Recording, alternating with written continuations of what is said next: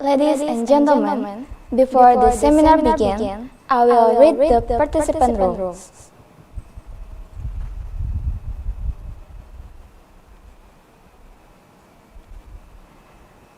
Registered participants will be sent a Zoom ID and password after registering via the URL that will be sent to the International Seminar WhatsApp group. Participants are prohibited from sharing the Zoom ID and password with others. Access to Zoom will be open 30 minutes before the event begins. Participants must join 15 minutes before the event begins. Participants must fill in the attendance list before and after the seminar starts. The attendance link will only be active for 30 minutes. To fill in the attendance list after the event is over, it is requested for each participant to prepare a screenshot of proof of attendance. Participants are required to use real names, not device names or institution names. For internal participants, please use format internal_name. For external participants, please use format external_name. For participants from Health Information Management, please use format HIM_name. And for general participants, please use format general_name. All material present will be shared through the International Seminar WhatsApp group. Participants must attend all seminar sessions from beginning to the end. Participants must take the pre-test and post-test held by the committee. Participants must turn off the microphone during the course of the seminar, unless requested to be activated by the committee. Participants who get access to Zoom must dress and behave courteously during the seminar. All participants who attending the seminar via Zoom can ask questions by type ask, continue by writing your name, institution name, and question briefly. The moderator will convey to the speaker several questions that will be selected by the committee due to the list discussion time. Participants who do not fill out the registration Google form before the event starts or do not fill the attendance list after the event is over will not receive a certificate. The certificate will distribute within 7 days after the international seminar event. Hopefully, all requirements can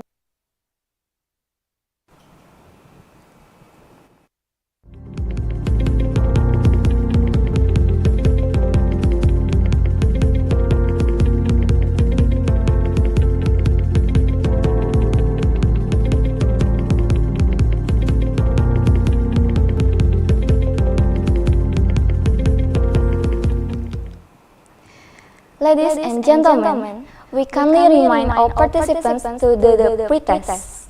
You can access the pre-test through the LMS, and if you have any problems with your LMS, please fill it out in the Google form that has been shared by the committee in the Zoom chat. If you have completed the pre-test, please also fill out the attendance form through the link provided in the room chat.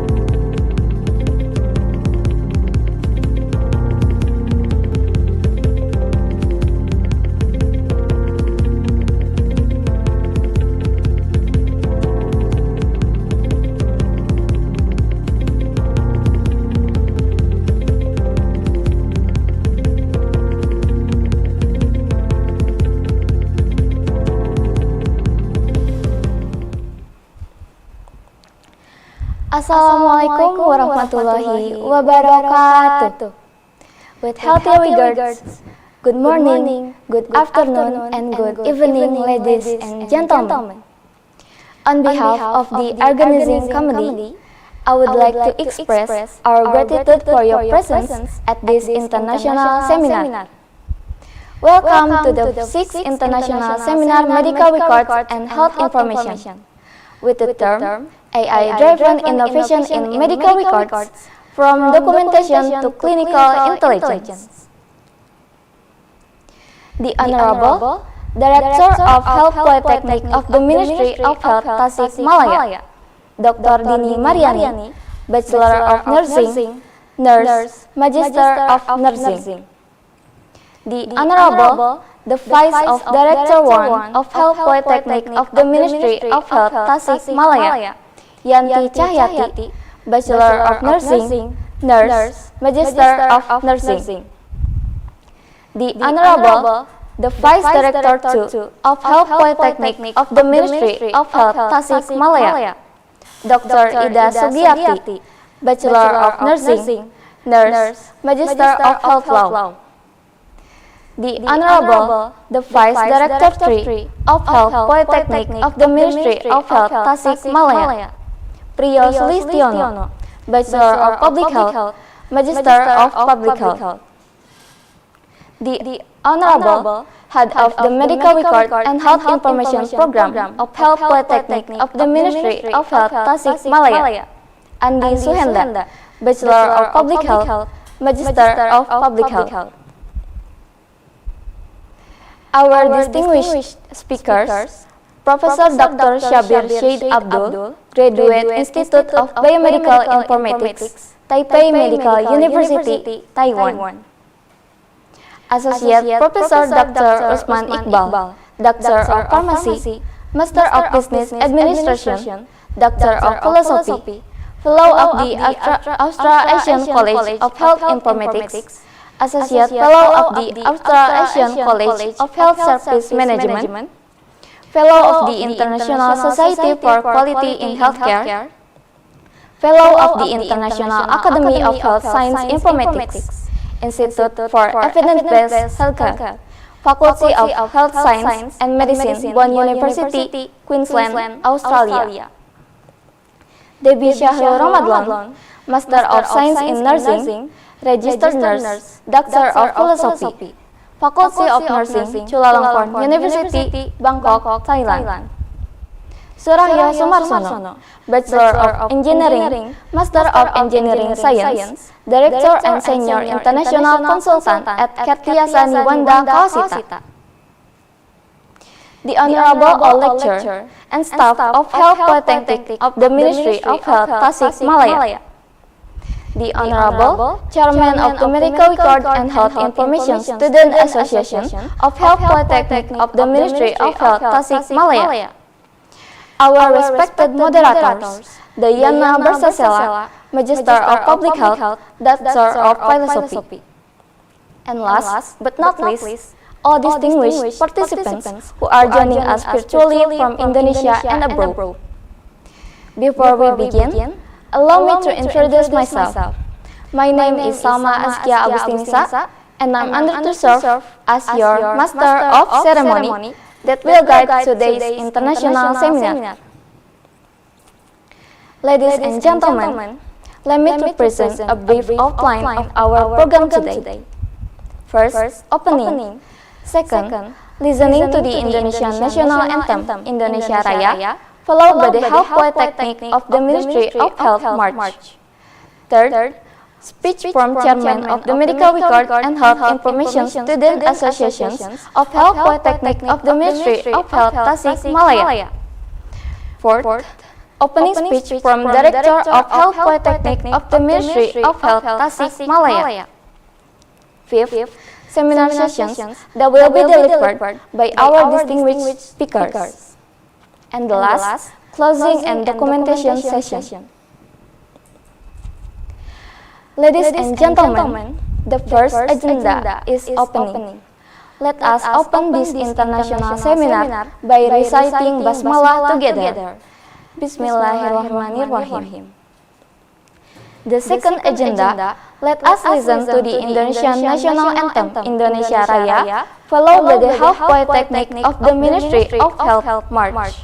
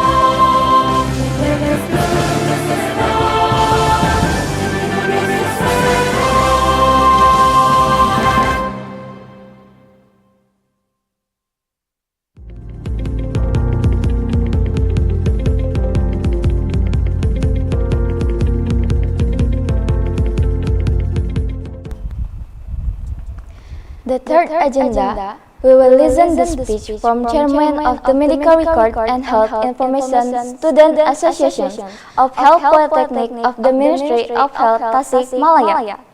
To Kela Puji Anissa, the time is yours.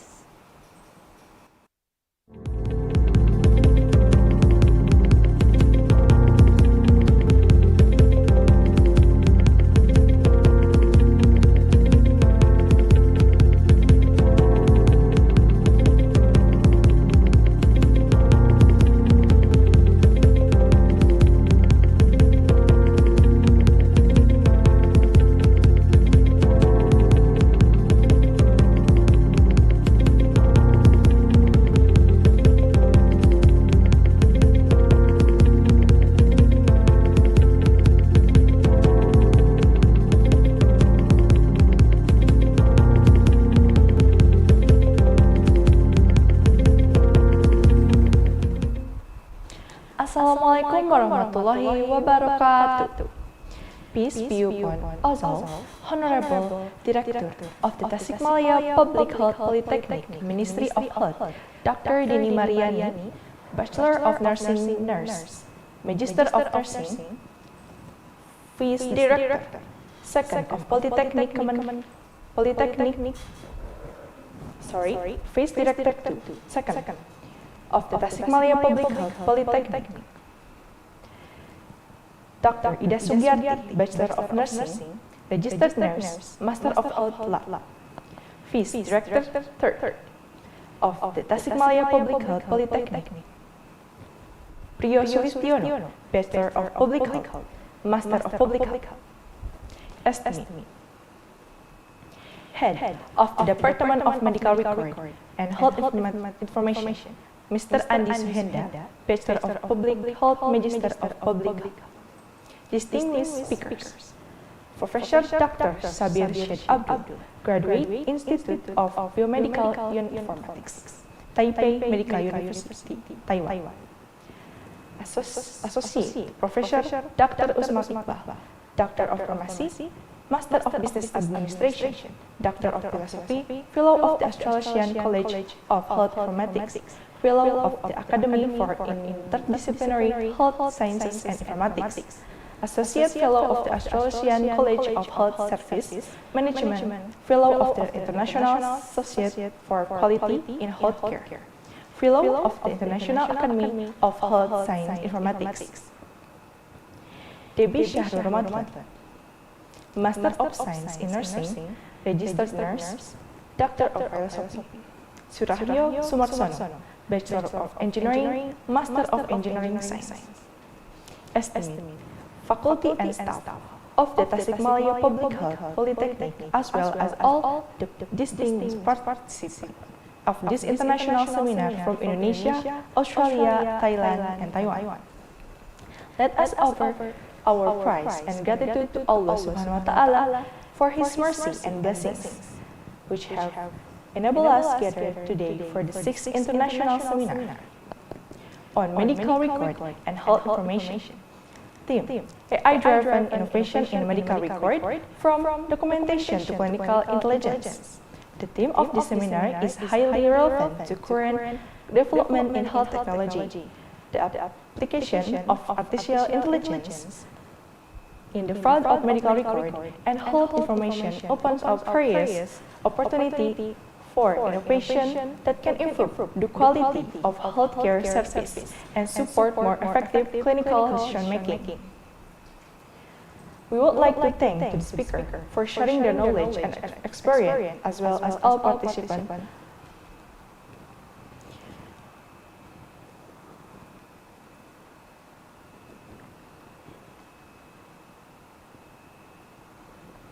We would like to thank the speaker for sharing their knowledge and experience, as well as participants who have.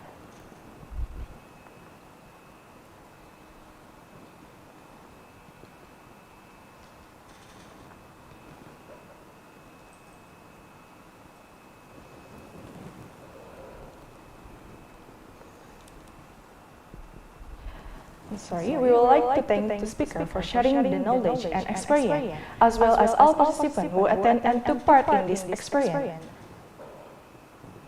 And this event, we hope this seminar will provide new insight, expand our network of collaboration, and benefit us all. That is all I have to say. Thank you for attention and participation. Wassalamualaikum warahmatullahi wabarakatuh.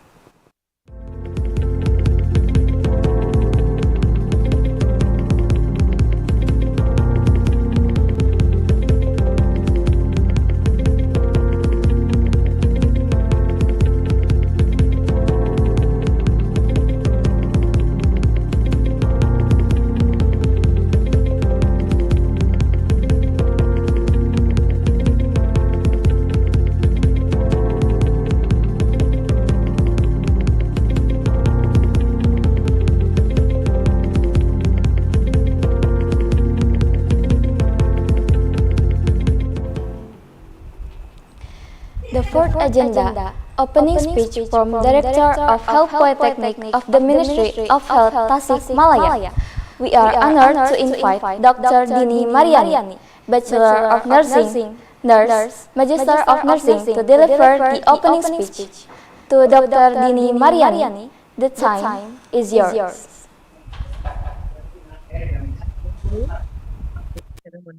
Can you share my voice?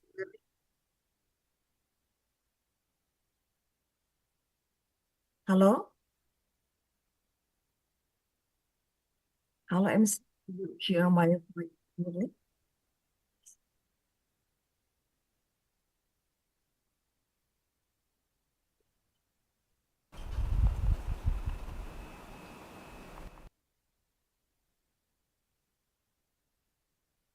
Halo? Yes, it's clear. Oke, thank you. Oke, bismillahirrahmanirrahim. Assalamualaikum warahmatullahi wabarakatuh. Ini Assalamualaikum. greetings to all. Distinguished keynote speaker, Professor Dr. Sabir C. Abdul Hadi, MSc PhD from Medical University Taiwan.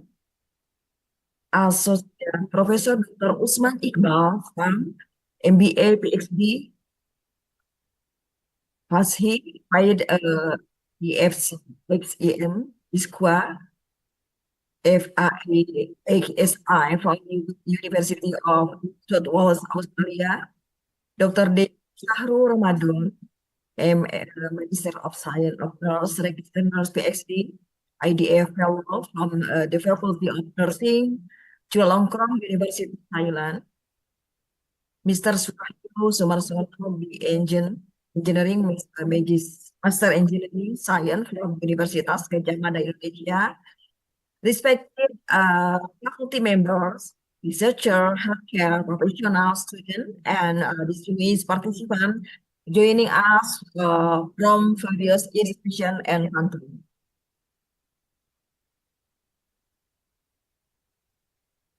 It is my great honor and pleasure to welcome to all of you to the international seminar entitled AI-Driven Innovation in Medical Record from Documentation to Clinical Intelligence, organized by the Medical Record and Health Information Student Association of Poltekkes Kemenkes Tasikmalaya. First and foremost, let us express our gratitude to Almighty God for His blessing and guidance, which allow us to gather today in good health and high spirits for this important academic event.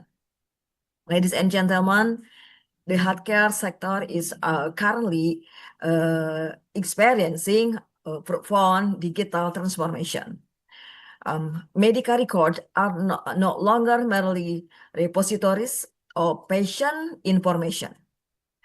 Today, with the rapid advancement of artificial intelligence, medical records are evolving into intelligent systems capable of supporting clinical decision-making, improving healthcare quality, enhancing patient safety, and generating valuable insight for health policy and population health management. Artificial intelligence offers unprecedented opportunities to transform healthcare delivery. From automating clinical documentation through natural language processing to predictive analytics for disease prevention, clinical intelligence system, and personalized patient care, AI is reshaping how healthcare professionals collect, analyze, and utilize health information. As an educational institution under the Ministry of Health, Poltekkes Kemenkes Tasikmalaya is committed to preparing future health professionals who are capable of adapting to these technological advancements while maintaining ethical, professional, and patient-centered values. We believe that innovation in medical records and health information management will play a critical role in strengthening healthcare system both nationally and globally.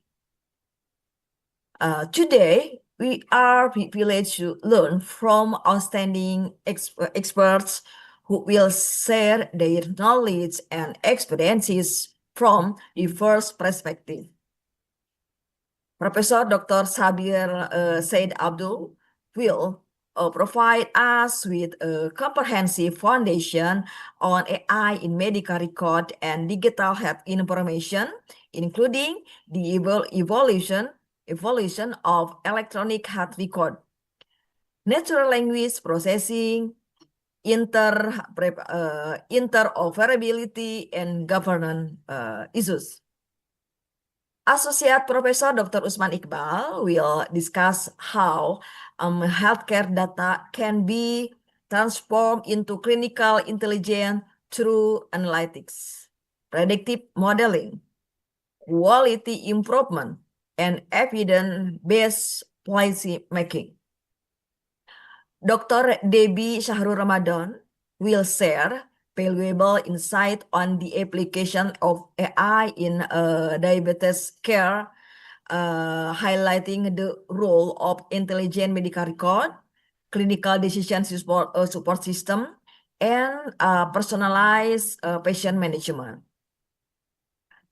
And Mr. Suharyo Sumarsono will present the engineering and implementation aspect of AI-enabled health information system, including system architecture, cybersecurity, cloud computing, and future innovation towards smart hospital. Distinguished guests, I sincerely hope that this seminar will serve as a platform for knowledge exchange, international collaboration, academic networking, and innovation. More importantly, I hope it will inspire our students, educator, researcher, and healthcare professional to actively participate in shaping the future of digital health and intelligent healthcare system. Finally, I would like to express my appreciation to the Medical Record and Health Information Student Association, the organizing committee, faculty members, sponsor, speaker, and all participants for making this event possible. Let us take this opportunity to learn, collaborate, and envision a future where artificial intelligence empowers healthcare professionals to deliver safer, smarter, and more equitable healthcare service for all. Thank you for your attention. Wassalamualaikum warahmatullahi wabarakatuh. May peace, mercy, and blessing of Allah be upon us all. Thank you.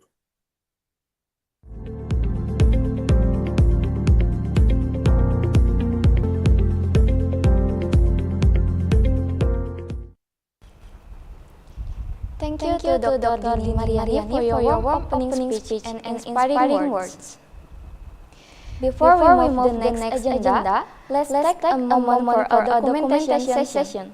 We kindly ask all participants to turn on your cameras and give your best smile for our photo session.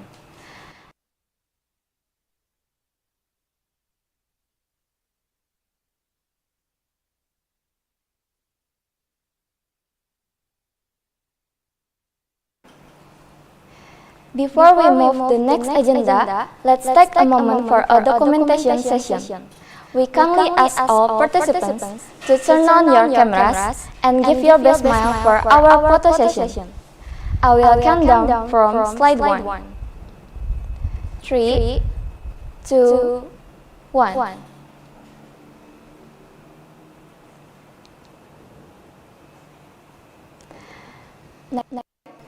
Slide 2. 3, 2, 1.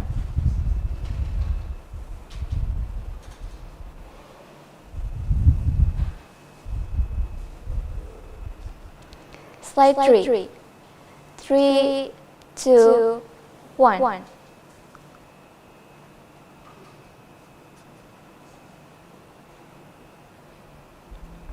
Slide 4. 3, 2, 1. Slide 5. 3, 2, 1. Slide 6. 3, 2, 1. Slide 7. 3, 2, 1. Slide 8. 3, 2, 1.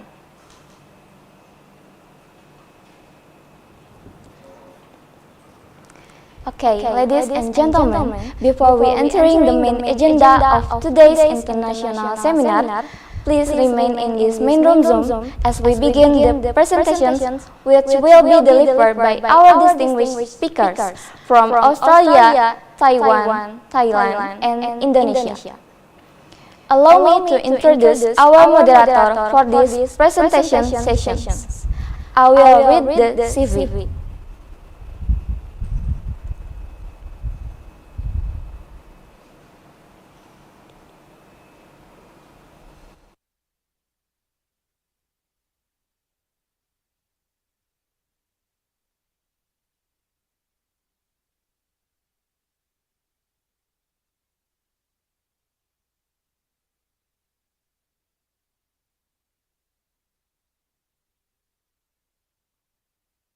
Is an assistant professor at Poltekkes Kemenkes Tasikmalaya and a researcher in public health informatics with expertise in machine learning and health data analytics. She is currently pursuing her doctoral studies in biomedical informatics at Taipei Medical University, Taiwan. She has contributed extensively to national and international scientific publications in the fields of health informatics, artificial intelligence, machine learning, electronic medical records, and biomedical informatics. Her research has been published in various reputable international journals, including International Journal of Medical Informatics, Healthcare, Medicine, and Cancer.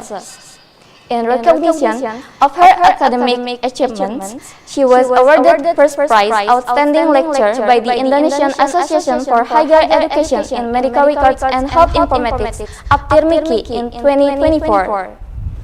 We are delighted to have her as the moderator for this session. Ladies and gentlemen, without further ado, please welcome Ms. Diana Bersasela.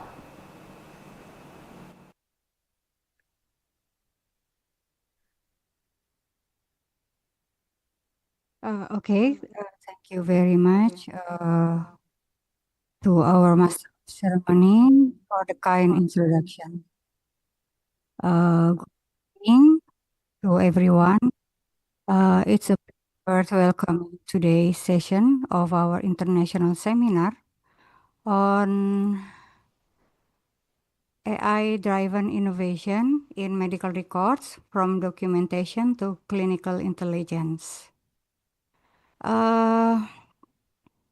I'm your moderator for today's session. We are excited to learn, share, and explore valuable insight together with our esteemed speakers. Let's make this session engaging, inspiring, and meaningful for all of us. Okay, everyone. MC, can you listen my voice? Hello? Master of Ceremony. Yes. We can. Hello? Oh, okay. Thank you. And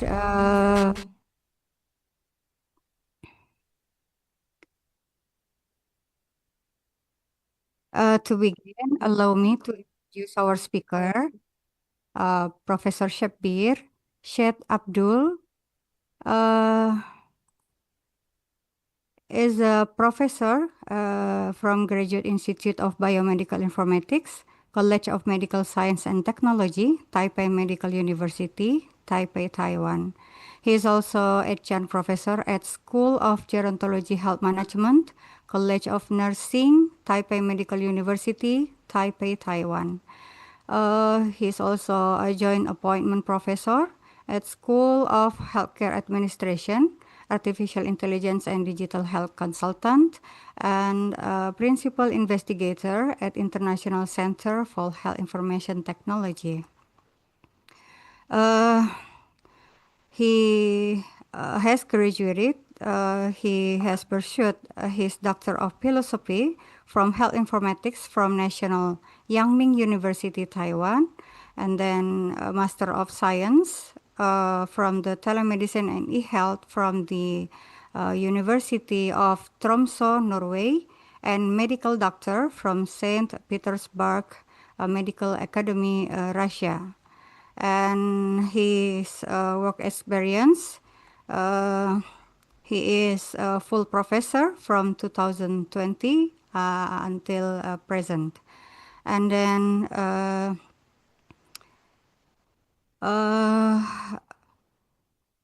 Professor Shabir Syed Abdul stands as a distinguished figure in health informatics and recognized for his proficiency in artificial intelligence, wearable technologies, and the Internet of Things, IoT, within the healthcare sector, with research emphasized on the long-term care of the elderly and the prediction and personalized treatment of chronic illnesses, including cancer and chronic kidney diseases. He has established himself as a luminary at the Graduate Institute of Biomedical Informatics and as a principal investigator at the International Center for Health Information Technology in Taipei, Taiwan.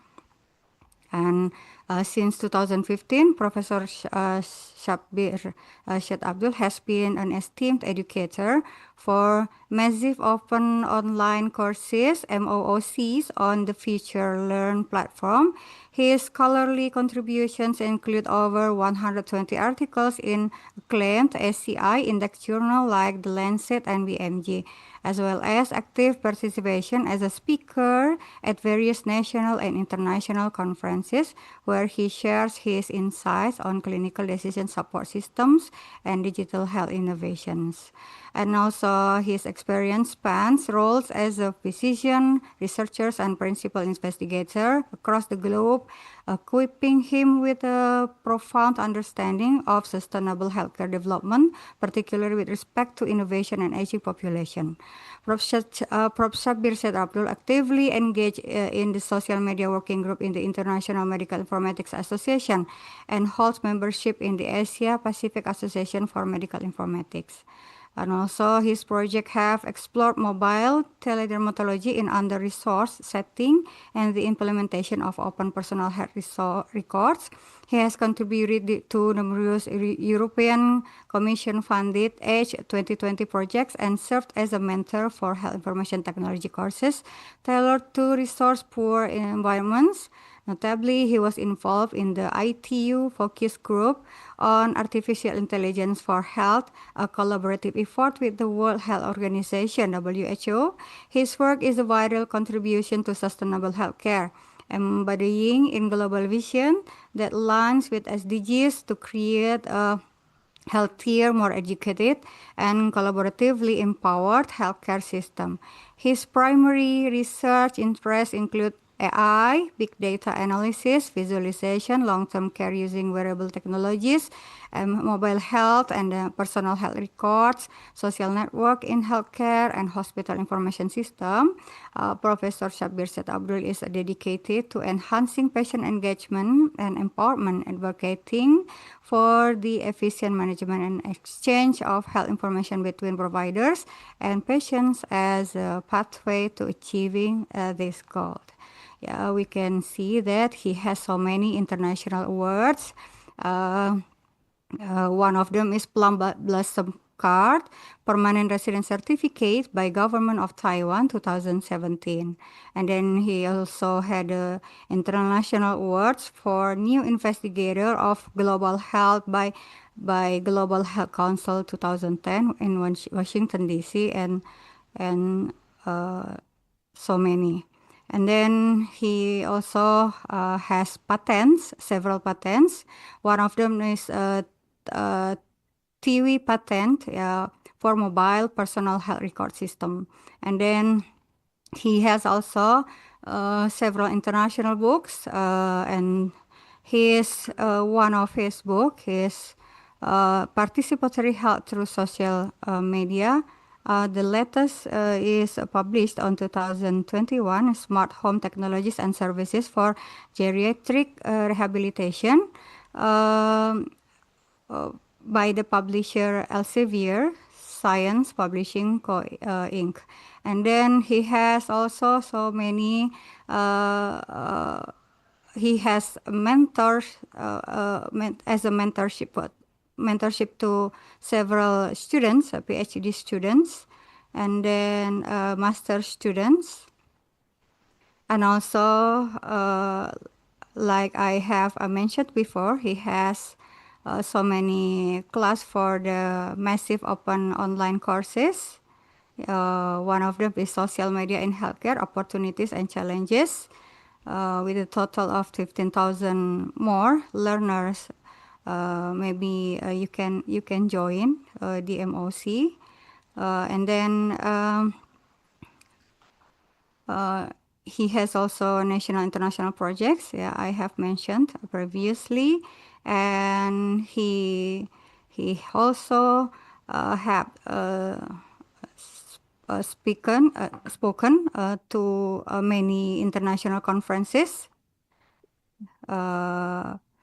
in Indonesia, USA, Los Angeles, Hangzhou, China, Riyadh, Saudi Arabia, Dublin, Ireland, Chennai, India, Mohali, India, and still have another, maybe not listed here.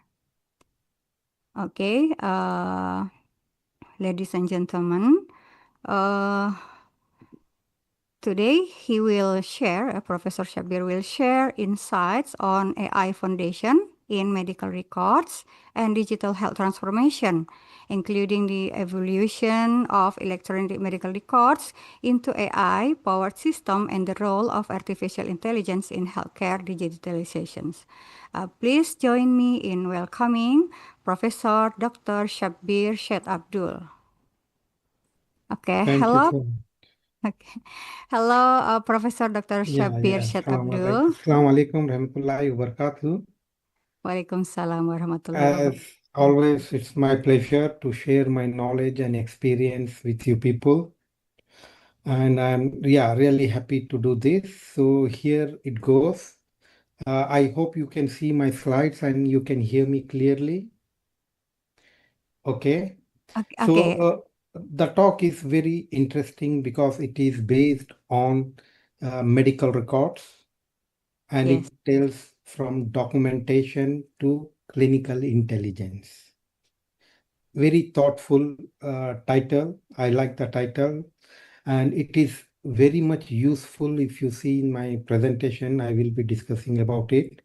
So all about everything in healthcare, clinical settings, in hospitals, in GP, everything starts with the patient's record. Medical record, you say, clinical record, you say, whatever. Because if we don't have that record, there is no continuity. People come, they talk, we prescribe on paper, they go back, and that's it. But if you have electronic medical record, it is forever. And there are a lot of advantages. That is exactly what my talk is going to be about. Once you have medical record, digital health, digital technologies comes automatically.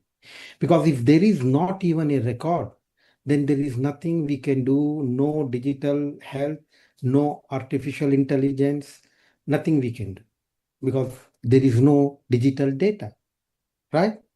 So let's start. See how it goes. Bismillah. So first you need to understand what are the changing healthcare needs once we have electronic health records in place. The first and foremost use or need is getting patient's information anytime, anywhere. That is what we call ubiquitous. What is ubiquitous? Meaning getting patient's information anytime and anywhere. Is that possible? Now it is possible. Once you make your records on cloud, patient or the doctors can access to that electronic health record from anywhere, anytime. Of course, you should have proper authentic authentic credentials to log into that platform, that portal, and have access to that information. But it is possible. The second important need and possibility is remotely monitoring and interpreting patient data. It's not about only clinical information. We can put sensors, we can view wearable device, and we can monitor patient's status, health status, no matter where the patient is right now, at home or even out of his own city, out of his own country, but still you can monitor only given if he has internet connectivity. How? Wearable device will be getting data from the body of the patient, transmitting to the mobile phone. From mobile phone, it goes to the cloud. Okay? And the third most important usage or need or value is long-term care and chronic disease management. I do understand for acute diseases like infection or injury or wound, this is simple. You go, you get treatment, it goes, and that's all. But what about chronic conditions? What about diabetes? Most common. Hypertension, chronic kidney disease, or cancers, or neurological disorders. There are hundreds of diseases, chronic conditions where we need long-term care. And long-term care is only possible once we have electronic health record. If we don't have what happened with the patient, every time the patient goes, he may not go to the same doctor or not even same hospital, right? Then how the doctor who is treating the patient will be knowing what happened with him? Right now, doctors only focusing on current episode. What happened now? They ask, what is your problem? From when it is happening? And they treat accordingly. They don't know how many years the patient was suffering, what medicine the patient was taking, what adverse effect the patient had with various medicines. They have nothing unless until the patient to tell the doctor. Of course, doctors will ask, okay, is there any allergy? Is there any complications? Mostly they say no, everything good. See, already we know how many users we have only having proper electronic health record or medical record. Then comes added value.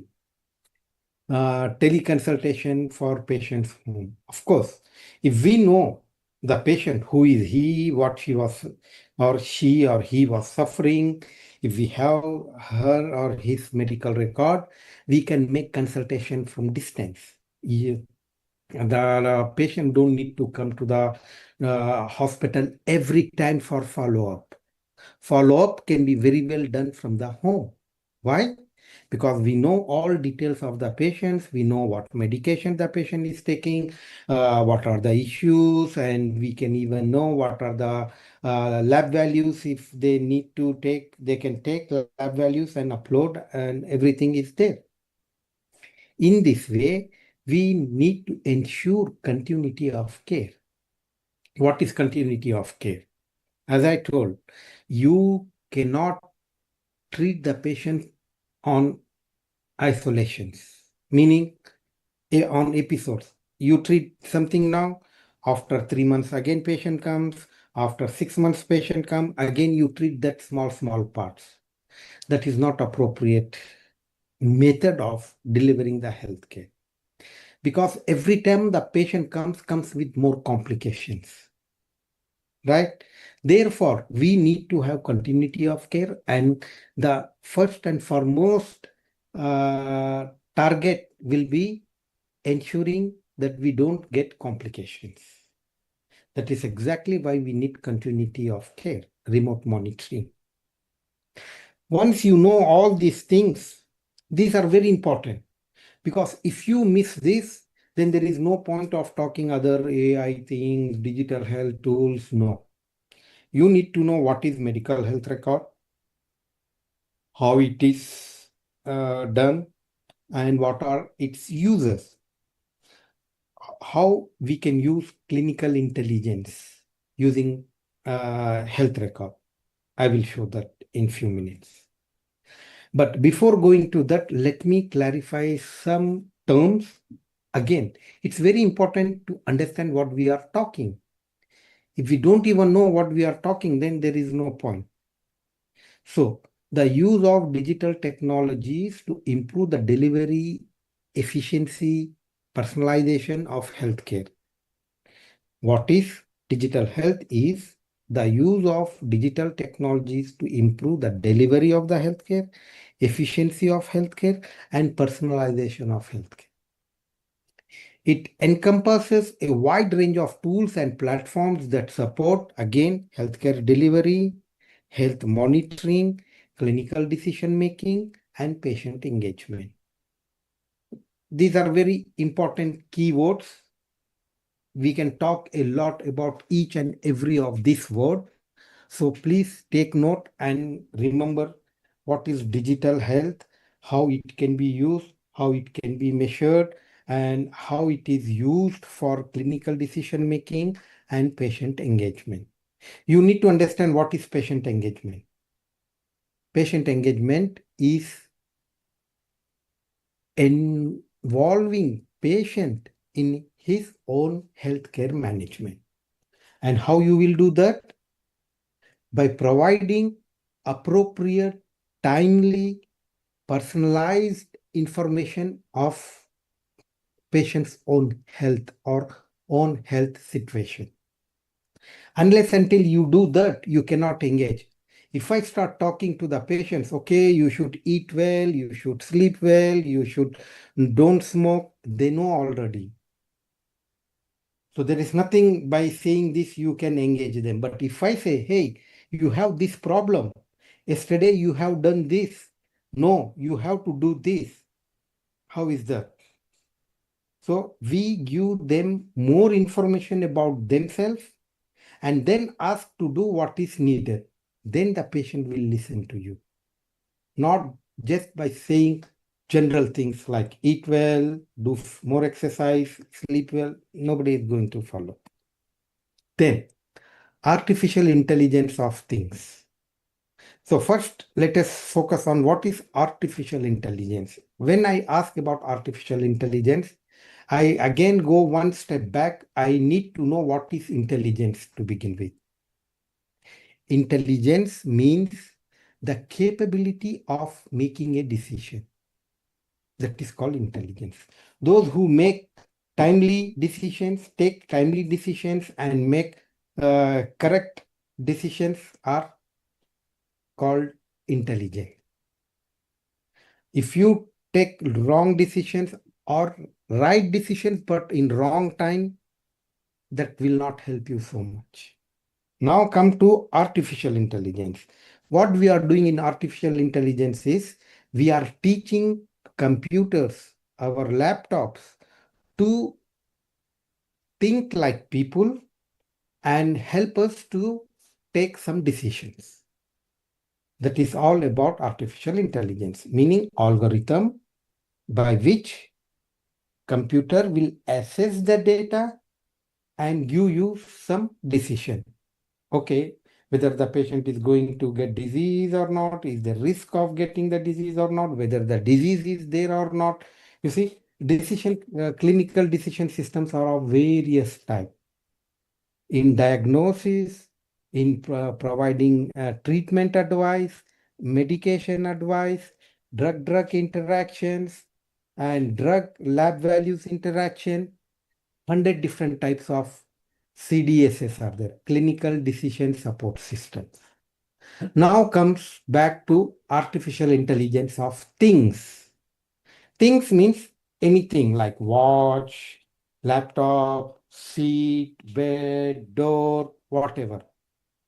And we can connect all these things with internet using sensors. And we do a lot already. For example, if you stand at the bus stops, you can see what bus is coming in how many minutes, how it is done using IoT, Internet of Things. That is, bus is connected with internet to a server, and they see the distance from your stop, and then they estimate the time of the bus towards your stop. One thing. Next, improved human-machine interactions. What it means.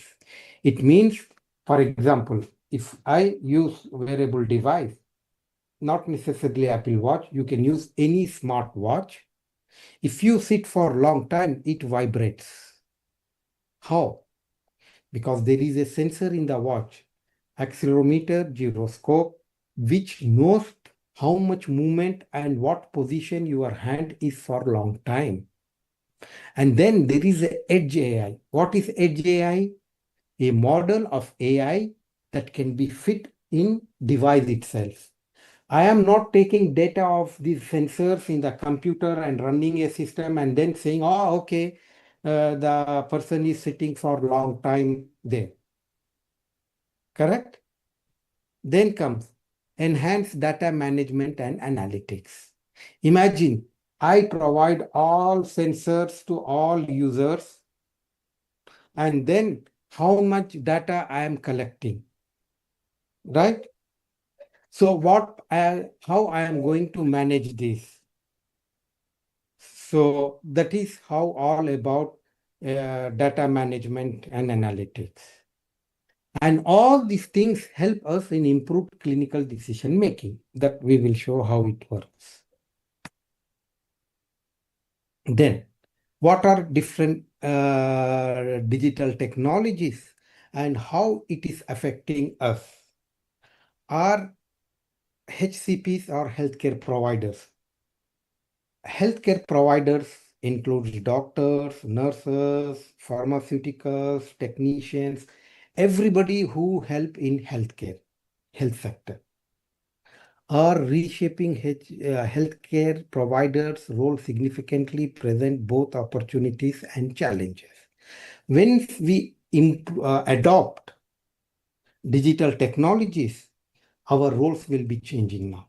Now we are monitoring our patients from their home. We are doing telemonitoring. Then how this will change our roles? What are the opportunities? What are the challenges? There are both. This evolution necessitates a shift in medical education, practice to adopt and digital landscape. So this evolution of digital technology, digital health technologies should be started from medical education. So we cannot wait till the doctors and nurses and pharmacists get all education. They go to hospital. There we start teaching them about AI and digital health solutions. That will not work because they really don't know. They say, why I need this? I was not thought about all these things. Therefore, shifting this medical education is very important. Technology and data will impact doctor-patient relation. Here, doctor-patient relation is not only doctor-patient, but healthcare providers and patients' relationship. Expanding role in patient care. Now, there is a concept of home as hospital. HAH we call it. Coming days, the hospital will be getting into the homes of the patients, meaning we don't want patient to come. We can even start treating them when they are at their home. We can make a small room with all sensors, type of hospital ward. Whenever any person of that home gets ill, can go and get admitted in their own home, in their own room, like dedicated for this, where there are sensors and all those things. Then everything is monitored from the hospital by the nurse. See, how is this? And it is happening. This is happening. The important point which I want to emphasize will be leadership and advocacy, meaning all these healthcare providers which I mentioned, they should lead the role leadership and do the advocacy for public policy making and community engagement. So if you don't start, somebody will command you, ask you to do. So better you start and make the policies and engage the community, then everything works according to your plan. Otherwise, you will be following some other people's plan. At the same time, educational imperatives. Definitely skill development, innovative training methods, all this should be changed. It's again, I know I am shifting from electronic health records to real practice. But electronic health records is the base, which I mentioned already. Once you have that, but having only that is not sufficient. Then you should go all these things. You need to go to the patient's home. You should start using digital tools. You should start using smartwatches, collect information, do predictions, preventions, everything, right? Then other important things is LLMs, large language models, multimodals, foundationals, models. So there are so many things happening. This field is emerging very fast, and you need to adopt and follow up, and you should be updated. Enhancing patient care while also preserving new challenges. We need to move from curative to preventive care. Curative care is nothing but what we are doing now. Doctors are sitting in hospitals waiting for patients to come with the problem. That's not correct way of delivering healthcare. Because because of this rapidly aging population, if we still practice same thing, there will be overload in the hospitals because we only treating them after they get disease. How about preventing and treating at early stages? That is all about preventive care, prediction, early detection. Okay? Then chronic disease management, real-time monitoring, follow-ups, and preventing complications. Of course, once we have electronic health records, we can do diagnostic support, we can do documentation, automation of documents, virtual recordings, enhancement through LLMs. We can do education, we can do patient empowerment, we can do patient engagement by providing LLM tools to the patients. Then comes personalized patient interactions, particularly in elderly care. Again, you cannot go and ask elderly, okay, eat well, sleep well, go for exercise. That doesn't work anymore. We already discussed this. We need to go personalize. Okay, what is your problem? What are your situations? What medications you are taking? What you can do? What are your don'ts? Everything we should talk particularly to each and everyone.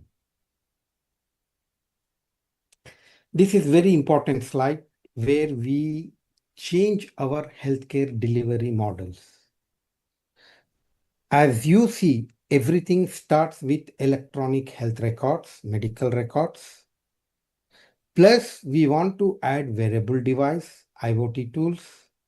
Then we can provide some information to patient directly, real time. That's what I told, real time, anytime, anywhere, patient's information. In that way, we can empower and engage patient in one direction. In other direction, this data is not only shared with the patient, it goes into the records and it goes into the analytics, and then we can get clinical information, we can get this lifestyle information, then we can provide perfect decision support, and in that way we can improve patient care. So this is the latest methodology of delivering healthcare. So this is just a schematic representation. What used to be before, patient goes to the doctor, then go to pharmacy, then go and take its own medicines. But now, once we add e-health, digital health tools, we can monitor and we can personalize. And this will definitely help adherence to medicine. Personalization of medicine management and monitoring leads to better adherence and improved health status. Of course, because the better you monitor, the better you do follow-up, the patient will be more involved and engaged. Hope things are so clear so far, because this was the important part of my presentations. And hereafter, I give examples. What Taiwan has done as a government, what we have done in our lab in Taipei Medical University. So I will be providing some examples. This is best example, patient support through AI-based electronic health record. This is a big project in Taiwan. You can just go and Google My Health Bank Taiwan. What it is? It is patient's record of whole life attending any hospital in Taiwan. How it is done? Because in Taiwan, there is single payer system by National Health Insurance. And this national insurance will collect data of all population, 23 million population, anytime, anywhere they go for healthcare, including dentist, Chinese medicine, anywhere they go. And what will happen is they have this longitudinal EHR data. What is longitudinal? Longitudinal is collecting timely on whole life. Every year, every time the patient is gone. Example, in Taipei Medical University, we have 3 hospitals, data of approximately 2 million populations who visited our hospitals. From last 25 years, we have follow-up longitudinal data of each patient from these 3 hospitals. Now you can imagine the power of this data. We know what diseases are coming simultaneously, what diseases are coming consecutively. Simultaneously means comorbidities. What group of disease comes same time or soon, one after other? Or is there a way the diseases are following? Disease A, then disease C, then disease B, then disease. What is there any sequence? This is we call concomitance of the diseases. Then we use machine learning at the back end to do prediction. Because once I know A, B, C, I know the next disease for that person is D. But to say this, I should know the sequence of the diseases. And that I will learn from this longitudinal data of the patients. Correct? In that way, we want to do prediction and prevention of cancers and chronic kidney disease. And this is happening right now. Apart from that, this is electronic health record of each patient in Taiwan, and each and every patient can log into their own electronic health record and see how many times they went, what medications they got, what diagnosis they received, if they had lab test, blood test, what values they had. Apart from that, when they are at home, they can even add blood pressure. They can add even heart rate, fasting blood sugar, body weight, height, everything they can add if they want. And they can add vaccination information. Then once you start adding, the system will say automatically, okay, you have taken this is remaining, this is what you need to do. So this is more like personal health record. Medical record is what is there in hospitals. Personal health record is the a tool or a record where patient can add his or her own clinical information. Then here they do prediction for two diseases, as you see, liver cancer risk prediction and end-stage renal disease, chronic kidney disease.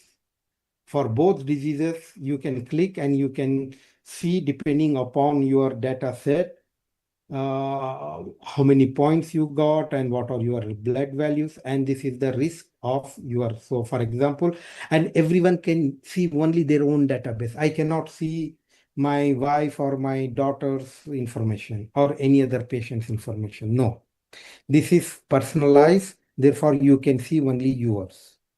So why we need this? This is prevention, prediction. In that way, we can go to doctor, say, see, this is what happening. Then the doctor will say, okay, I should not give you these medications, or you should not do this, or they give some ideas, planning of our healthcare. So please do research on this, find out what is My Health Bank Taiwan. There are so many papers published on this. Try to find, trying to learn, and you don't need to do on country level. You can start with on your one district level or one region, something like that. Now I will talk with some other projects, not directly related with EHR, but of course, these are adding value to the EHR, because the purpose of EHR is not only to store and retrieve the information.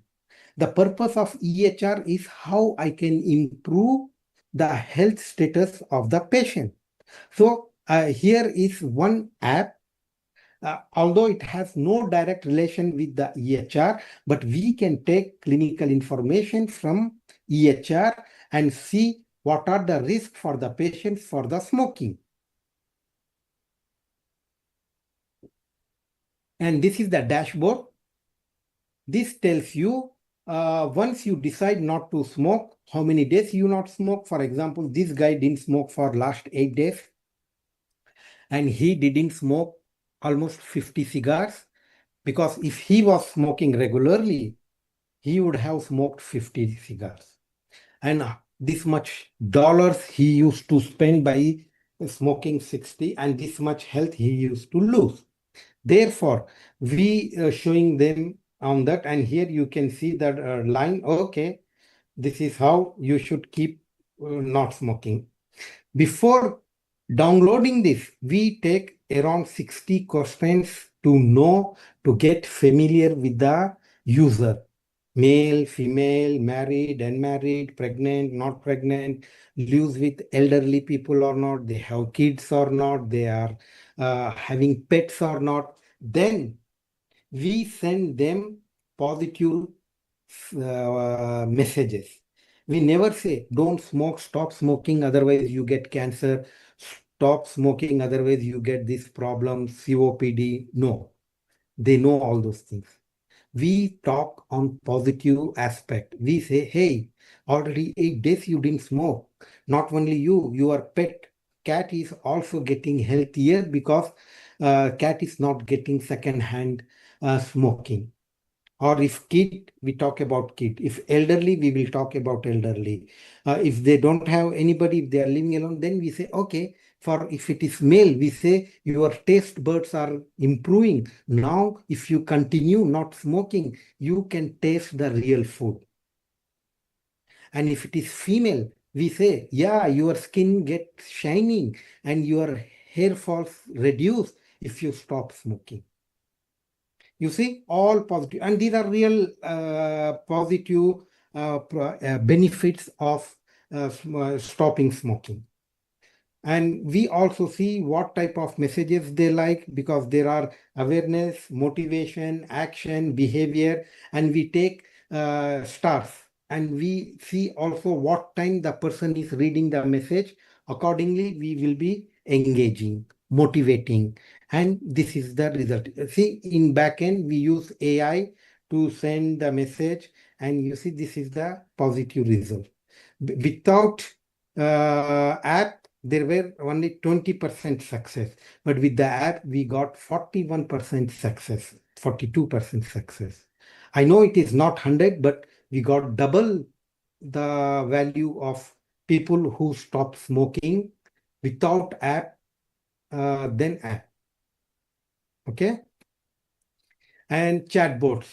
Now this is old stories. Now we got LLMs. You just go, and this I am not asking you. You can take advice from general LLMs, but don't share your medical information to general chat GPT or that. Very bad, because all your information is going into US and they are using in other country, which is bad. So don't share your medical information on online servers, chat GPTs or LLMs. There are methods by which we can install localized LLM, precisely tailored, focused on your need. So we can do that. And this is another very important. I assume you guys are like future researchers, healthcare providers. You need to know how to use patients' resource, because patients are the most underused resource of information in observational studies. So when you are doing research, how you can use patients' information continuously. It's not only about clinical information. We can use digital technology, wearable for physical and sleep, this thing, lab values, patient-reported outcome. There are so many things we can do in order to get detailed information of the patient. And this is one last project, that is BioPatch, where we use on the sternum, and it collects ECG, body temperature, body movement, even the breath rate you take. Again, you think how this is related to EHR. Of course it is related. If I don't have EHR, EMR, where I will save this information? So this is very important. That's why I started with EHR. Then I started talking about various applications we can build upon EHR. So this we use to collect all this information, transform, and do prediction, early detection. Understand? So this is the real way of forward thinking in healthcare providers. There are specification, and this is the raw data of the device. This is the time when the patient is sleeping. This is the time the person is doing physical activity. But when we zoom in, then you can even see respiration. By Excuse me, respiration, Professor. yes. Just a gentle reminder that we have around 10 minutes remaining. Thank you. Oh, enough. 10 minutes is more than enough. Okay. Here you can see even how much the person is coughing, and we can monitor very closely all these parameters. And you see applications of all these BioPatch in various ways we can use. So this was the tool where we used the wearable device, and this is the dashboard. We can see the steps, calories, sleep quality, everything we can monitor using this. And this is last two slides. First slide is this. There is lot of data is available and published, but real implementation is very less. And this is the reason. FDA, because we need FDA approval to use in clinical practice. And right now, radiology, cardiovascular disease apps are softwares are more FDA approval than other department, but this is increasing. But we need to focus on this. And I want to end up with this important slide where I shows what are the trends, what are the challenges, what are the opportunities for you to focus on AI in healthcare, and what are the challenges.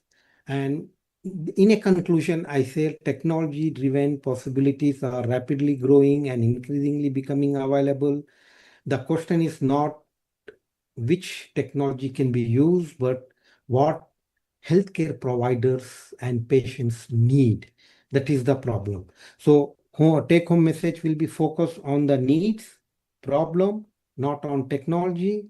Consider technology as a tool, not as a solution. Focus on preventive and early detection. Technology should be used to empower and engage patients. So that's all from my side. Thank you for attention and listening to me. Thank you.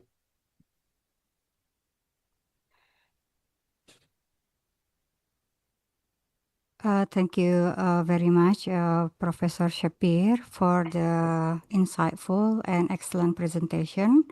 We will now proceed to the discussion session.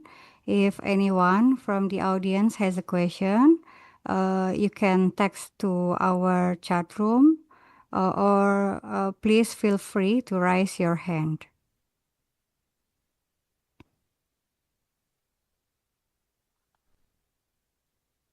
Okay, maybe I'm trying to ask to the committee. Maybe there are several questions. You can pop out the questions on the screen.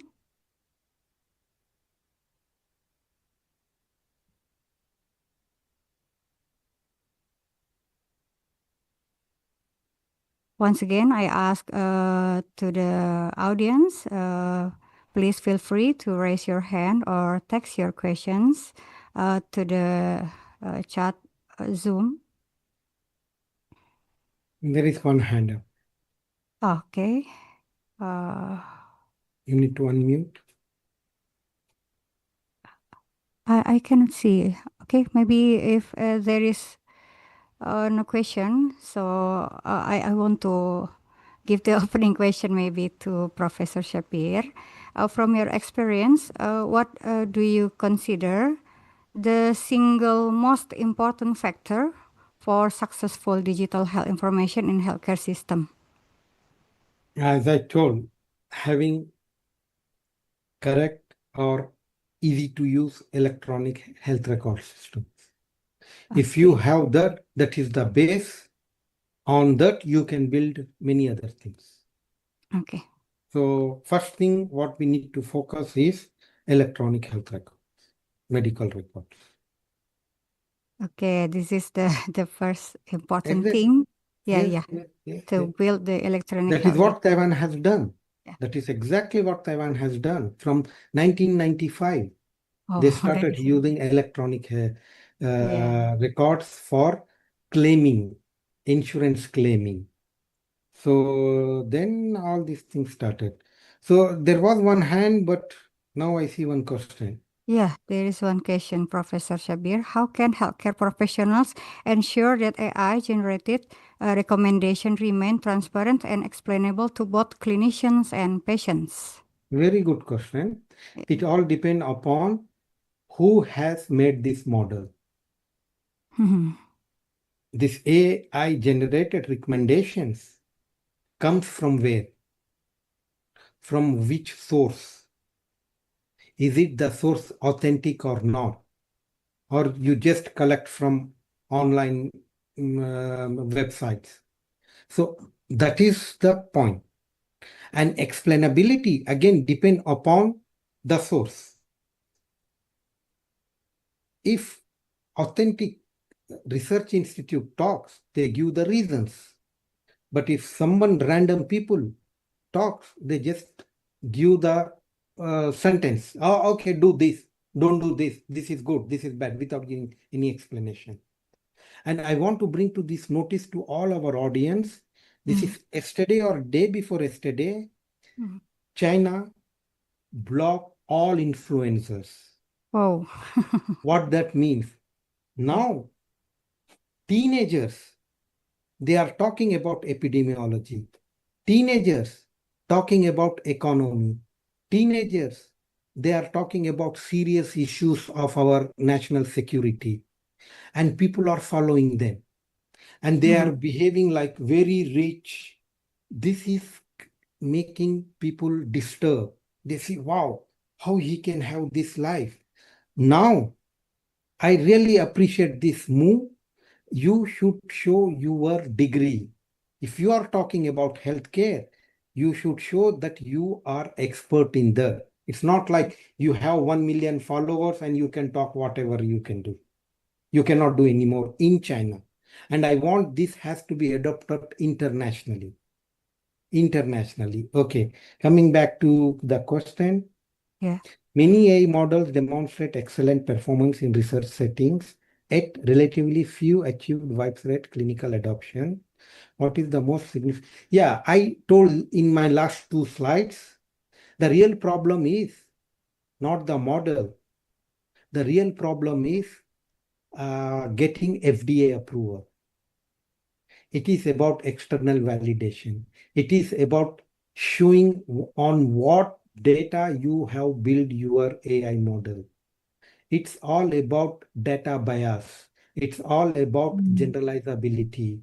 It's all about explainability of your model. So there are a lot of things you should address before you go and do practice on patients in real time. Okay. AI becomes increasingly integrated in EHR systems. How can healthcare balance automation with the need to? No, actually, you are answering yourself because AI integration to EHR exactly answers your question because it gives you decisions with patient-centered. Because you are asking question related to that patient. Therefore, the answer, the clinical support you get is depending on that patient's information. So that is how it will not give you a generalized answer. So if you integrate AI decision support with EHR, all the decision support you get is depending upon the data you have provided from that EHR. Okay? Okay. Maybe according to the AI, OT, and wearable technologies, what do you think? How can healthcare providers ensure the accuracy and reliability of data collected from wearable devices and remote monitoring system, Prof? No, that you should not be worried about because any device coming in market should go again licensing, legalization. Then there they will check for this accuracy and all those things. Number one. Number two, definitely we can know whether the device is right or wrong once we start using it. So automatically the healthcare provider and the user will know whether the device is right or wrong.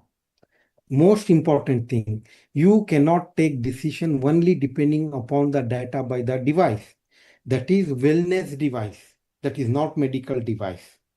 You need to know difference between what is medical device and wellness device. All these smartwatches, what we use comes under wellness, meaning you use to keep yourself fit. It's not used to diagnose your disease. It's not used to diagnose your heart problems. No.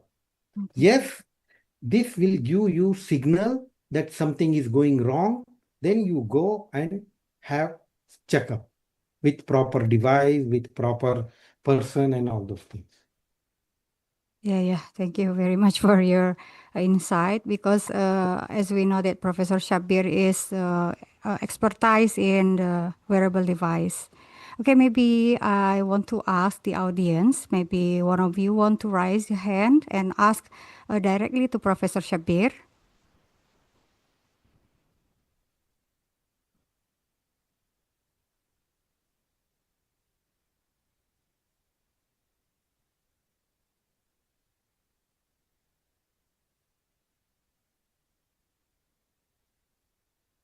Okay, maybe I have another question to you, Prof. What advice would you give healthcare organizations that want to move from the pilot AI projects to large-scale implementation? No.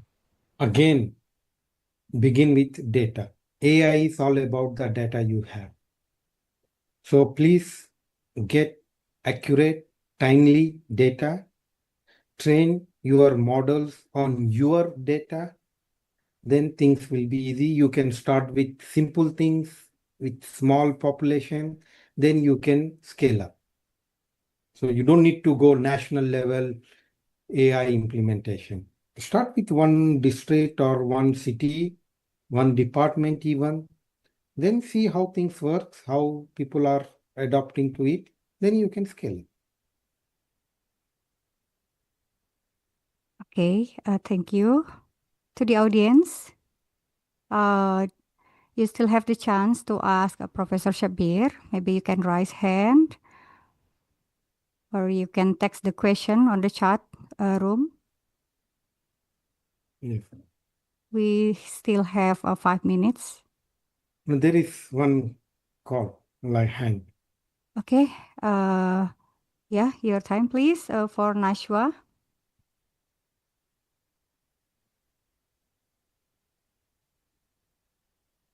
Good morning. Good morning, Mrs. Diana and also Mr. Sabir.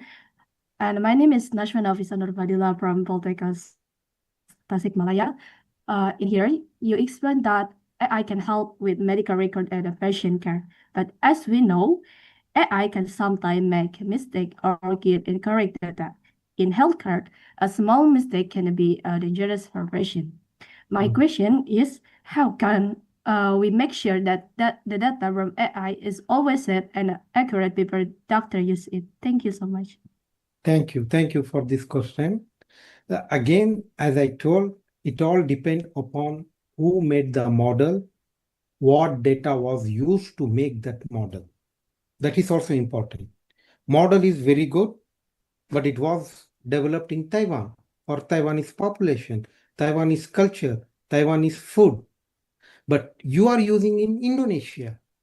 So therefore, localization is very important. Retraining, validation of the model internally in your setting is another important. So that's the only reason we can see. And this is actually wrong assumption like AI will be wrong. It's not about AI is wrong. The development of the model have errors. The data used to develop that model may have bias. So therefore, you need to see that. So if you say, can calculator give a wrong answer? Of course, no. It works on algorithm. Calculator, no matter what you type, it gives right thing. If calculator is doing wrong, that means mechanism of this calculation is wrong, not the calculator itself.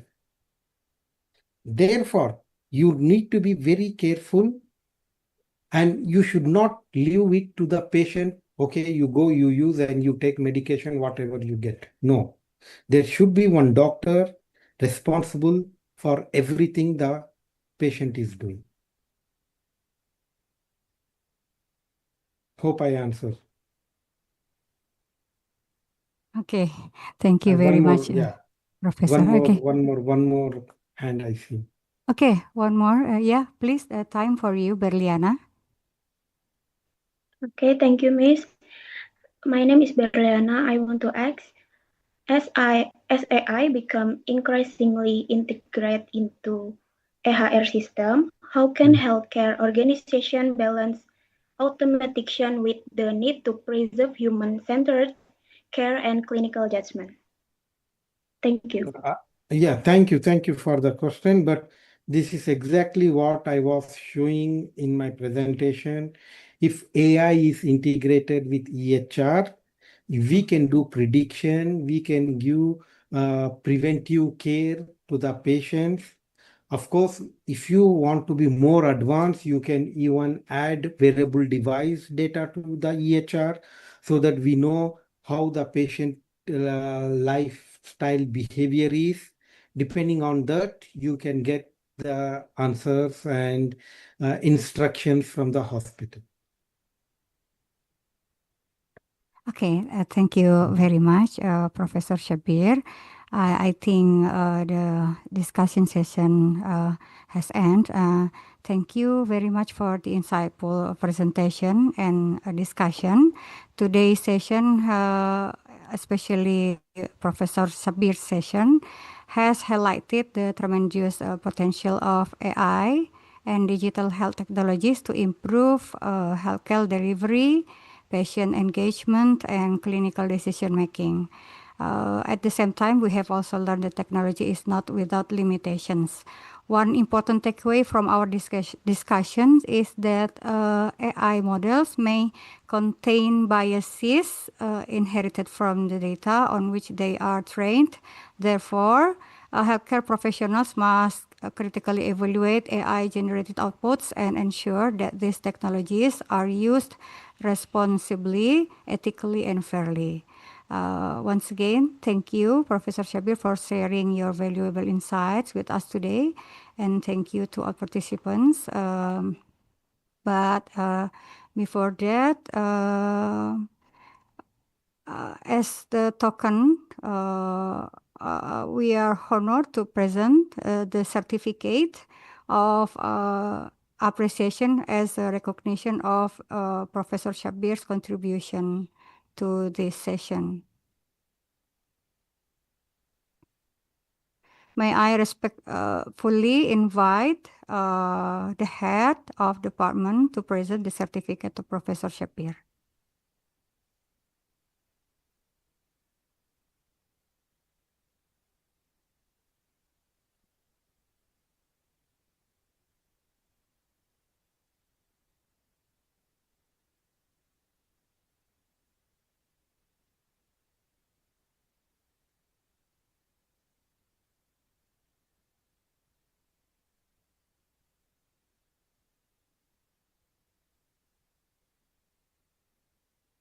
Okay, the committee, where is the certificate?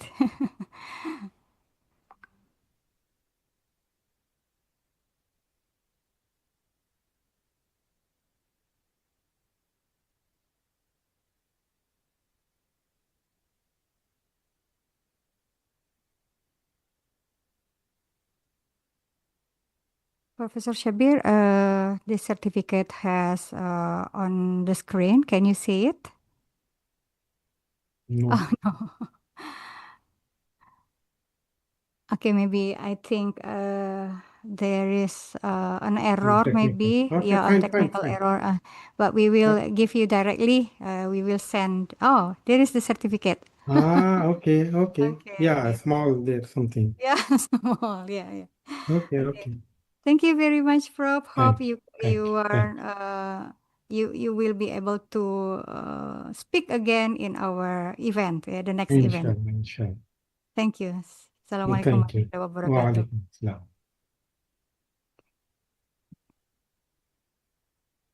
Okay, dear ladies and gentlemen, now we are going to the next agenda. But before we continue with the next speaker, I will give back to the master of ceremony. Maybe there is some like a dancing or something that you want to show. Thank you.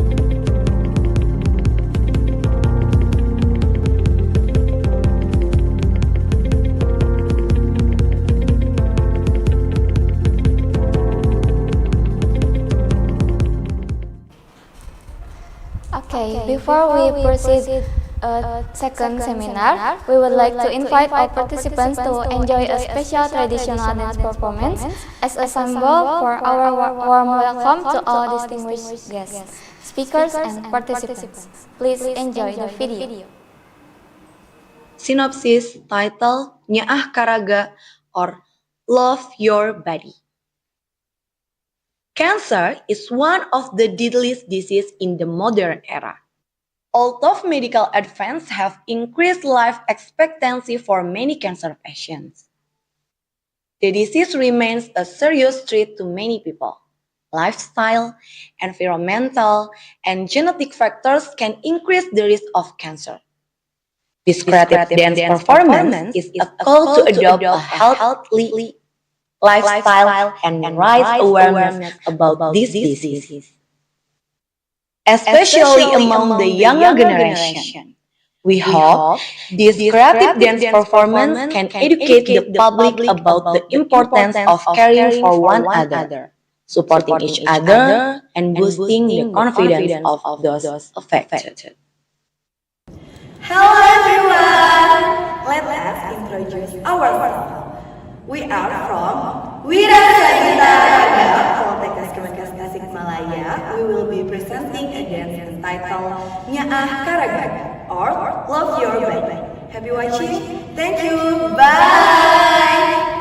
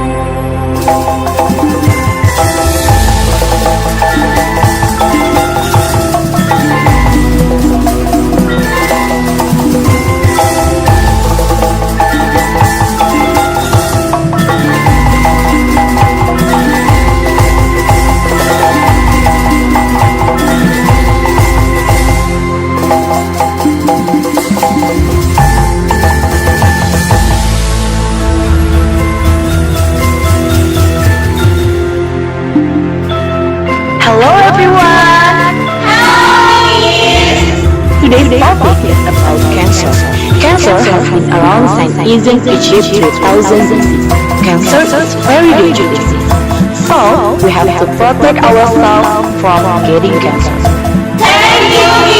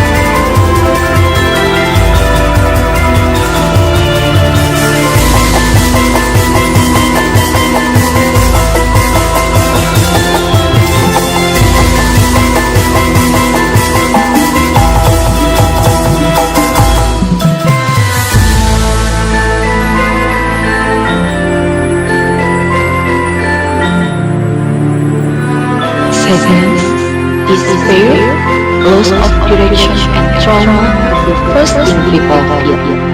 However, that's not the solution to all problems. Support from those around them is crucial for the health of those infected. Love, protect, and care for yourself.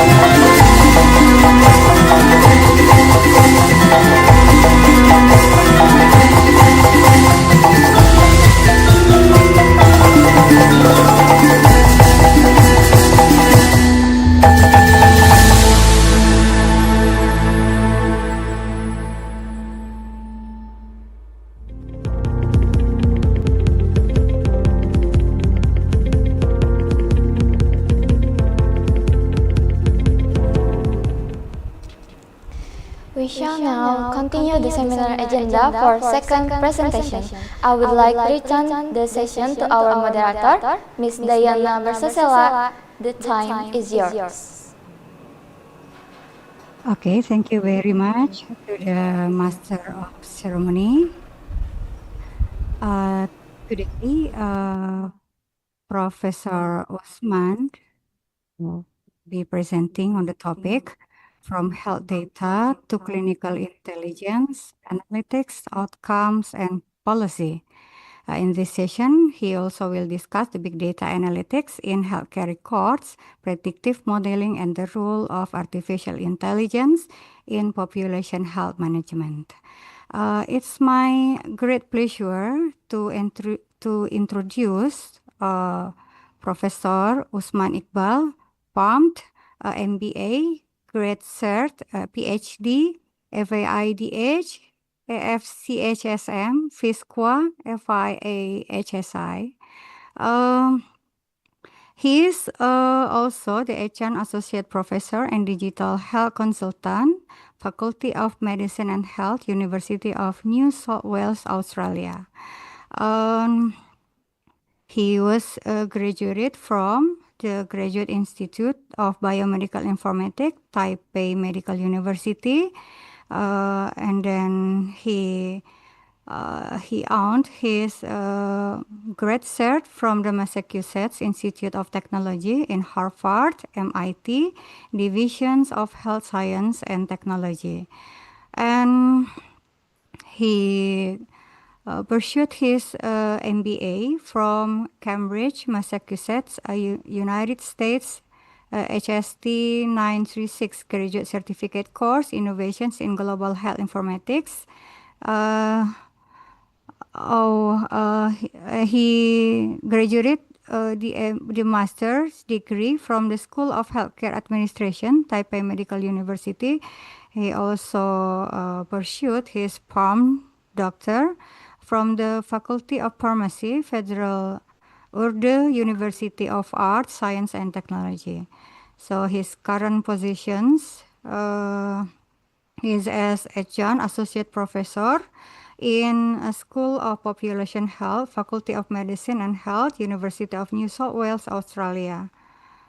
I think now you are in the Bond University, right, Prof? And Yes. then, yeah. Thank you for the Okay. introduction. Okay. And then Professor Usman also has so many professional affiliation and recognition. One of them is in International Health Science and Informatics Association, EAHSI, in Switzerland Fellow.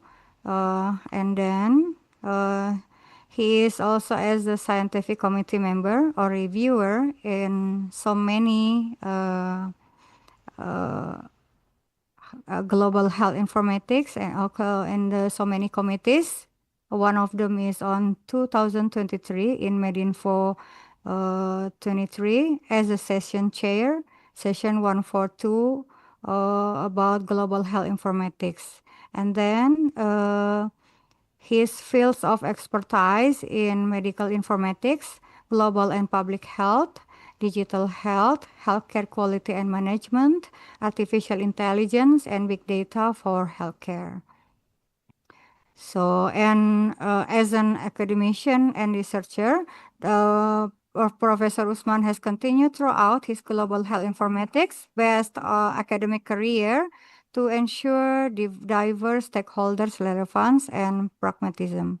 So, Professor Usman is a fellow of Australian Institute of Digital Health, AVIDH, previously known as Australasian College of Health Informatics, AVCHI, Australasian College of Health Service Management, AFHSM, Royal Society of Public Health, RSPH, and the International Society for Quality in Healthcare, ISQA. And Professor Usman is also a member of Health Informatics Society of Australia, HISA, and recently got elected as Fellow of the International Association of Health Informatics and Sciences, IAHSI.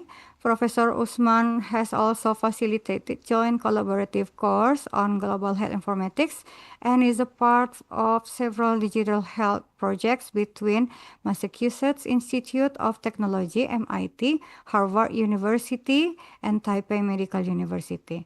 And Professor Usman is the co-editor-in-chief of Computer Methods and Program in Biomedicine Update and also editor of several journals, including International Journal for Quality in Healthcare Journal, which is an official journal of International Society of Quality in Healthcare, ISQA, Computer Methods Program, and Program in Biomedicine Journal, Journal of Clinical Oncology, Clinical Cancer Informatics from American Society and Clinical Oncology, BMG Healthcare and Informatics, and BMC Public Health for Global Health Session.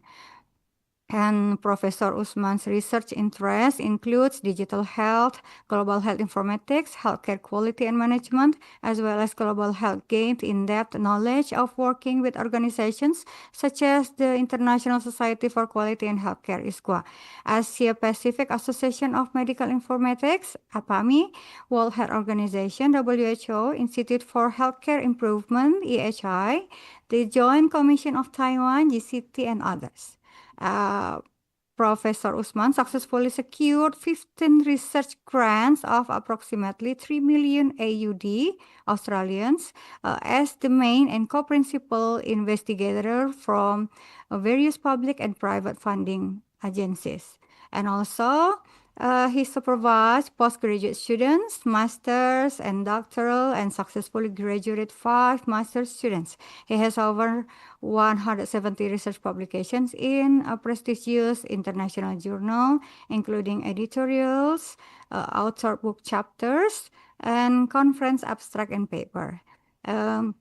Professor Usman has made or contributed to 80 plus invited talks, session chairs, conferences, workshop, or seminar presentations, and mentored the events like hackathon, Datathon to national and international academy and industry audiences. Okay, ladies and gentlemen, you can see the selected publication put in his curriculum vitae, but he has so many. This is only selected he put here. Okay, I think this is his wonderful curriculum vitae. Maybe we can continue to Professor Usman. Time and place is yours. Thank you. Thank you, Diana, for a nice introduction. And hi, everyone. Thanks for the opportunity. Can you share see my slides? Yes, clearly, Prof. Okay, great. Thank you. So thanks again, Diana, for the invitation and also the team who invited and providing this opportunity. So today, as Diana mentioned, I'm going to talk about what are the innovations in medical records and documentation to clinical intelligence, how we are using AI.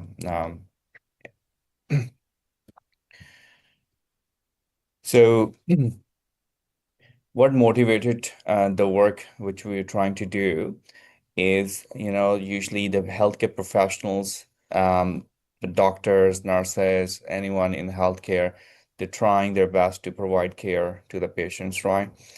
And nowadays, because we have electronic health records, most of the places they already have in the hospitals electronic computer systems, and where they capture the information of the patients in electronic form. When we have this electronic form of data, then we use for the biomedical research purposes as well.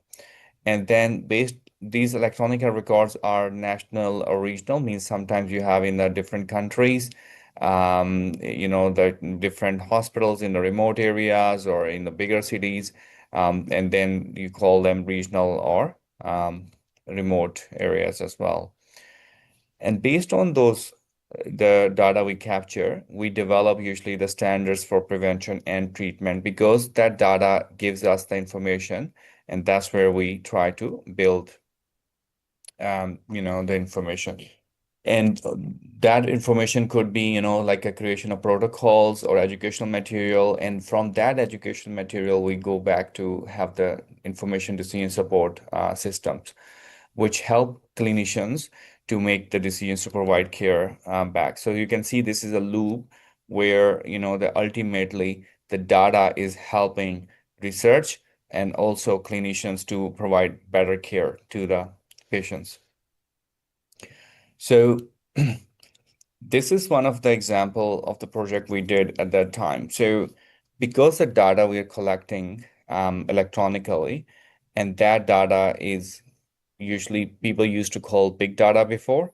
Nowadays, it's just a large amount of data, and we have the AI new tools, models, which we can able to leverage to analyze that data. So this project is about how, we can able to look into the prescription of the patient, whether this disease or the drugs are associated to each other or not. So in this picture, you can see here, there's a D1, D2, D3 is, like a disease 1, disease 2, disease 3. And then there is a M1 to M5 are like 5 medications. So imagine this is one prescription for the patient who have 3 diagnoses in the prescription and 5 medication.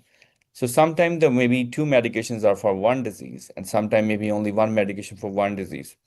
And sometimes it's very difficult for, because doctors are also human. So to remember everything in short time, that, what exactly this drug has interaction with other drug or not. So we build a model we call probabilistic model at that time, and we use the Taiwan's National Health Insurance Database, and we had, almost like 100.5 million prescriptions. And then we try to look into whether, the medication errors within the prescriptions, how we can identify, especially the uncommon or rare ones, because the common one everybody knows, but uncommon is very rarely you can able to find. So we build this model, and then we published that in a journal. Then we also looked into some advanced models after that, applying machine learning, because that was traditional before. And then we thought, now we have a new models, so how we can able to use that machine models. And then we got more data, 733.4 million prescriptions. And in that prescriptions, there were 1.34 billion diagnoses only, and 2.53 billion medication codes. So you can see that how huge amount of data it is. And this all data is coming from medical records. So nowadays, because of a huge amount of data, we can able to, if we really want to do something, it can be coming through the electronic health records. So the hospitals who already have that electronic health records, they already are collecting that information. Then we apply the machine learning, and the machine actually learn from the human behavior, the doctor's behavior, and then they try to identify what are the issues.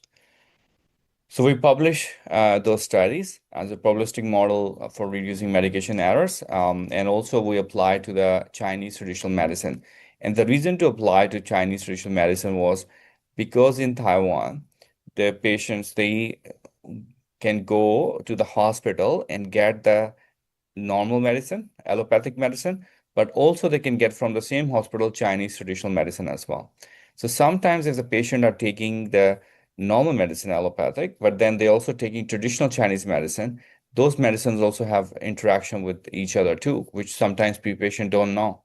So until they, realize, so we thought maybe, it's a better because sometimes they are rare associations, but they could be very lethal. So we have to be careful. And based on the data, you can do the visualization. So visualization, everything, whenever you see a picture, you remember more better than you just see any numbers, right? So if you see somewhere somebody's photo or some other things, usually your brain memorize that faster and recognize this for longer.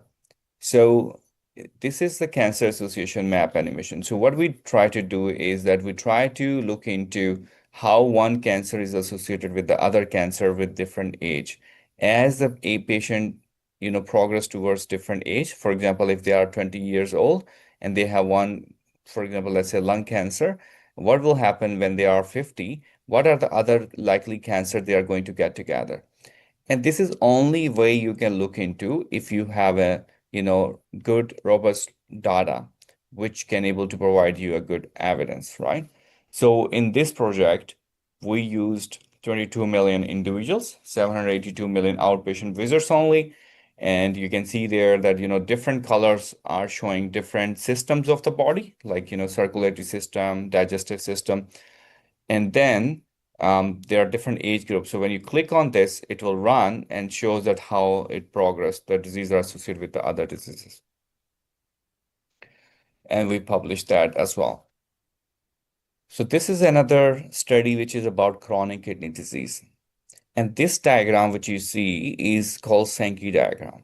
And this Sankey diagram has been used in engineering field before, where there's a pre-CKD and post-CKD. And then there's an index here.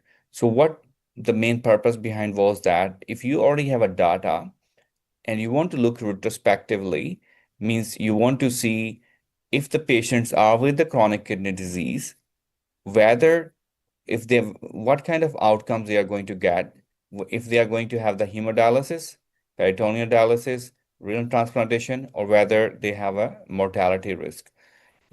Or maybe they are going to get stable after having the CKD treatment. And if they're going to have a dialysis, whether they are going to be stabilized or they are going to have a risk for mortality.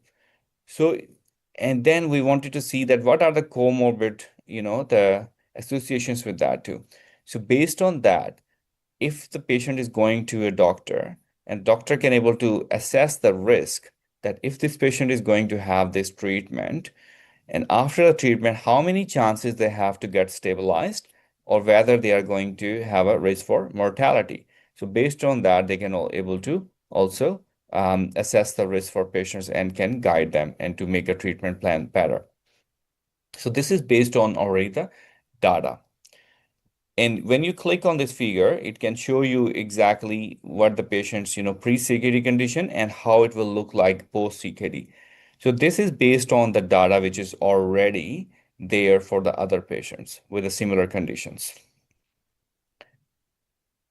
So with this project, we published 2 papers in JAMA and BMC Medical Informatics in Decision Making Journal, where we try to showcase this work. So when we talk about the data, so there's not only the electronic health records data, but there is also imaging data. So for example, this is another project which we have done where the patients, because sometimes you don't have time to go to immediately to see a doctor.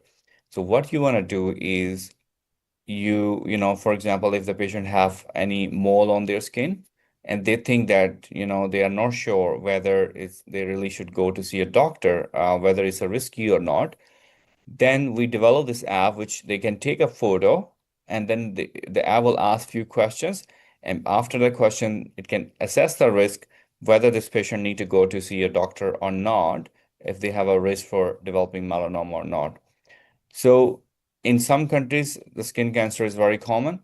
And that's where, sometimes it's hard to get immediate appointments as well. So where these kind of, applications are very useful. And this is all trained on the data, right? So you have the imaging data, and then based on imaging data, you train the models, and then you got this accuracy. So this is another project, which is Cloud BP project. And why we call Cloud BP is because usually in normal conditions, the patients with the chronic disease, like maybe hypertension, the patient, they have to visit their doctors every month or two whenever the doctor asks them to come. And during that time, they prescribe them medications as well, and also they suggest them to monitor their readings, right? The blood pressure readings. So imagine if the patient, usually in the regular routine, if you give them to write a readings for a whole month in a day 3 times, how much work they will be thinking, to do this, noting down this readings. And sometimes maybe their papers already maybe, old or, maybe broken. So you can't really keep all these things proper. So what we did at that time is we identified that the patients have not really good compliance with the traditional method where, the patient, where they are coming back to see their doctor, they bring the papers, and it was hard for doctors also to look at the paper and then to understand, because sometimes every patient have a different writing as well, and the way they write, and sometimes doctor doesn't have enough time to look into. So we give them this device, and this device has the RFID, and it was connected directly to their electronic record through cloud.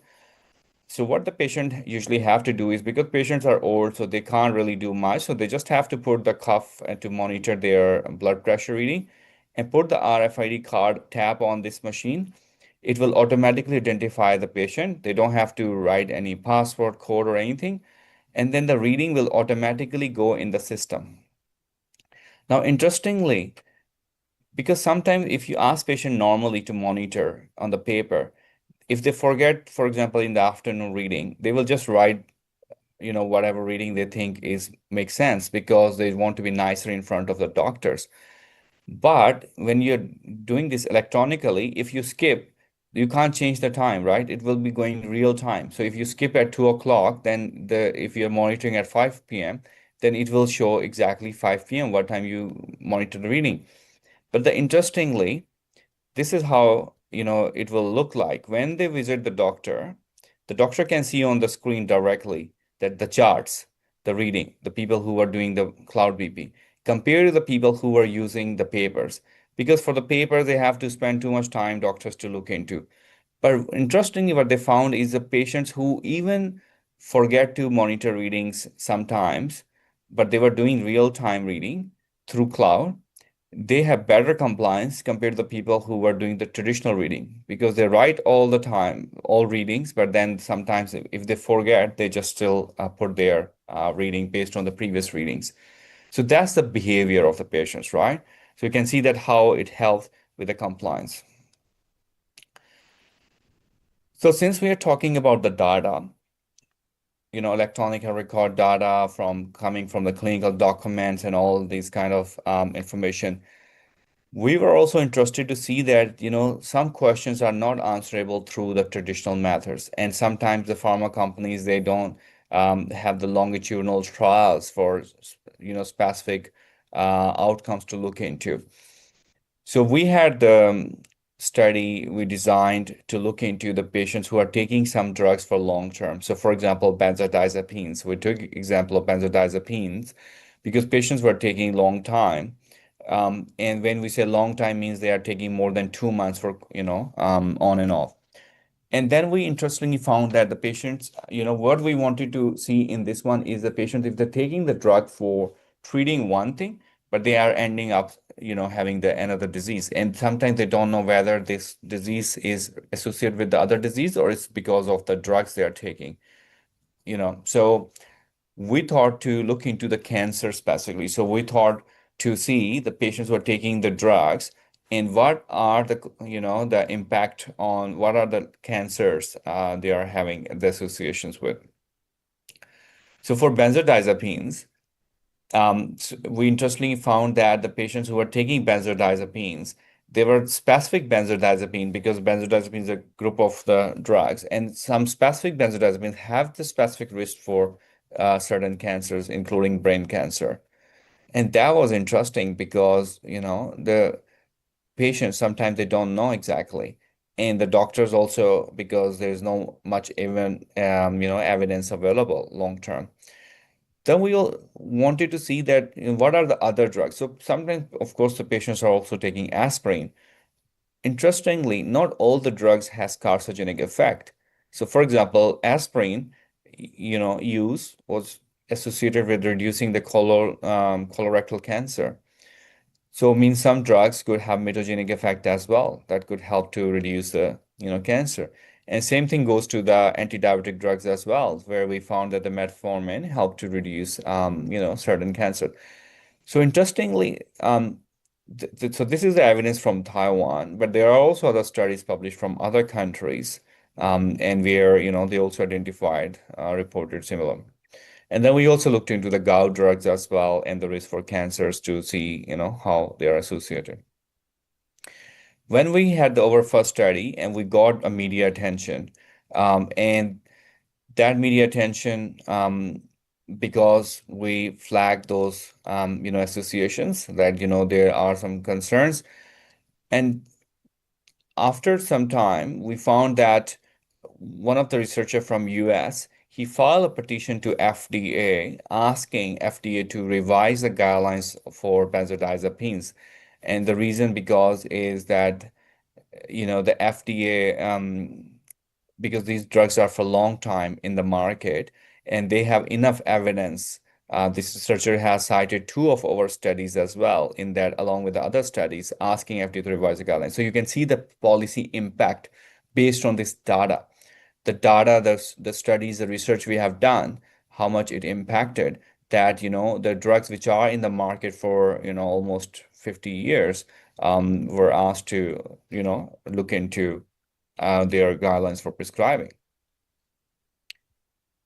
So when I mention about the benzodiazepine, drugs, when we published this study, then some researchers raised the question that, it might be because the data we have is observational data, just from the hospital electronic health record data, and maybe how much we can rely on these findings because these are just associations.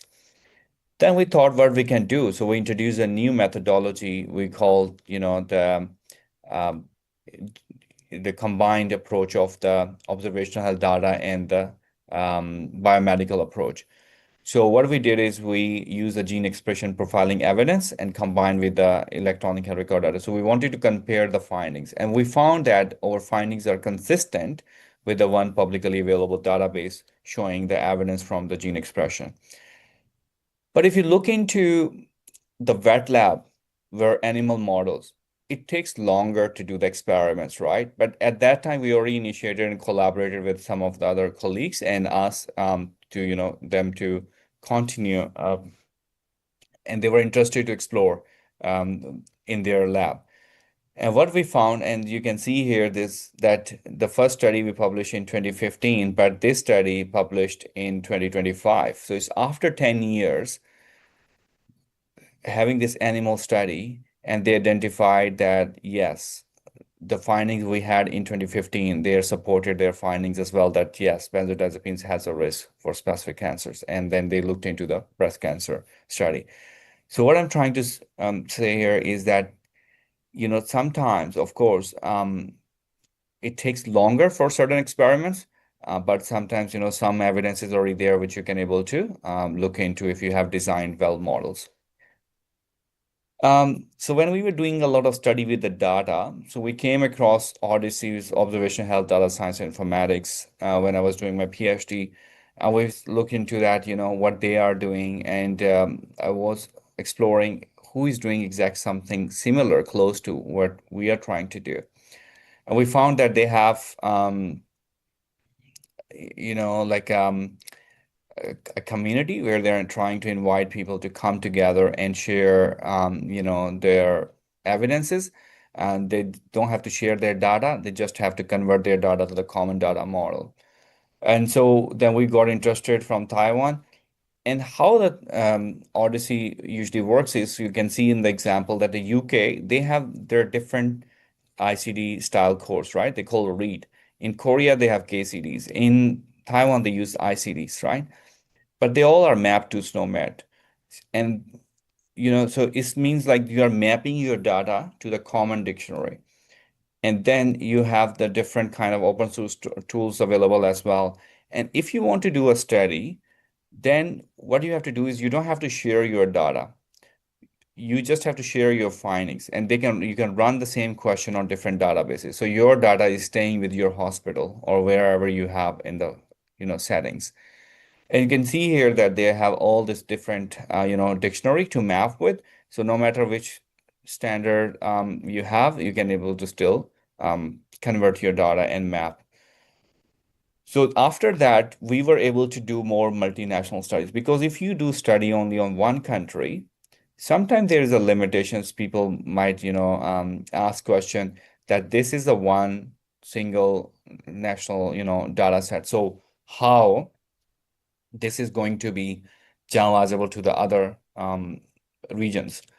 So we thought, why not we do some studies which are, in a different region. So we were interested to see, and then we looked into the pediatric drug users, prescription prevalence of 15 different drug classes. And we looked into in Japan, Australia, Hong Kong, Taiwan, because we thought maybe, these countries are close to each other, might have the similar patterns, but we interestingly found that they have a different, prescribing patterns as well. Then we also did the multinational study on looking into the fracture risk with antidepressant use.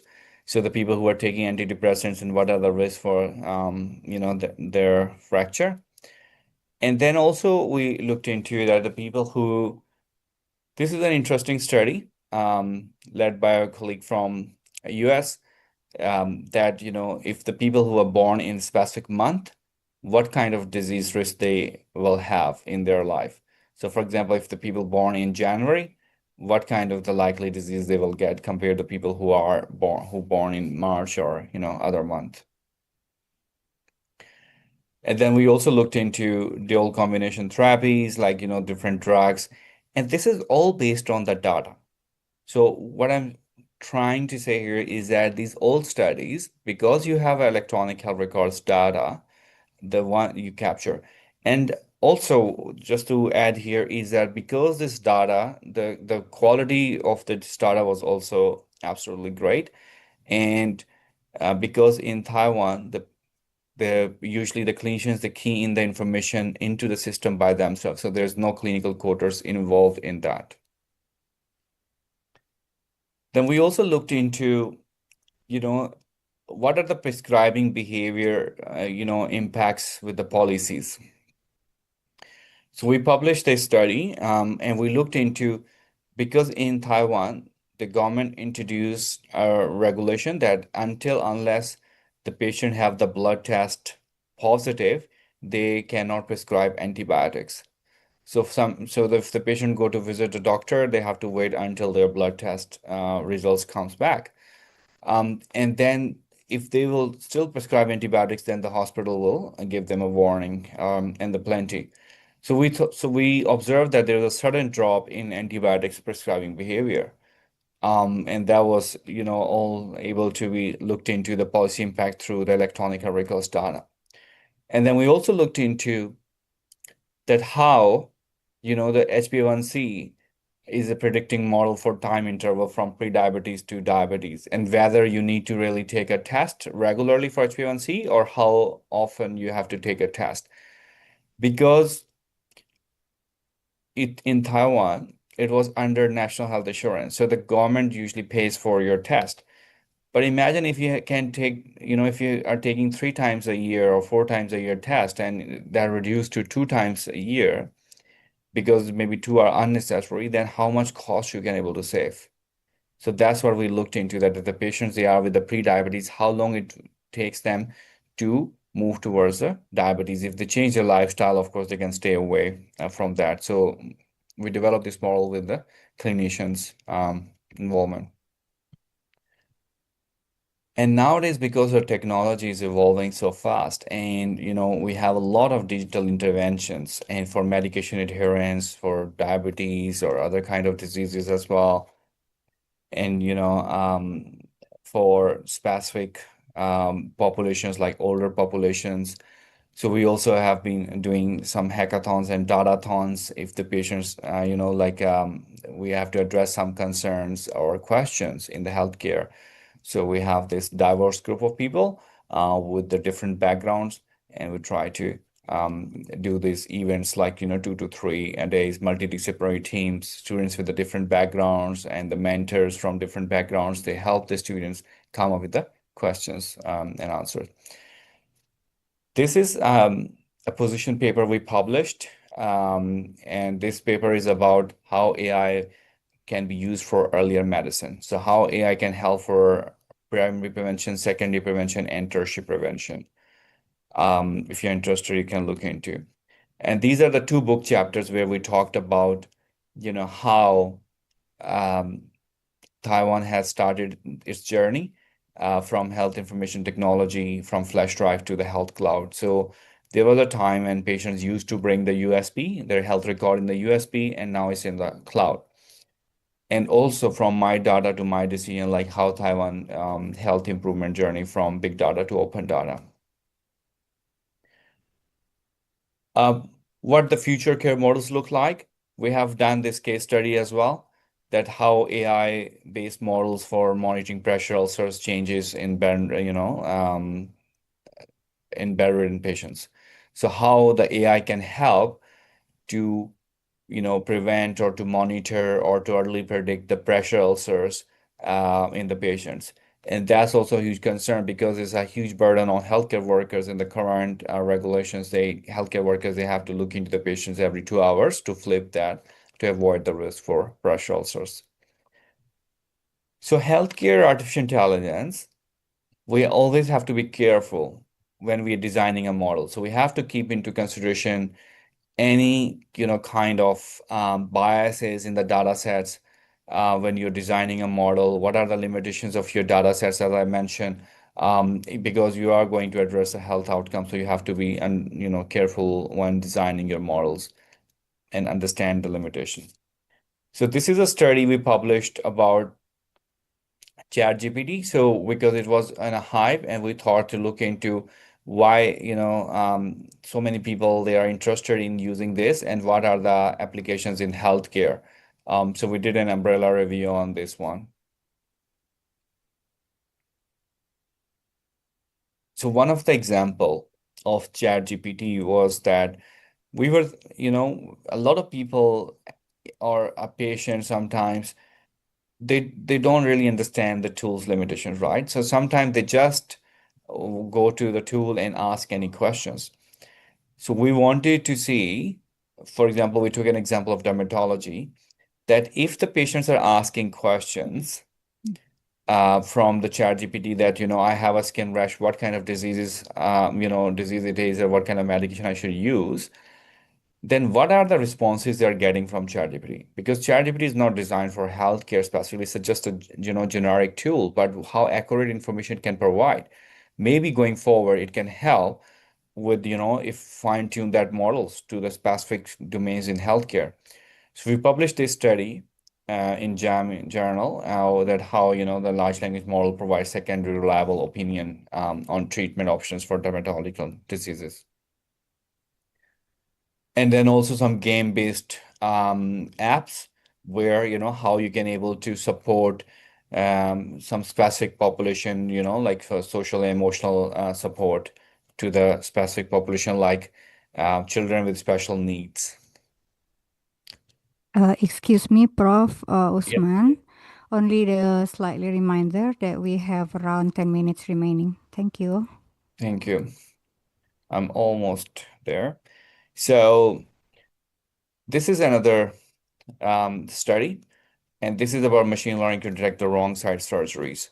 So we did this study and applied the machine learning to identify that the patients who are supposed to get the surgery for right side and they ended up getting the left side, or if they have, supposed to get the left side and they got the wrong, right side. So it's basically to identify, any what are the issues and how we can able to identify and flag those mismatches.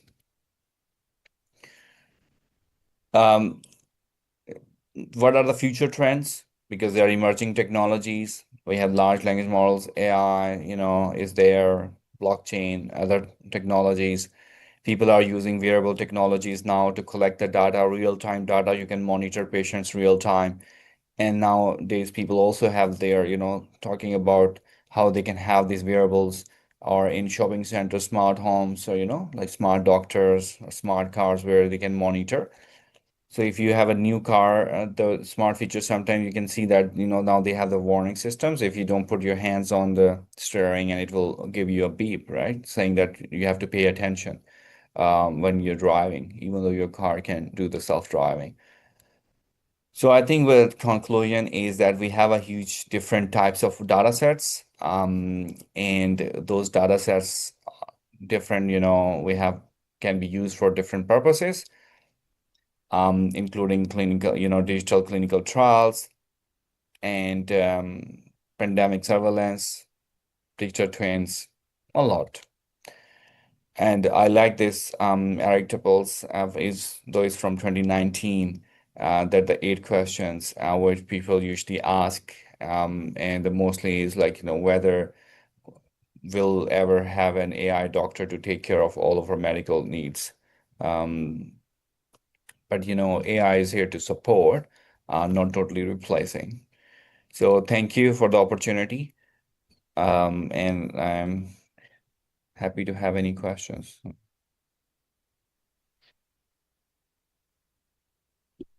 Okay, thank you very much, Professor Usman, for your insightful and inspiring presentation.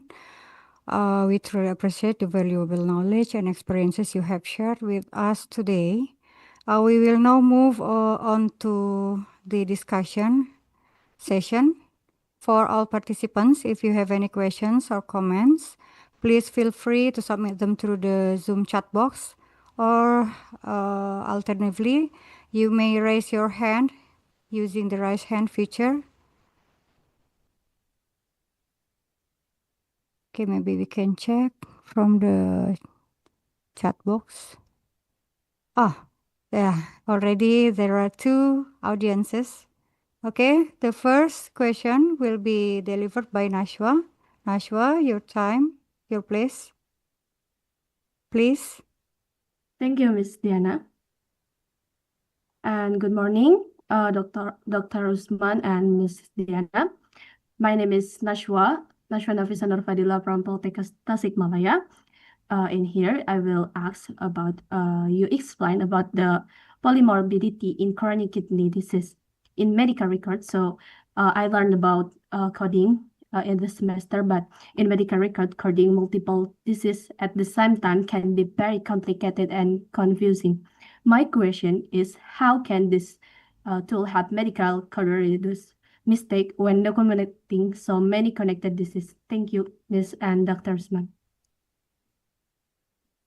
Thank you.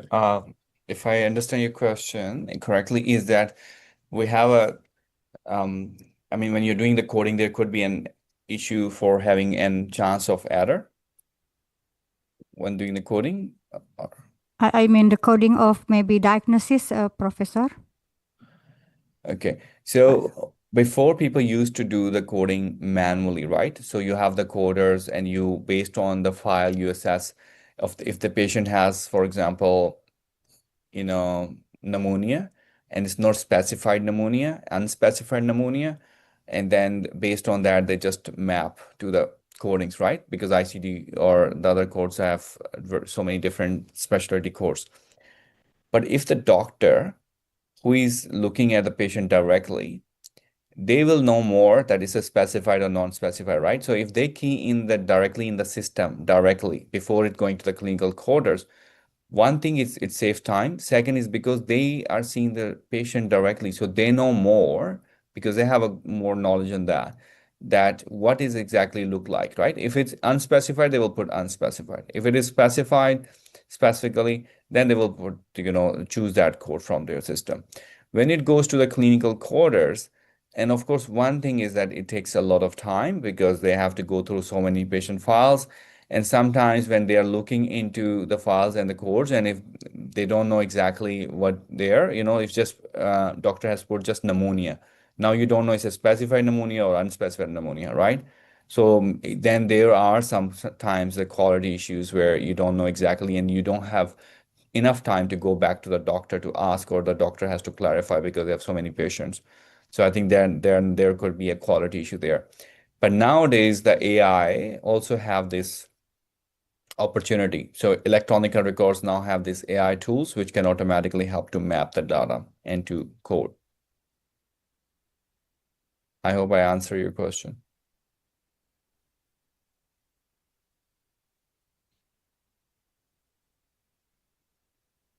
Thank you, Professor Usman. But I think maybe in Indonesia it's a little bit different. We don't have the AI to help the clinical coder, like you said just now.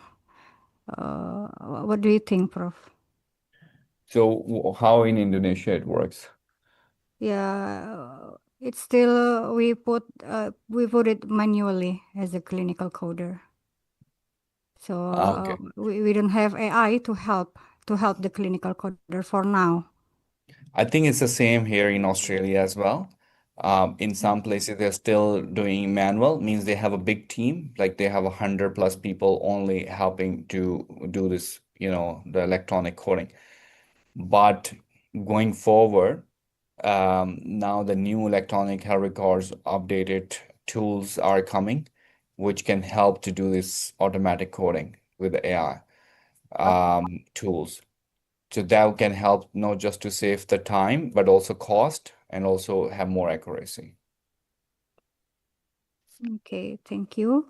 So I think in Indonesia, they're trying working on this. If when you will have electronic records or things in the modules going forward, and then there are some AI opportunities tools which can help do the mapping.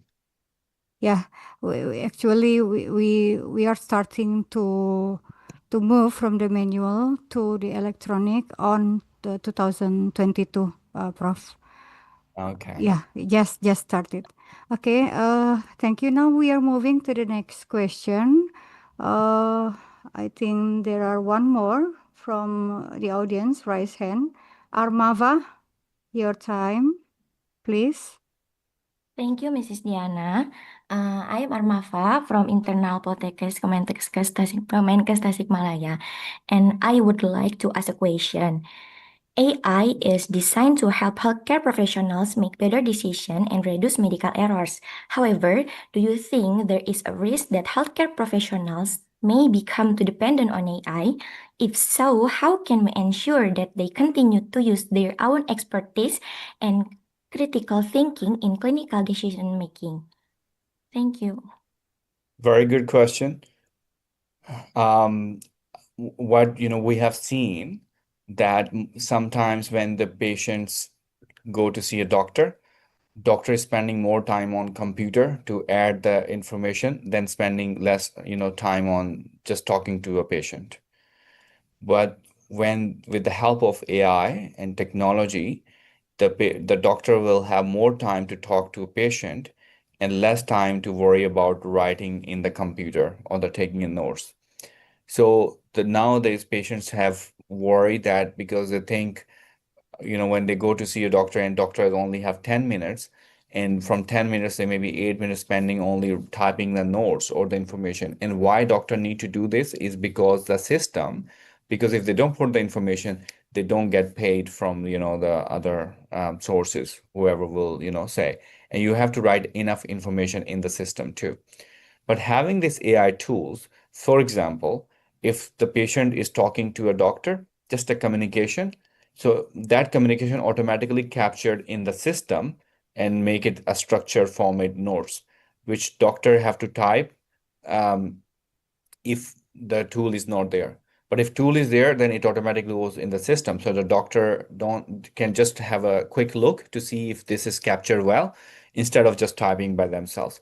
And sometimes some healthcare professionals who are already with the age, they are not very good in typing speeds, right? So they are more used to the paper or the old style things, right? So if you have to write in the computers and the typing, it might take longer. So that's why the AI tools can help to support. So they are not depending totally, but it helps to improve the care overall. So let's say the prescription example I gave you, right? So they are human beings too. So they might forget about, or sometimes they are so much distracted or overwhelmed with the shift that they don't really picked up any rare issue in the prescription that this medication has a medication error. But if there is a system or application where they put the information and it automatically flag, oh, this drug has interaction with this drug, then it can help to save not just the time of the doctor, but also life of the patient.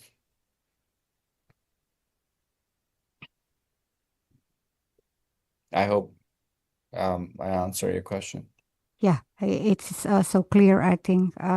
Okay, now before we continue to the next audience, I think you also talk about the AESOP project, right, Prof? Yeah. So yeah, the AESOP project demonstrated how machine learning can reduce medication errors. I just want to know, I'm curious that what challenges did you face in implementing such systems in real clinical settings? I think it depends on different settings because different countries, different regions has different appetite. So we did this in Taiwan. So it was fairly, different than other. The main challenge we found is when the doctors they are using on their computer, they don't want to wait this alert to generate. They want to have a quick response immediately.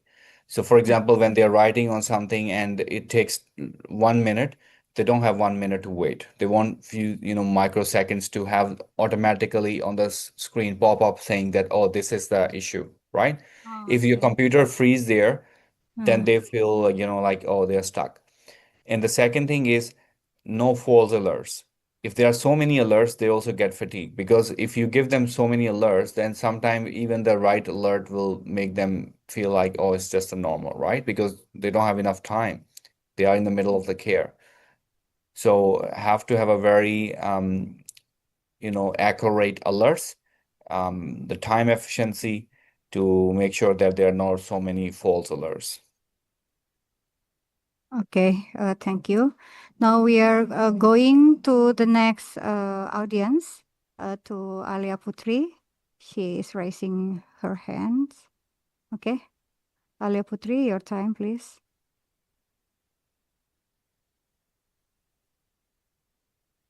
You need to open your microphone. Okay, thank you, Mrs. Diana. First of all, let me introduce myself. My name is Alia Putri Mandela, and my question is, what do you see as the most promising application of AI for achieving earlier medicine in the next decade? Thank you. A very nice question. I think the AI for earlier medicine, the first good example is we wear the wearable watches, right?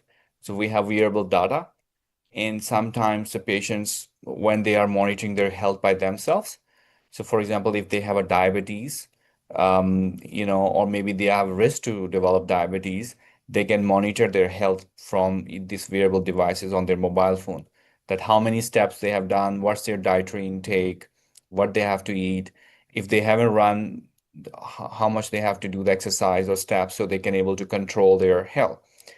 And the second is because your heart rate variation and some other kind of vitals you can also monitor, so you can do some prediction models for also predicting some risks. So for example, if somebody is going to have a cardiac arrest, right, or heart attack, so you can able to have a alert set up in a way that it can send to your family member alert automatically and at the same time, and also send the location. So you can able to identify that, okay, this person has collapsed somewhere.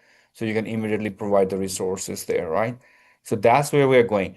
And imagine if somebody is walking in the nighttime, 10 o'clock by themselves alone, and they don't have anything, no mobile phone, no wearable, nothing, no internet, no phone. Nobody will identify if something happened to them. But because of these real-time wearable devices, we can able to monitor the information and can do something earlier. So that's why we call AI for earlier medicine, is that how the data and the AI models can help to do early prevention before, having some major incident or event. I hope I answered your question. Were a very good question. Yeah, Alia, what do you comment? What is your comment of the Professor Usman? Enough?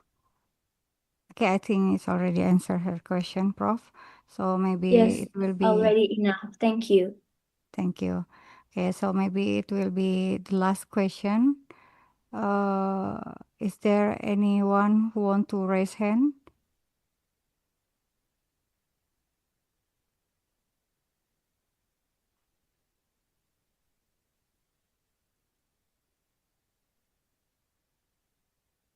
Okay, I see one more.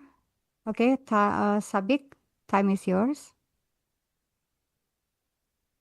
Okay, thank you, ma'am. Okay, Professor, I wanna ask about how can healthcare system ensure that machine learning models remain accurate and clinically relevant as medical knowledge continually evolves? Okay, very good question again.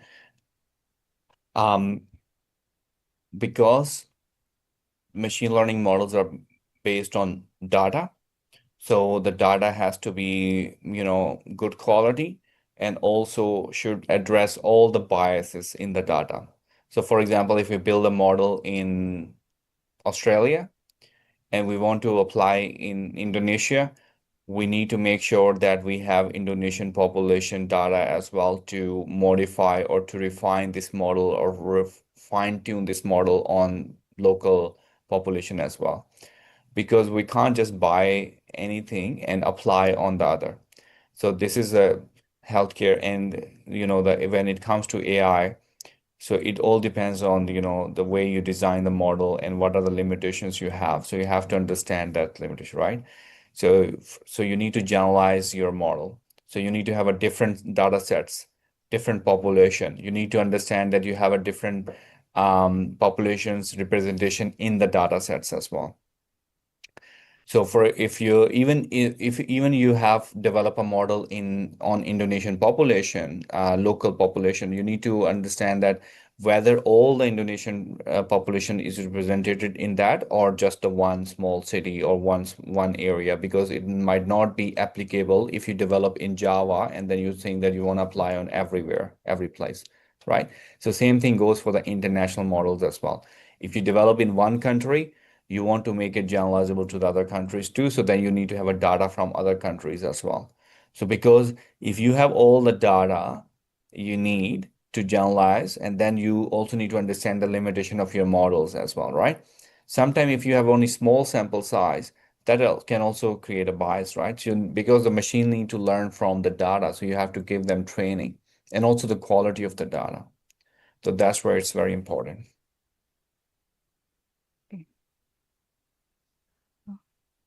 Okay, thank you, Prof. Usman. So this is for the closing question, I think.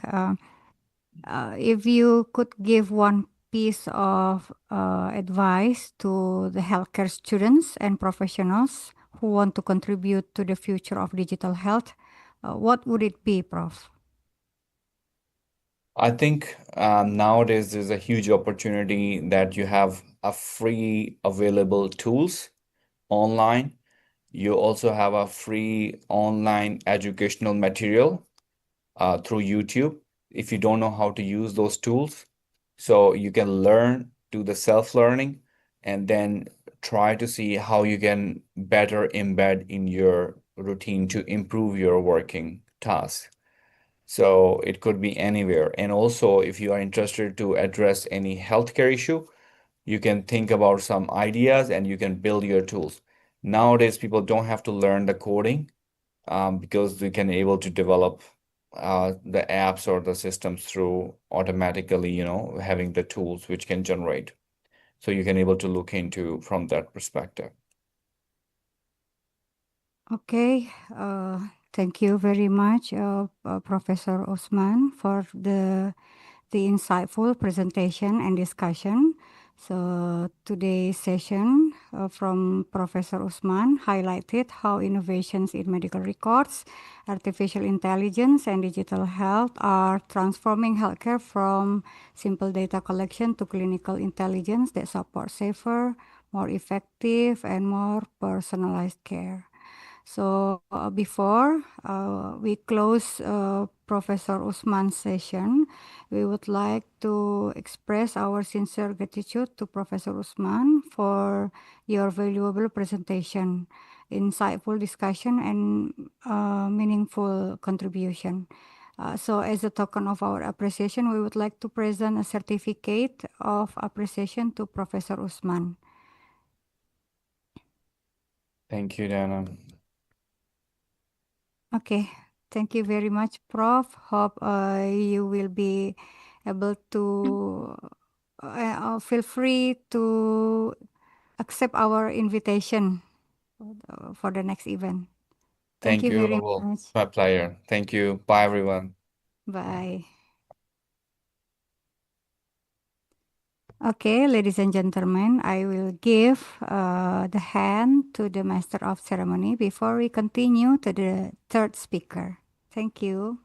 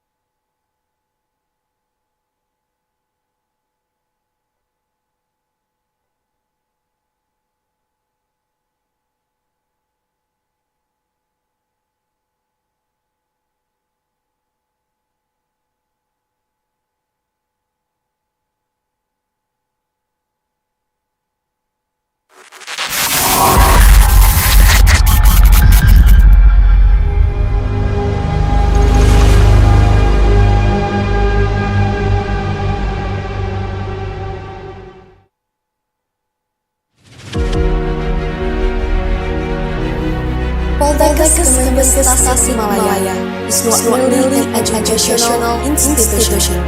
It serves as a crucible for shaping future health professionals who will occupy every sphere, respond to every challenge, and contribute across all dimensions of the healthcare sector. We are at home for aspiring health practitioners who are prepared to meet the demands of a rapidly changing era. Founded with a spirit of service and commitment to health education, we have now advanced further, emerging as a center of innovation, collaboration, and transformation in the field of healthcare. Within an inclusive and dynamic academic environment, Poltekkes Kemenkes Tasikmalaya provides fertile ground where new ideas are cultivated, potential is defined, and the future of Indonesia's healthcare is in vision. Students arrive from diverse regions, carrying aspiration and burning passion.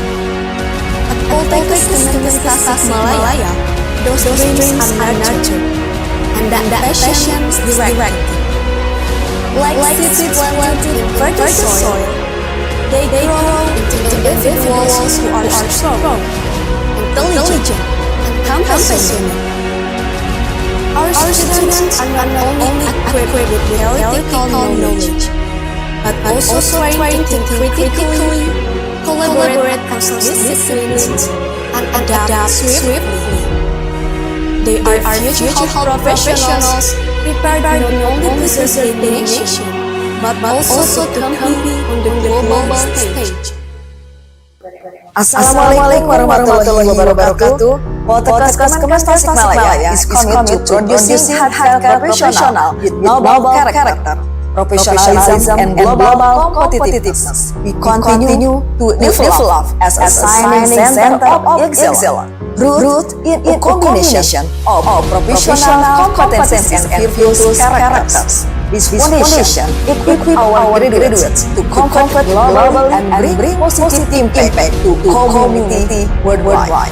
We have established ourselves as one of Indonesia's leading health education institutions. Our alumni now serve with high dedication, not only across the archipelago, but also on the international stage. At Poltekkes Kemenkes Tasikmalaya, we do more than educate. We shape the brilliant future of healthcare in Indonesia. Poltekkes Kemenkes Tasikmalaya, shine. Wassalamualaikum warahmatullahi wabarakatuh. Poltekkes Kemenkes Tasikmalaya has extended its vision beyond national borders, embracing global health. We actively build collaborative bridges with universities, hospitals, and health organizations around the world.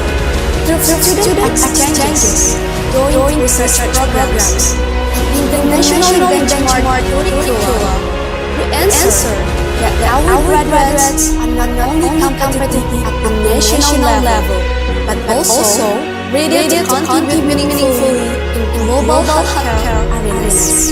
Our alumni have already established their presence across various countries, where their expertise is highly sought after evidence that the quality of our education meets international standard. Poltekkes Kemenkes Tasikmalaya proudly prepares its students to embark on a successful career journey with an extensive network of partnerships and a teaching factory system integrated with global health industry. Our alumni serve as ambassadors of the nation, carrying Indonesia's name with pride. This is where global careers are born, from Tasikmalaya to the world.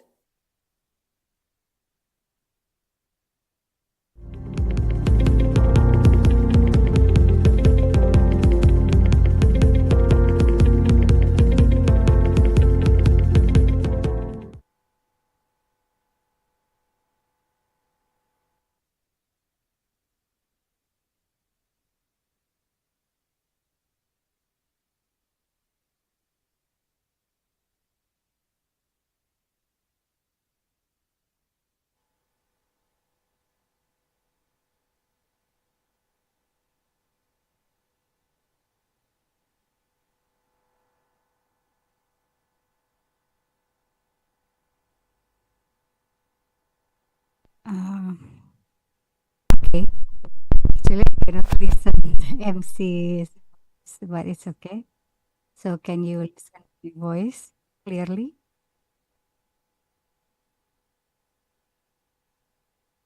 Hello, MC, Master of Ceremony. Can you listen my voice clearly?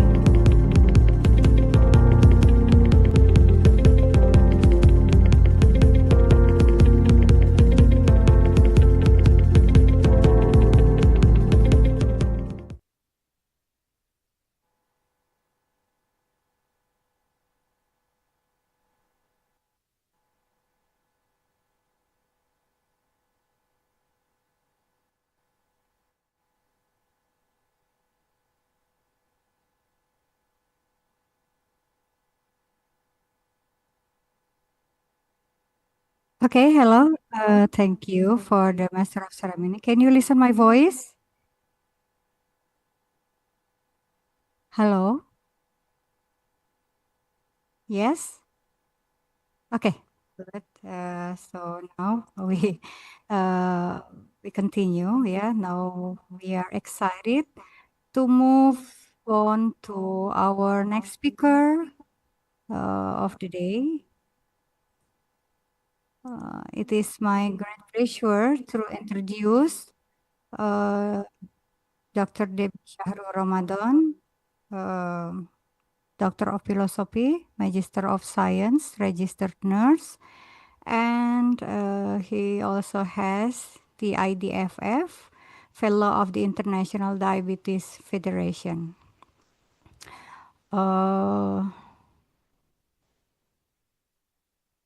Dr. Debbie is an international lecturer at the Faculty of Nursing, Chulalongkorn University, Bangkok, Thailand. And Dr. Debbie earned his PhD in nursing and Masters of Science in Nursing Department from Taipei Medical University, Taiwan. Okay. He is also a certified diabetes educator and has extensive experience in nursing research and diabetes management. So we can see his education. And then he has the professional license, a certificate in diabetes educator specialist from Indonesian license, and the certificate in diabetes educator specialist from International Diabetes Federation license. And his professional area, he has professional area in adult and gerontology nursing, and his research interests are diabetes management, diabetes education, fatigue, symptom management, network meta-analysis, randomized control trials. He has so many lists of publications, and his Scopus H index is 7. We can see from the list of his publications has the impact factor, the high impact factor, or top tier, and his latest paper published on 2024, and then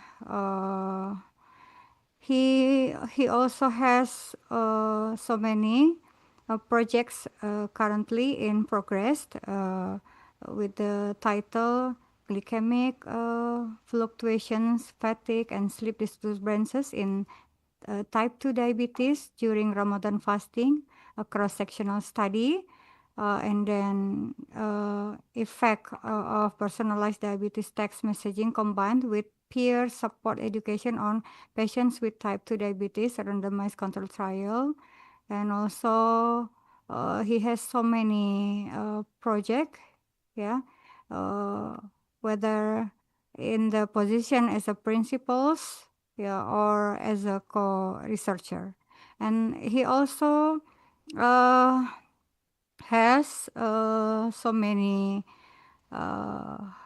lists in the international conferences as oral presenters or in poster presentation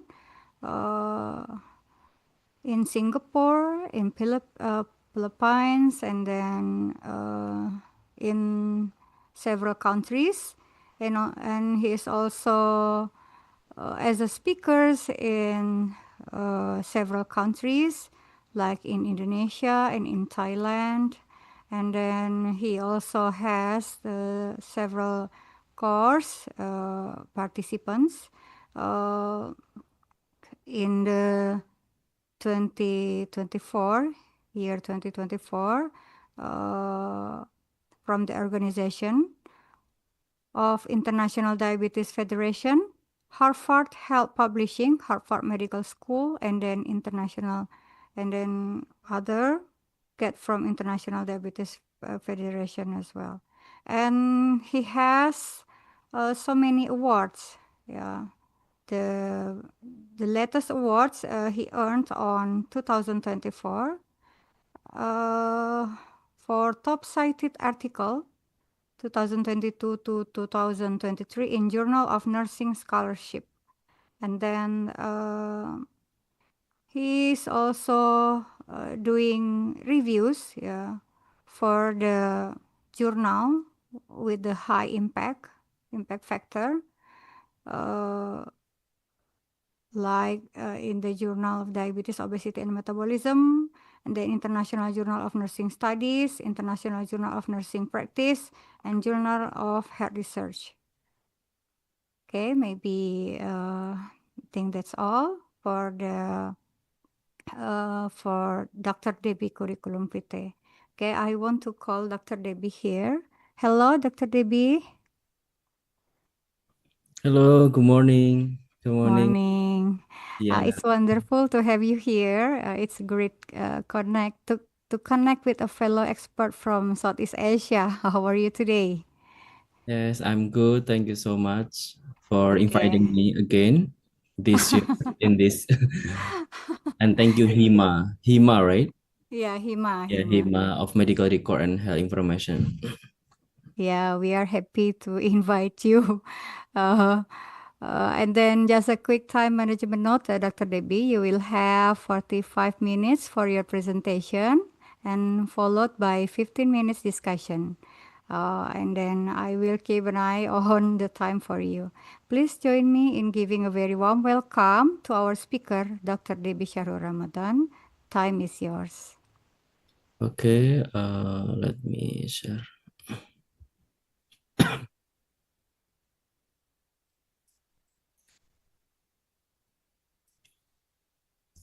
Okay, firstly, thank you and good morning to everyone. And firstly, I would like to say thank you very much for Ibu Dini Mariani as the Director of Health Polytechnic of Tasikmalaya. And then thank you so much, Diana, as my good friend as well until now. And we still have research collaborations with you. I also thank you so much everyone, especially for Hima of Medical Record and Health Information from Poltekkes Kemenkes Tasikmalaya as well for inviting me in this great international seminar and today. And since you know that my background is nursing and also I have active diabetes educator as well, so I would like to share about my general perspective according to the importance of medical record or documentation into the decision or clinical decision, also the clinical communications for the patient, also for healthcare professional. As I know, most of you is still undergraduate students, so you have to learn how and you have to know how important the documentation for the patient, also for the healthcare professional, including clinicians, also nurses, also dietitian as well. Since we know that we have to do collaborations in terms of the all healthcare professionals. And my title of today is about from documentation to decision support, AI-driven innovation in diabetes care and clinical communications. And this also, you have to know that we know living in digital era, we're living in artificial intelligence, right?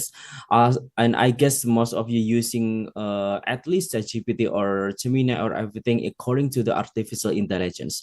That's why, according to the diabetes field, we have to know what is the challenges for diabetes education, also for diabetes care in digital area, because we have to adapt this environment as well as a medical record students, also not only medical records, and I think all of our professional, you have to adapt how we can do and improve our skill and knowledge according to the digital era as well.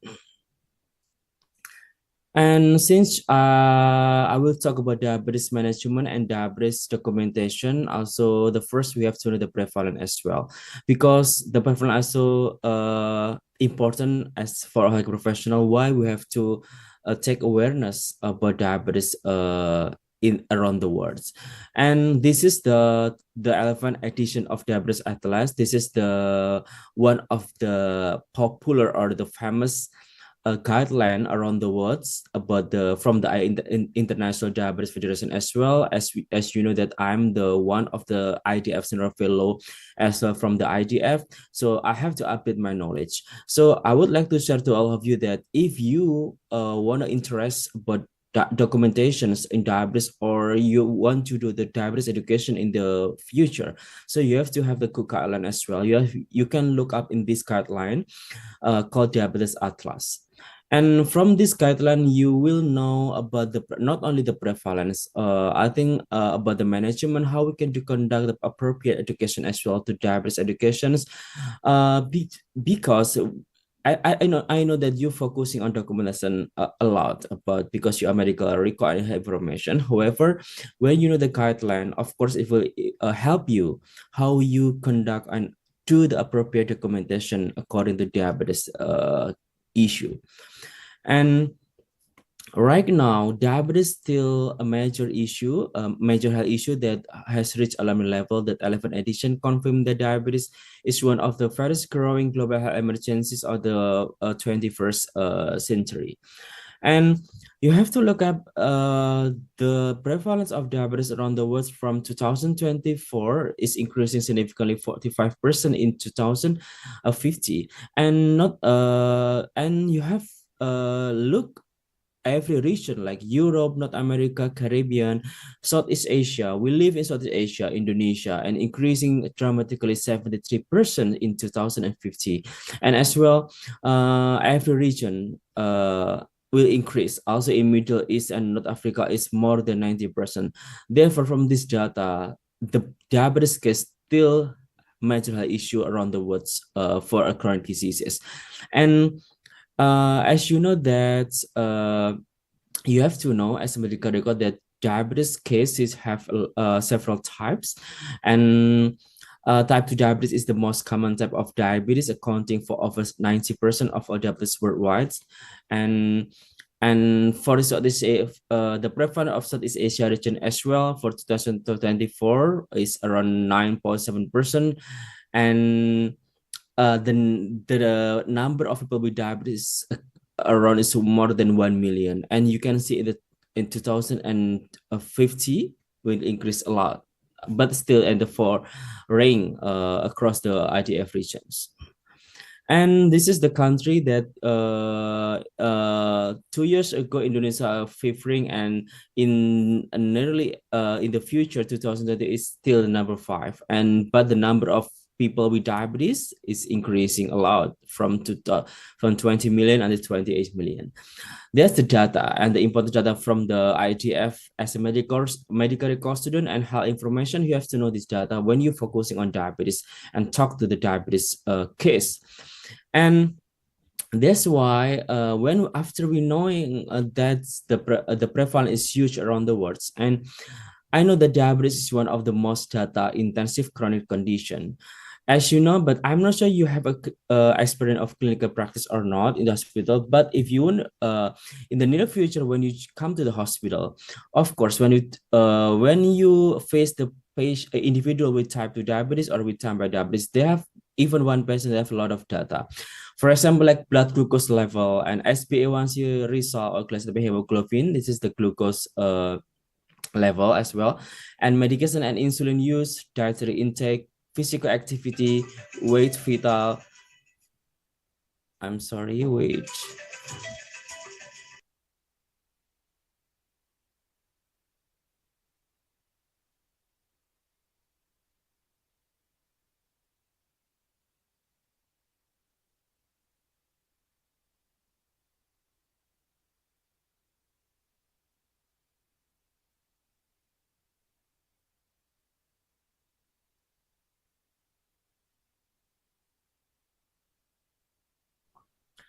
Okay, let me continue. I'm sorry for the and that's why as a medical record and information, you have to know that a patient with a diabetes or individual with diabetes have a lot of data, have to document it. And And as we know that diabetes management focusing not only the glucose level, but also we have to know the data from the medication and insulin, dietary intake, physical activity, weight and vital signs, screening for complication, and patient-reported experience and quality of life. Therefore, the managing diabetes effectively required not only clinical expertise, but also effective management of large volume of health data as well. And the explosion of health data in diabetes care, as we know, the source of diabetes-related data is from the common one is from the electronic health record and wearable devices. As you know, that the individual with diabetes right now, in this year we live in digital era. Most of the type 1 diabetes using CGM or continuous glucose monitoring. That's also the technological as well. We can get data from them as well, and not mobile health applications. So I have noticed that some of Indonesian who living with diabetes also most of them use mobile application as well. This is the that I mentioned about CGM, hospital information system, patient report outcome, telehealth platform. And I would like to remind all of you, when you talk about the health information, you have to know recently a lot of data can we get to know about the condition of the patients, like I mentioned in this slide. And the question is, how can healthcare professional make sense of this growing volume of data? As we know that this is also 7 sources of the data. So as a medical student, I have information. You have to know these challenges. How, because a lot of source of data from the a lot of platform, and you have to know how we can manage those data and to make the clinical decision into healthcare professional. And having more data does not always lead to better decisions. So healthcare organization often face the information overload, fragmented record, and incomplete documentation, communication gaps, and delayed decision making. This is the sometimes the problem that's having more data does not always lead to better decisions. And this is the example that the documentation to decision gap, what happened between recording data and improvement outcomes. For example, like from the stage data, we got the HbA1c for the patient is 9.2%, and this is high, the HbA1c level, and the information is because the HbA1c is 9.2% is the poor indicating the poor glycemic control. And how about the knowledge? The knowledge is increasing risk of complication, and decision is intensified treatment and education, and the outcome is improved diabetes life management. This is the I mentioned in the firstly that you have to know and translate the documentation into the outcome and to make a decision for clinical for the decision for the patient also for the healthcare professional. That's the how important the medical record information to translate this data into the another healthcare professional as clinician and nurses, also to the patient to the patient as well. And because we live in AI, so why artificial intelligence is matter, AI can support early risk prediction. Recently, when you read in some recent publication and also the papers from the Scopus, from the Google Scholar, from the PubMed, most of the medical records expert, they're focusing on how they can predict some variable, especially in a patient with diabetes as well. I think Diana as well have experience publishing in prediction as well in diabetes population. I think you can discuss with Ibu Diana when you have project about prediction in diabetes management. I think she is expert as well. And also, AI can support clinical decision support, personalized diabetes education, automate documentation assistant, enhance patient documentation, and population health management. One of them I mentioned personalized diabetes education.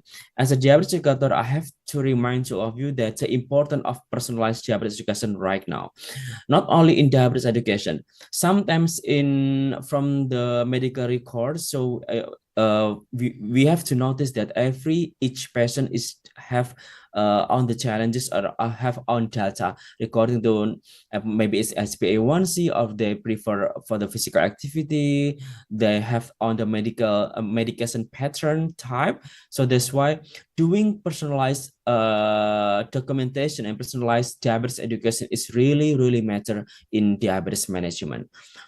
And the next is why documentations alone is not enough. This is also a reminder to all of us that the healthcare system generates an enormous amount of data every day, and however, healthcare professionals need more than data. You know, clinicians as nurses have experiences doing clinical practice in Indonesia as well. When we collect the medical record and health information expert. So as a healthcare professional, we need the meaningful information, actionable knowledge, timely decision support, and effective communication. In this digital era, so not only good information, not only good documentation. However, you have to do the effective communication to another clinic, another healthcare professional. There's also another really important about the skill of effective communication. So all of you have to deliver your documentation and to do the effective communication and to the another healthcare professional. And this is the real world of example in diabetes care. For example, like we have the patient or individual with type 2 diabetes, and their data is HbA1c 9.2, BMI is quite high as well, more than 30. And the patient missed 2 appointments to control that condition and report diabetes as well, this kind of the psychosocial issue. And also the patient reported that low physical activity in their daily life. Those data is also we can get from the medical record. And next is the question is, what does this information tell us? Of course, from the dietitian, from the nurses, from a physical therapist, from the clinician or doctor, we know that those data is important, but what does the information tell us about? So as medical record and information, you cannot just show the data. However, you have to really understand as well, not only clinician and nurses, but as a medical record and health information, you have to really understand how you can communicate those data into the dietitian or for example into nurses. And for traditional approach, review each piece of information separately. This is, you have to know this is traditional way. So I think you have to move on from this statement. And for intelligent approach, integrate all available information to understand the patient overall risk profile. So as a note, and we have to put in our mindset that healthcare professional rarely make decision based on the single laboratory result. Effective decision-making require integrating multiple data sources to understand the patient border situations. That's important one you have to notice in your mindset as well. And another thing is the hidden value of clinical documentation. So the important information might also found in nursing notes, progress note, patient education record, psychosocial assessment, patient report outcome, telehealth interaction. So I think I'm not sure that you have a clinical practice. So when you come to the nurses station in some room in the hospital, a lot of documentation in nursing stations. So also those data can be important to you as well to get more data about the patient before you do the documentation as well, and to make the comprehensive data documentation for clinical decision. And also, this is the example that the individual with diabetes HbA1c may remain elevated, not because of poor medication effectiveness sometimes, but because of diabetes distress, financial barriers, low health literacy, limited social support. Therefore, when if you notice that when the patient or individual with type 1 or type 2 come to the hospital or come to the puskesmas, come to the primary healthcare setting, of course, as nurses or another healthcare professional, we have to collect the really comprehensive data for those patients. Why? Because as healthcare professional, we have to know what kind of factors can affect the their diabetes management. For example, okay, they have some from the poor family. Of course, one of the factor they will have the financial barriers influence or impact their daily life to control the glucose level. And for example, like also the education level as well. And most of recent study that the level of education can impact to the diabetes management as well. Therefore, as high information student, you have to know about these conditions. Also, limited social support. Sometimes I noticed that recently I doing research about the stigma, and in Indonesia context, the stigma still happens especially in rural area or in the countries of Indonesia. Therefore, sometimes the individual with diabetes feel like loneliness and feel like of limited social support from society and family as well. Therefore, this is the condition as we have to know about those conditions. And also another is diabetes stress, such as depression, anxiety, low motivation, also fatigue as well can impact to those conditions. And another thing is the clinician face increasing data burden. A typical diabetes patient may generate that hundreds of glucose readings, multiple laboratory results, medication histories, clinical notes, telehealth record, and wearable devices data as well. And this is the important concept that too much information can lead to the risk, delay interventions, documentation fatigue, and communication gap. Therefore, sometimes that's called the effective communication. So I think the important thing, you have to communicate the important and the matter information to another healthcare professional, because sometimes when you give too much information to the patient or too much information to another healthcare professional, it makes a bias about the clinical intervention that we have to do into the patient or into the individual living diabetes. That's another issue that happen right now. And another thing is about the clinical decision support system help healthcare professionals by identifying high-risk patient, detecting abnormal pattern, generating clinical alerts. That's like Professor Usman mentioned that individual with type 2 diabetes or type 1 diabetes right now, they have the same devices, for example, like CGM or another technology that can help them to remind and control about their glucose level. So that's why sometimes this important because this data can help us or help the patient to make the clinical decision support. It's called generating clinical alert. And another thing is recommending evidence-based intervention and supporting clinical decision making.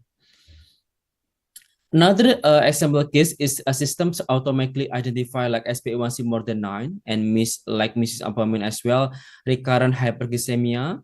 As you know that in patient with diabetes, the common complication is about hypo and hyper, you have to know, and flag the patient to follow up. And clinician support system are not designed to replace clinician. Instead, they help clinician identify important information more efficiently. And this is the data that why this matter for medical record and health information professional. And several years ago, as a medical record and health information just for record management, just the job is just for the data storage and also documentation and compliance. However, today and right now we live in a digital era because we have to do the data analytics as well, information integration, decision support development, AI enable healthcare system and digital health information.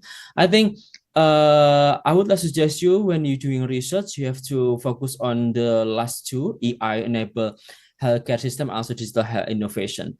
This is the important ones for doing research. I think when you do this, I guess you can have a Q1 publication or Q2 publication as well. And I think because we live in, I think it's easy for us to do self-learning right now because we can access GPT every time, everywhere about coding and everything. Also, what kind of the gap, research gap right now, you can access GPT as well. I think because right now we live in the era, I think make us easy to learn to do the self-learning as well. So I think you have to improve yourself. And Therefore, the health information professionals are becoming key contributor to clinical decision-making and healthcare innovations. And another thing is from data to intelligent action, the opportunity is diabetes care generate vast amount of health data, and the challenge is not collecting data. But the challenging is to identify meaningful pattern, predicting future risks, supporting clinical decisions, personalized patient education, and improving communication as well. And AI can help answer questions such as which patient are high risk, who might develop complication, who is the likely to miss for the follow-up appointment, and which educational message are most effective. So that's why I mentioned about the prediction model, because sometimes why the importance of the prediction, they can predict some in the variable. Sometimes, for example, like in nearly 5 years, which patient can develop the micro complication or macro complication in individual with type 1 or type 2 diabetes. That's called the who may develop complication as well. Also, another question is which educational message are most effective. So from this one, I think you have to learn from the AI, from the guideline as well, to address these questions. And another concept that I have to discuss with you is about from reactive care to proactive care. In traditional approach is patient develop complication just for the clinician respond, and for AI-enabled approach is patient risk identify early. We have to provide the preventive intervention initiation. That's called the AI-enabled approach, and this is called the important right now. And another thing is case example for predicting risk using multiple data source. This called the data is I repeated many times from the previous slides. And for this data, individually, each factor might seem manageable. However, when analyzed together from those data, AI might identify the high risk of poor outcomes from this data and need from additional support from this because they mentioned about diabetes distress, also need for intensive educations because they repeated glucose fluctuation as well. Therefore, the AI identify pattern, they might not be immediately obvious to clinicians. And this is another important things about personalized diabetes education. In traditional way, in diabetes education is use the concept of one size does not fit all, because everyone receive the same information, everyone receive the general information. So that's what this is really bad for the individual with diabetes. That I mentioned, every patient have unique challenges, have their own challenge, there are problems. Therefore, the personalized really matter right now. And also we can use personalized AI as well to lead your project, to lead your educations. For example, like literacy level, language preference, cultural context, learning needs, motivation level, and staff management challenges as well. And this is the supporting staff management beyond the clinics, not only focusing on clinics. Right now, we have to answer diabetes-related questions, provide medication reminders, and support healthy lifestyle choices. It's called the personalized as well, because we have to ask them what the prefers in terms of physical activity, also dietary intake as well. And reinforce education message, encourage self-monitoring, and provide every time assess about the informations. And for the example question to the patient is, what should I do if blood sugar is high?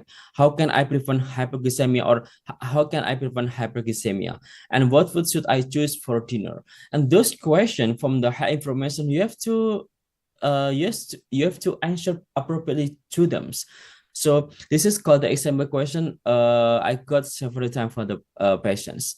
And another thing is clinical decision support system. For example, identify high-risk patient, highlighting abnormal trends, generating reminders, summarizing patient information, and prioritizing the follow-up needs. And I mentioned that in patient with diabetes, not only focusing on the laboratory result. However, recently, most of the research focusing as well about psychosocial health. So therefore, the successful diabetes management is influenced by emotional well-being, and another issue from the mental health, such as diabetes stress. also lack of social support, motivation, and self-efficacy as well. And those data and those psychosocial health can really impact into the clinical result. And this is also my research also focusing on psychosocial health, and this is another my recent paper have investigated, for example, like loneliness or solitude, as also the fatigue as well in a patient with type 2 diabetes. Another thing is about the lack of motivation and attitude toward health change for them. Also, the significant association into the HbA1c level in type 2 diabetes. Another thing is I got another recent study from the World Journal of Pediatrics as well. They reported the prevalence of depression and anxiety is quite high in children with type 1 and type 2 diabetes as well. That's why how important as information to know this condition, that psychosocial health or psychosocial issue in individual type 2 diabetes can really significantly associate with the clinical result. And the potential benefit is doing personalized care can improve efficiency, better patient engagement, enhance communication, and early intervention. That's important ones. And how about important challenges? Of course, we have to provide data quality, privacy and security as well, algorithm bias, digital literacy into the patients, and ethical concern. And AI is most effective when combined with human expertise, clinical judgment, empathy, and patient-centered communications. And from my perspective, I also right now I did research about the patient-centered communication as well. How important communication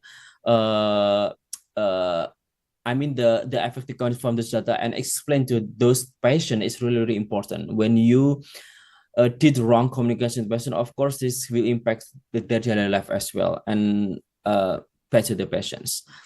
And let's move to the why communication is really important in diabetes management.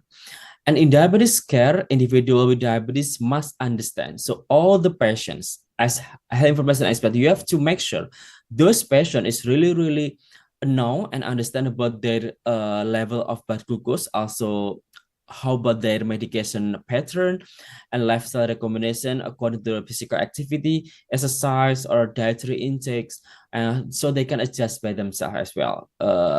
And also risk information and self-management plan. And those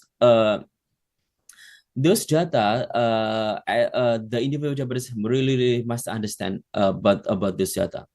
And for example, the communication gap in healthcare. This is a clinical information does not always equal patient understanding. This is the happen. And I read a recent study reporting this issue as well. For example, like clinical communication, maybe the clinician or health information expert mentioned that your HbA1c is 9.2%, indicating poor glycemic control. And what patient might actually think is that dangerous, or what does 9.2% means? This is the important one.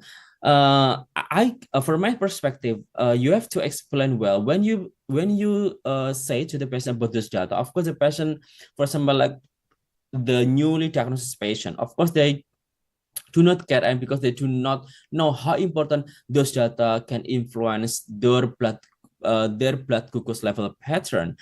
For example, for HbA1c, also the HbA1c term is quite hard to the general patients. That's why I think you have to explain well what's the mean of those data into the patients. Also, sometimes the clinician or the nurses or health information expert just mention, please continue lifestyle modifications. I think it's not enough information to the patient. However, you have to mention what exactly should they change. So you have to recommend the option for the lifestyle modification choices to them. This is important instead of just mention, please continue lifestyle communication as well.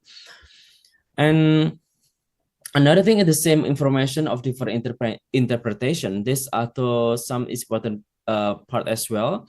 For example, like misappointment. This is what the healthcare system record. I think what the patient needs to know is about the patient may need additional support or reminders. So when we got the data from the patient, okay, this patient is have a lot of misappointment to control the glucose level, to come to the puskesmas or to come to the hospital.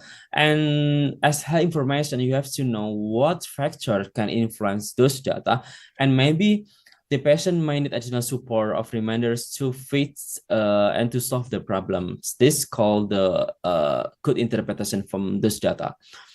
And this also the brief an example about the translating complex informations into the understandable language to the patients. For example, like clinical language, experience is 9.2 is high. For I generate patient-friendly explanation is your average glucose level has been higher than recommended during the past few months. This may increase the risk of future health problems, but the effective step we can take together to improve it. And this one that I mean, every patient is unique, so different patient need different message. This is called a personalized message or personalized reminders of personalized Japanese education. For example, like in individual A, there is new diagnosis, high motivation, of course, because just know, and good health literacy. And individual long disease durations, diabetes stress, low confidence. From both backgrounds, so we have to know there's a difference, the background of individual A and individual B. So that's why even both of them have the similar result for SPA1C level. Of course, we cannot not focus only on the SPA1C level. However, from the background as well. That's why personalized different communication strategies AI can help tell messages according to the health literacy, motivation, emotional needs, cultural background, and language preference as well. Therefore, personalizes is one of the most promising application of AI in patient education and communications. And this is also to last year I just published in the Journal of Diabetes Science and Technology. I also doing the personalized education as well, called is personalized reminder. I call with my team about diabetes text messaging. And also I'm not only focusing on technology, I combine with peer support education because recent study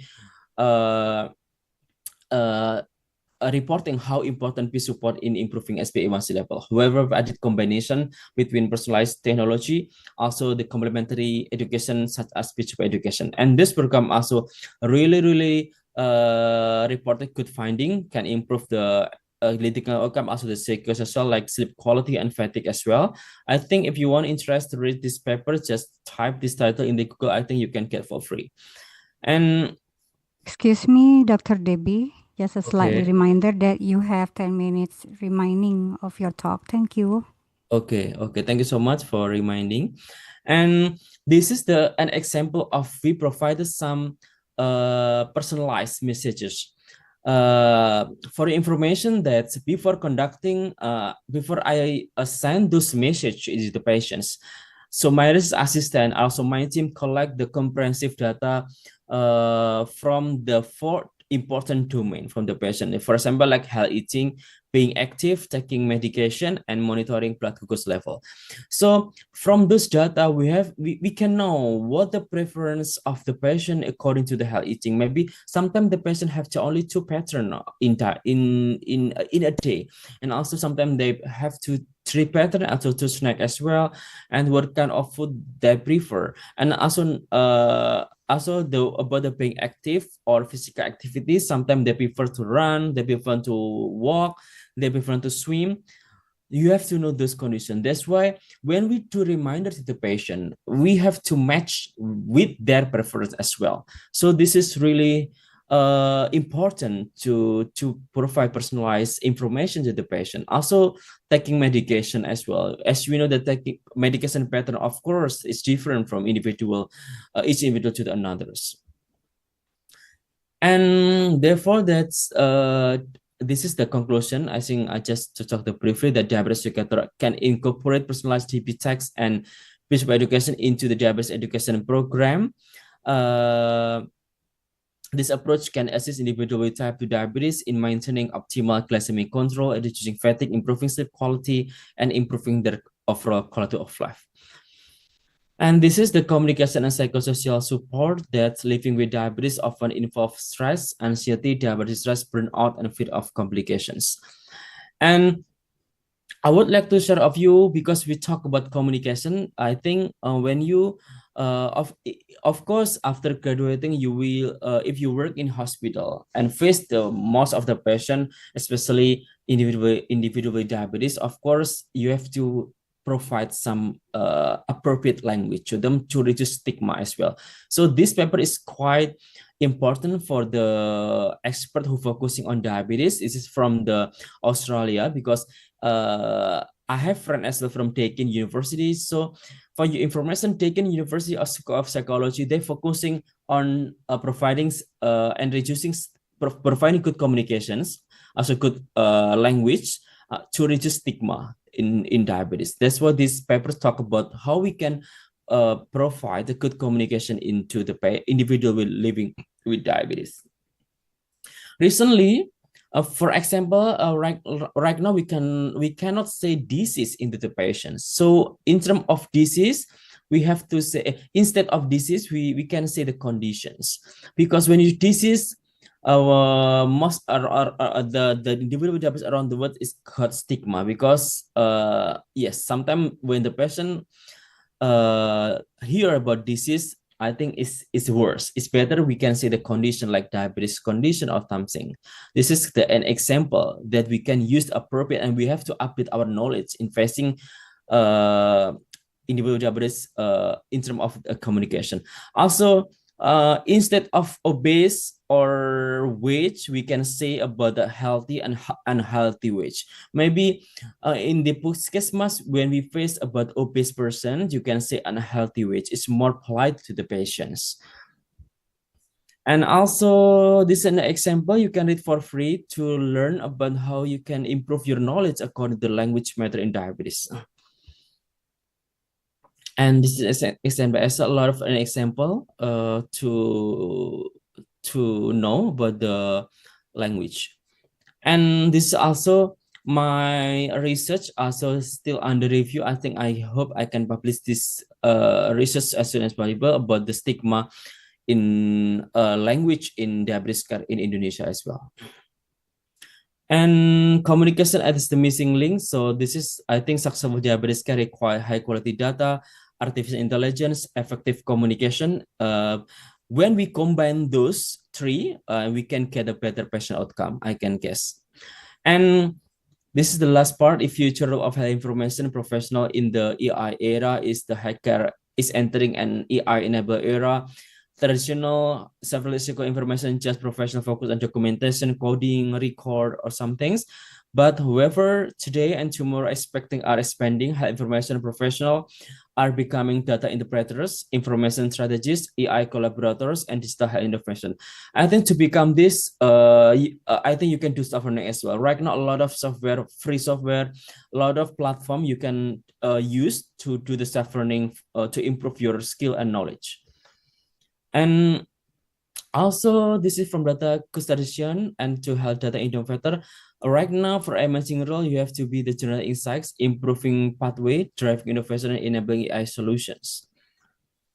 And since the importance of communication, I think right now, not only focusing on technical competency, however, you have to improve but human-centered competency, because the perfect professional need both technology expertise and human-centered skill to thrive in AI-enabled healthcare. Since you not only focus on medical record, because you're focusing also health information, also the communication skills really matters to all of you as well.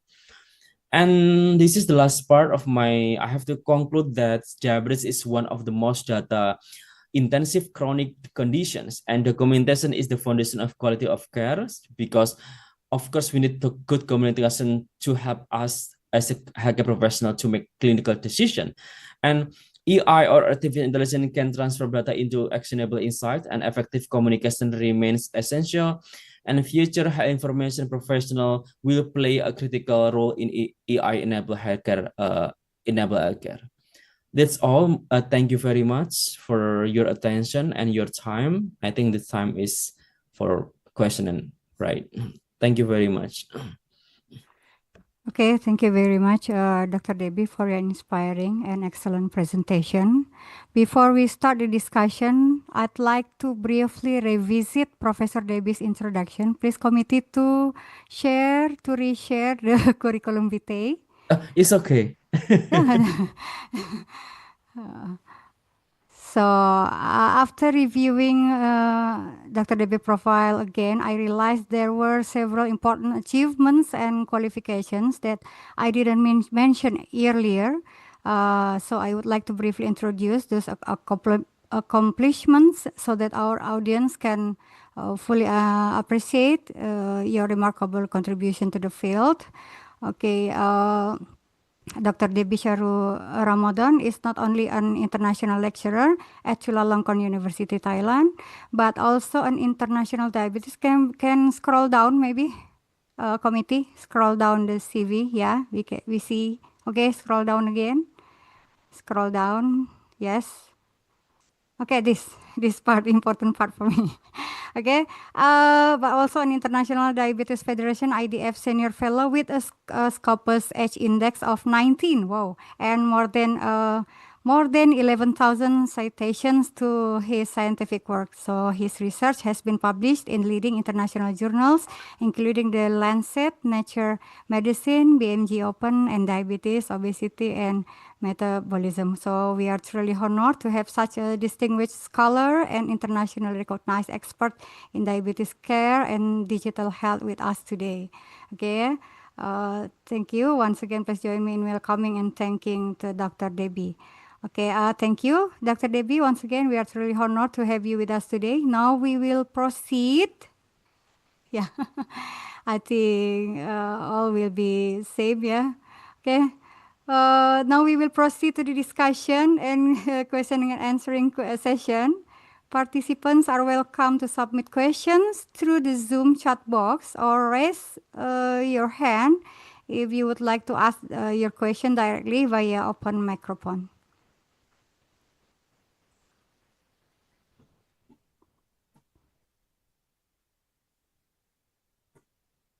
Oh, there is one, yeah, audience want to ask directly to you, Dr. Debbie. Okay, Nashwa, your time is yours. Thank you for your opportunity, Mrs. Diana. And I'm Nashwa Nafisa Nurfadila from Poltekkes Tasikmalaya, and this slide mentioned patient reported outcome. From legal perspective, if a patient input the wrong health data and it occurs medical mistake, who is legally responsible? Thank you very much, Mr. Debbie. I cannot hear your voice. Can you repeat the questions, please? Okay. Can you hear me? Yes. Right now it's more clear. Okay. I will repeat my question. Mentioned report outcome. From legal perspective, if a patient input the wrong health data and it causes a medical mistake, who is legally responsible? Oh, okay. Thank you so much. Who is your name? My name is Nashwa. Okay, thank you, Nasfa, for important question. So you mentioned about the legalized if the patient wrongs documentation rights. I had one experience when I did clinical in Indonesia as well. When some of healthcare professionals reported this wrong documentations. Of course, when we talk about the who responsible, who legalized the communication, of course, the first we have to do the investigation as well, which healthcare professional role, the first time to input those data into the patient. And I know that I think the condition in the puskesmas in the hospital is quite different, but my experience happened in is quite big hospital in Indonesia as well. And at that time, of course, because we have to ask to the medical record the first, because in this case the medical record summarized from data from the clinician is wrong. The first time is from the clinician is correct, and after that the medical record input in the system is wrong. Of course, we cannot blame to this connection to the clinician. However, is the real mistake from the medical record. When we're talking who is legalized, of course, we in the I'm not sure in the medical record, but in the nurse and as the medical, we have some organization to put some legalized if we have the wrong communication. From this case, I think the conclusion from this case, we have to do the investigation first, which part of the or role of the health professional who did the mistake for the wrong documentation to the patients. Can you get the point, Miss Yes, Naswa? I get it. Thank you so much. Thank you. Okay, we still have so many audience want to ask you the questions. Okay, the next, maybe we give the chance to the Fadia. Fadia, your time.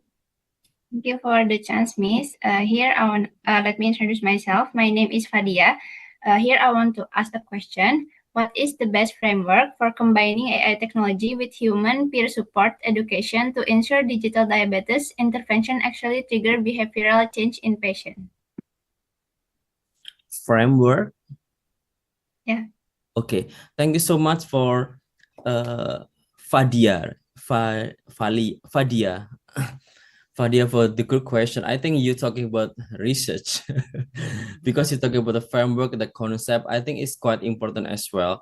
When you're talking about the framework or concept, a lot of things. Because in nursing field, in my background, we learn about a lot of concept about how we can combine about AI and also the human presence like principal education. However, as medical record and information student, I think you have to learn by yourself because right now a lot of framework, for example, like from Forek Nightingale, from the Roy, I cannot say which one the better. However, from this framework, you have to consider what kind of the variable. For example, you will do the maybe the influence of ChatGPT also combining principal education. Also, we have to input the some variable, right, to input those intervention. Of course, selecting the framework, I think you have to consider which kind of variable fit or match with those concept or frameworks. Sometimes we do not need. Sometimes it's okay. You do not need to cite the framework. For example, in my research, personalized diabetes text combined with principal education, I do not use the framework because this is the first ever combining personalized with pre-support. Therefore, I think sometimes it's okay, you do need the framework. However, if you find the good framework to guide your interventions, combine AI and complementary, I think should be okay. It's based on your variable that you will input in the research. Thank you so much, Fadia. It's really good insight to all of us. Okay, thank you, Fadia. So talking about the research, maybe I want to ask, you mentioned challenges such as data quality, privacy, algorithm bias, and digital literacy. Which of these do you consider the most urgent issue that healthcare system need to address? Doctor. Okay.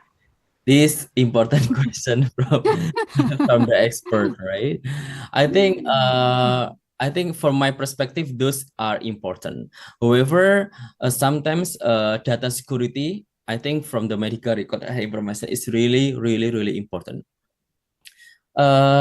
My experiences when I submit into the journal, because if you notice, I'm not sure because you're still undergraduate students, maybe in the future when you want to publish some your publications, in the publication called is data available statement, right? And for data available statement, sometimes you can share the whole information for the patient into the editor of the journal.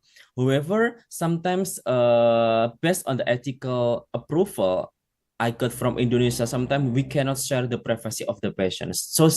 So therefore, there is some option in the journal. We have to keep our privacy from the patients. I think from my perspective, data privacy and security from the patient is really, really important compared to the others. However, I can say all the importance, but for my perspective, data privacy is really, really important. When you do the research, when you do another things according to publication as well. Okay, thank you so much. We still have two more. Maybe this is the last, yeah, the last questions. Yeah, two last questions. Okay, the first is for Reva. Time is yours, Reva.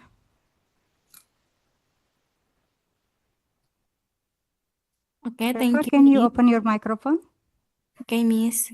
Thank you. Okay, let me introduce myself. My name is Reva, and I want to ask, in your opinion, will effective communication remain a uniquely human skill, even in highly AI-enabled healthcare environments? Okay, thank you. Yes, thank you so much. I think that's good question from Reva. Nice to meet you, Reva, to address this question. That's why firstly I really glad to provide the communication knowledge. Why even from this question, in my opinion, is why in this digital era I still conducting about communication, because when I attend in the conference this year in India, even we live in digital era, we live in artificial intelligence. It's okay. It's help to to improve our education, to improve our caring with the patient. Whoever some of the patient, a lot of background of the patient, sometimes they can adapt with the AI, sometimes they cannot adapt with the AI. That's why the communication skill not only focus, no matter how AI use or no matter do not use AI, I think the communication strategy or skill is really, really important. How you can communicate, because I know you are a health information expert. Of course, as a health information as a professional, you have to improve your communication skill. Communication not only how you can say appropriate to the person, however, you have to know the communication based on their patient knowledge level, and also based on the patient condition or patient background. So you can select the good communication based on their background. This is the important communication, whether you live in EI or not EI. I have to remind all of you. Thank you, Reva. Okay, thank you, Mr. Yeah, I think it's already clear, yeah, the explanation from Dr. Debbie. I think previously I saw there was one audience, one raising hand.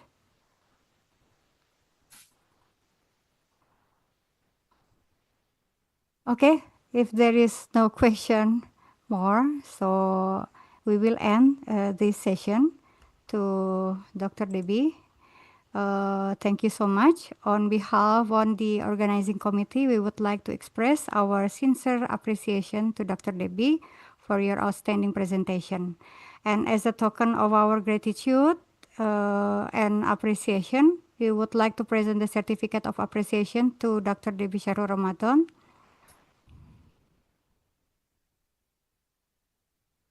Okay. This is your certificate. Thank you so We will much. send you in PDF to your email. Thank you. Thank you so Yeah, good afternoon. See you later in the next event. Okay, thank you, Diana, and thank you everyone. Thank you, Poltekkes Kemenkes Tasikmalaya. Okay, bye-bye, Dr. Bye-bye. Debbie.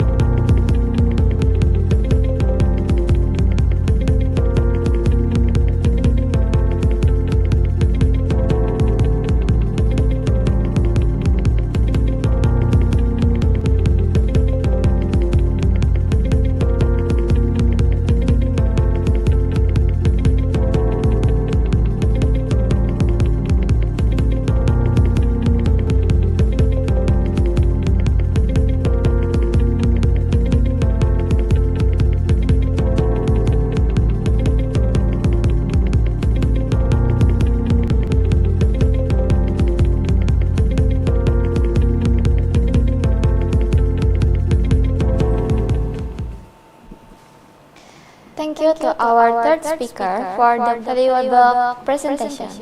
Before proceed to the next session, let us take a moment watch the profile of the Medical Record and Health Information Program.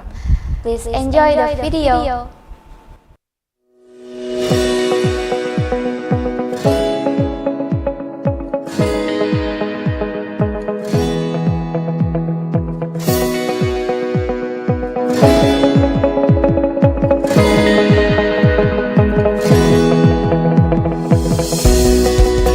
Selamat datang di Poltekkes Kemenkes Tasikmalaya Prodi D3 Rekam Medis dan Informasi Kesehatan. Yuk kita cari tahu lebih dalam tentang prodi.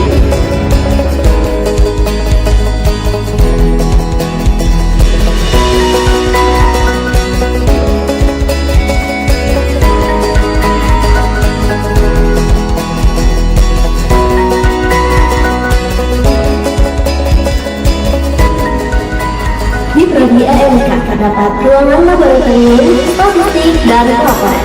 Let's go!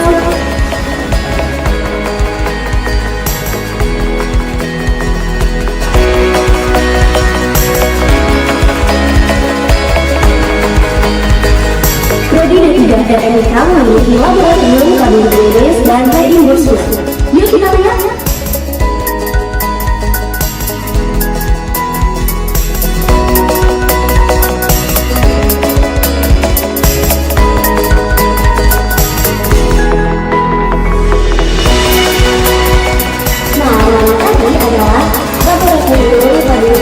Dan reimbursement elektroniknya. Sekarang kita ke ruang membuatnya.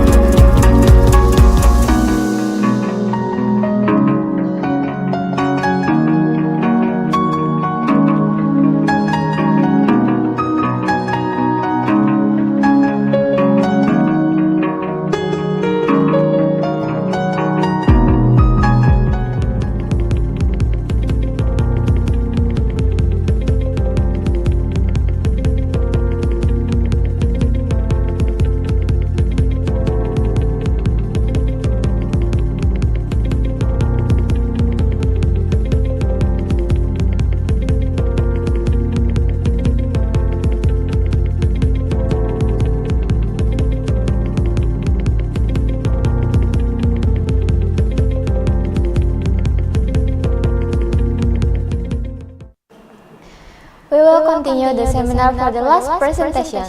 I would like to hand the session back to our moderator, Ms. Diana Bersasela. The time is yours. Thank you very much to the Master of Ceremony. Now, we are excited to move on to our next speaker of the day. It's my great pleasure to introduce Mr. Surahyo, Bachelor of Engineering, Magister of Engineering Science.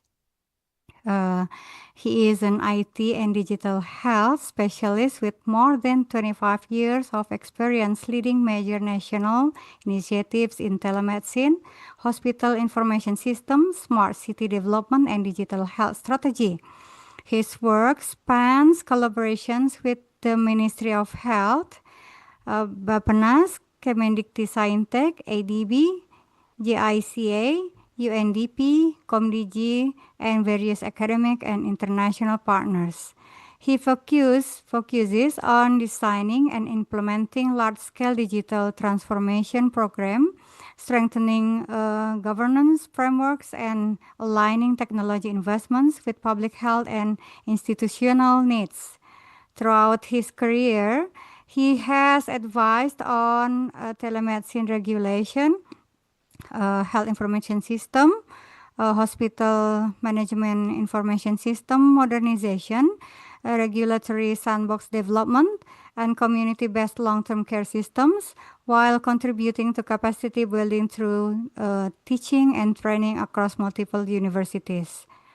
With a background that bridges engineering, health systems, and digital innovation, he brings a strategic yet practical approach to improving public services, enhancing health outcomes, and supporting organizations in navigating complex digital ecosystem.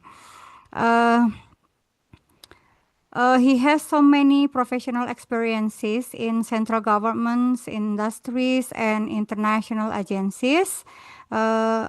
In Asian Development Bank, MOE, CRT, and Bappenas from 2024 until now. He is as IT specialist for the development of hospital information system in Rumah Sakit PTN, Universitas Lampung, PT Siria Jasa CM, and with GIH Hospital Yogyakarta in 2035. As an IT specialist for the assessment or audit of hospital information system in GIH Hospital Yogyakarta. With Asian Development Bank and Bappenas on 2023-2025 as an advisor in IT for developing innovative community-based long-term care system and services. And then on 2032 as IT consultant for developing innovative community-based long-term care system and services. And then with Bappenas on 2024, doing the assessment for the Dewan TIK Nasional, and with Summit Institute for Development, SID, on 2024, as senior advisory, provides strategic approach to bring SID vision and mission at all levels, local, national, global. And then with the Ministry of Health of the Republic of Indonesia, has so many collaboration. The latest is on 2024 until now. Develop the telemedicine service application or command development team, Director General of Health Services, and so on. So many.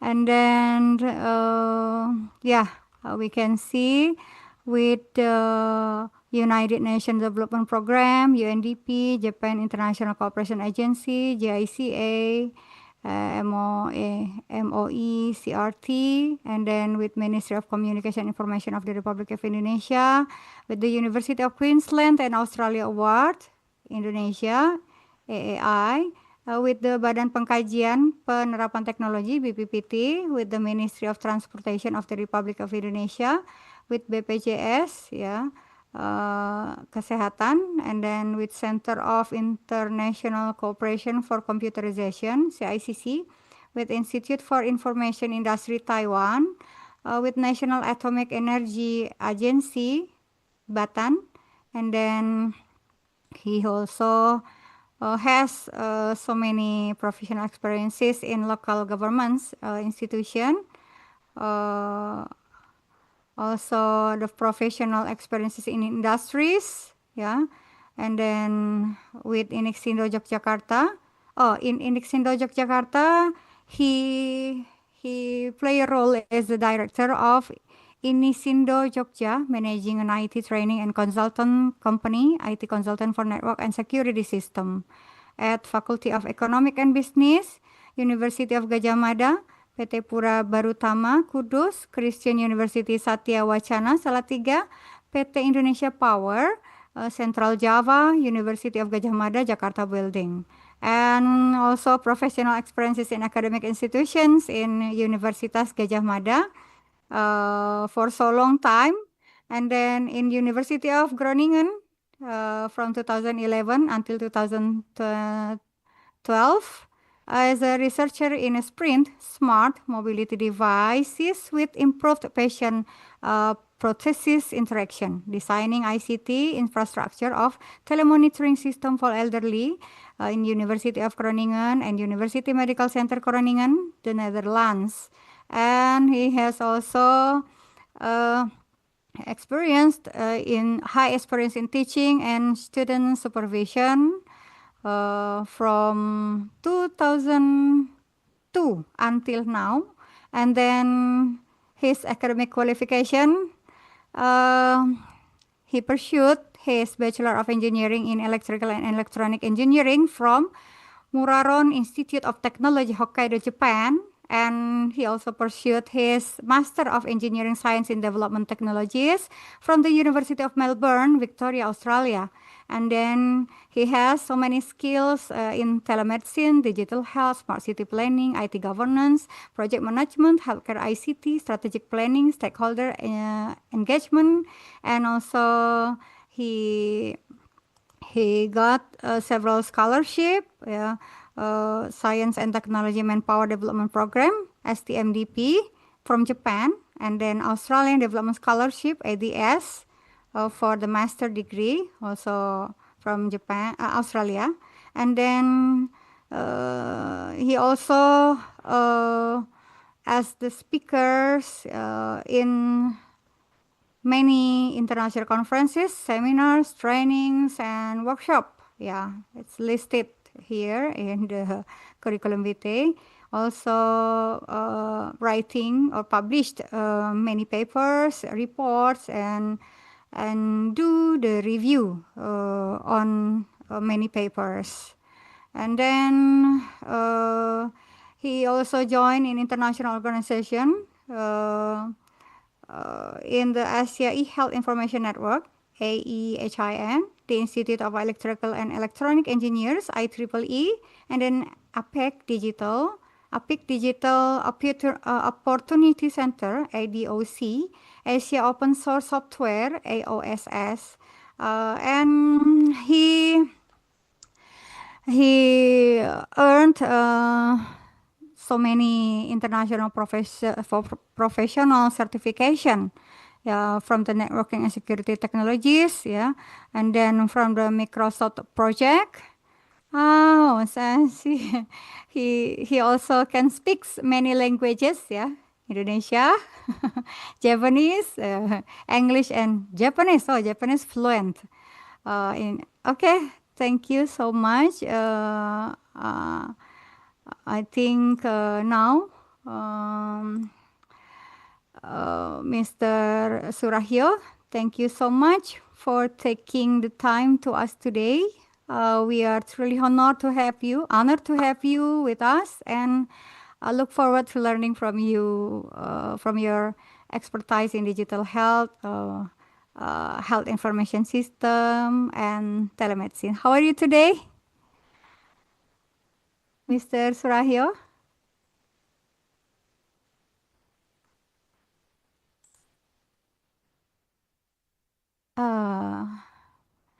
Hello, Mr. Surahyo. Voice, yeah. Oh, okay. Right. Okay, Mr. Surahyo, how are you? Yes, thank you. I So, think shall I start now? Yeah. You can start now. You Okay. have time for 45 minutes, and the discussion session will be 15 minutes. Thank you. Yeah, thank you. Okay, thank you very much. Assalamualaikum warahmatullahi wabarakatuh. Salam sejahtera. Thank you for inviting me for this occasion. I think this is my second time to participate in the this kind of agenda, international seminar. I think a few years ago, I was invited to bring the telemedicine topic, I think. So yeah, Yes. I think following from the previous session that I forgot the name, Mr. Debi Sahru, I think is presenting the implementation of AI, especially for his area, and how research can be also supported by the AI and so on. So here, I'd like to give you more broader topics, a bigger picture, also about the fundamental, how and why AI or artificial intelligence can be implemented or integrated in our health information system, especially also in a smaller area in hospital information system, or maybe like in a bigger one, maybe on a national scale. And also talking about why we need to have that. Yeah, I think because nowadays we have so many complexity of health information system. Also talking also about the medical record and many other things. So here, from my perspective as a IT engineer, yeah, I think I will give you some story about it. Yeah. So here, just like you see in the picture, it's like complicated things here. How the information system in the health area could be implemented. I think it's not easy. A lot of challenges. Yeah.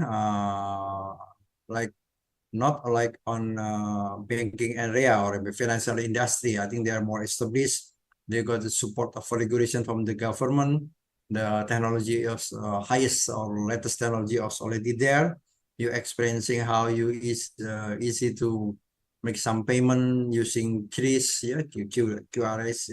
Also, maybe you can just use your debit card in foreign countries without having any problem at all. Yeah, but talking about the in health area, we still have many problems. Even like let's say you go to RSUD Tasikmalaya, you became a patient there. You got the medical record. And when you go back to your university, you want to have some advice from the medical doctor in the clinic. Then again, you have to create another medical record in something like that because it's not integrated well. This is simplest example of how the health industry is quite challenging. Yeah, not about technology, more about non-technical things like the governance, about the regulation, about the knowledge transfer, and many other things.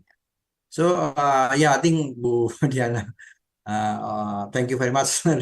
Already read my CV, is too long. I think it's just short.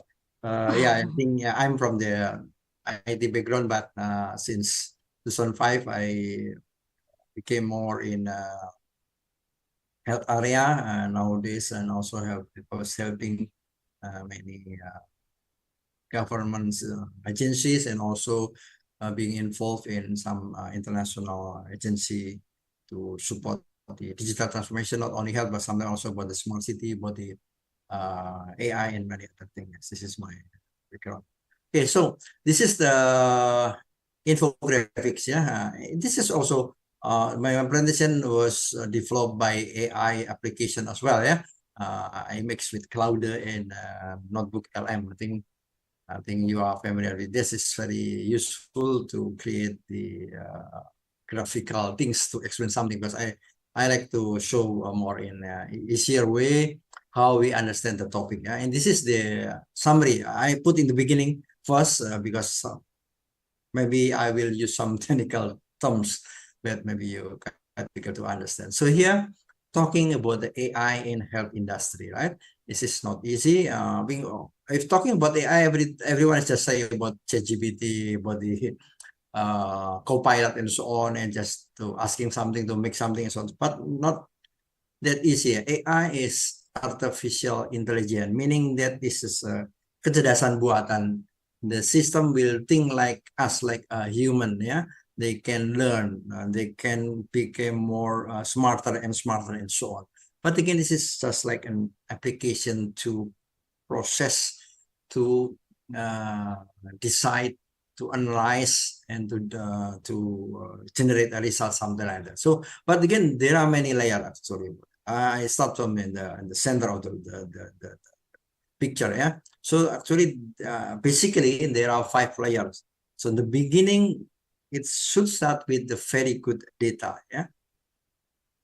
Talking about data in Indonesia as well, nowadays every hospital, every health facilities already use IT to support their operational. They generate a lot of data, but again, there are many problems or challenges like about the standardization. We know there are 3 layers: connected, integrated, and the last one is interoperable. Then finally, we can have what we call digital transformation. So once we got the very good data on the first layer, we should have also what we call, this is something like what we develop a media bridging to transfer each other, meaning that we have something like what we call interoperable and something like that. Yeah, this is the second layer to make how its data from registration patient, from the laboratory, from the, let's say, HR in the HR department in a hospital, polyclinic for, let's say, pediatric, and so on and so on. They can exchange each other. They understand.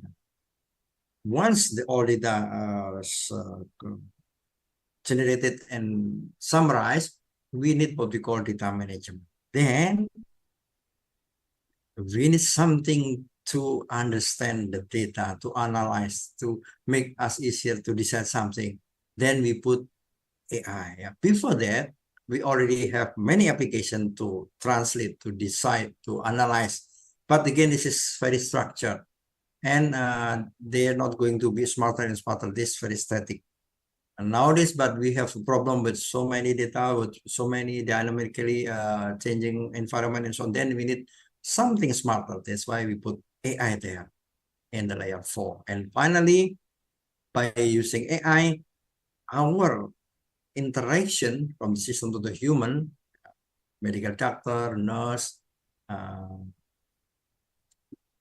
medical record expert, and so on, through the application, like dashboard from the executive for the hospital, application in the clinic, and many applications. So meaning, so again, it's not easy actually to implement AI operational system, yeah, in the health area, something like that. Again, as you see in the left area, we see this a lot of the time we will spend in the data engineering to make sure all data are valid, yeah, accurate, reliable, and many other things.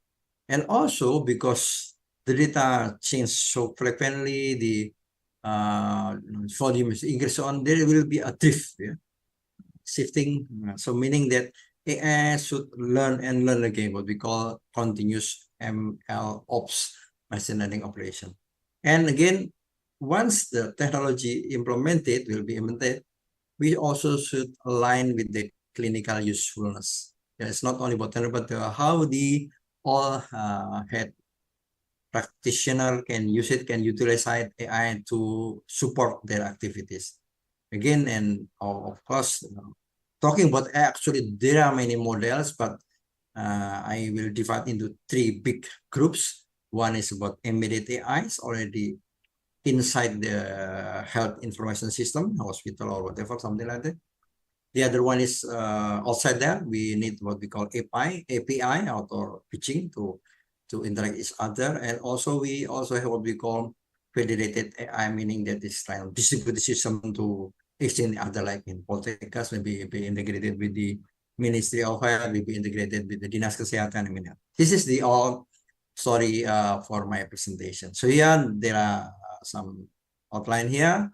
YM and medical record matters, the 5-layer HIS, interoperability, data management, about the AI or machine learning platform layer, AI integration model, engineering life cycle, also talking about security and privacy and governance because it's very important right now.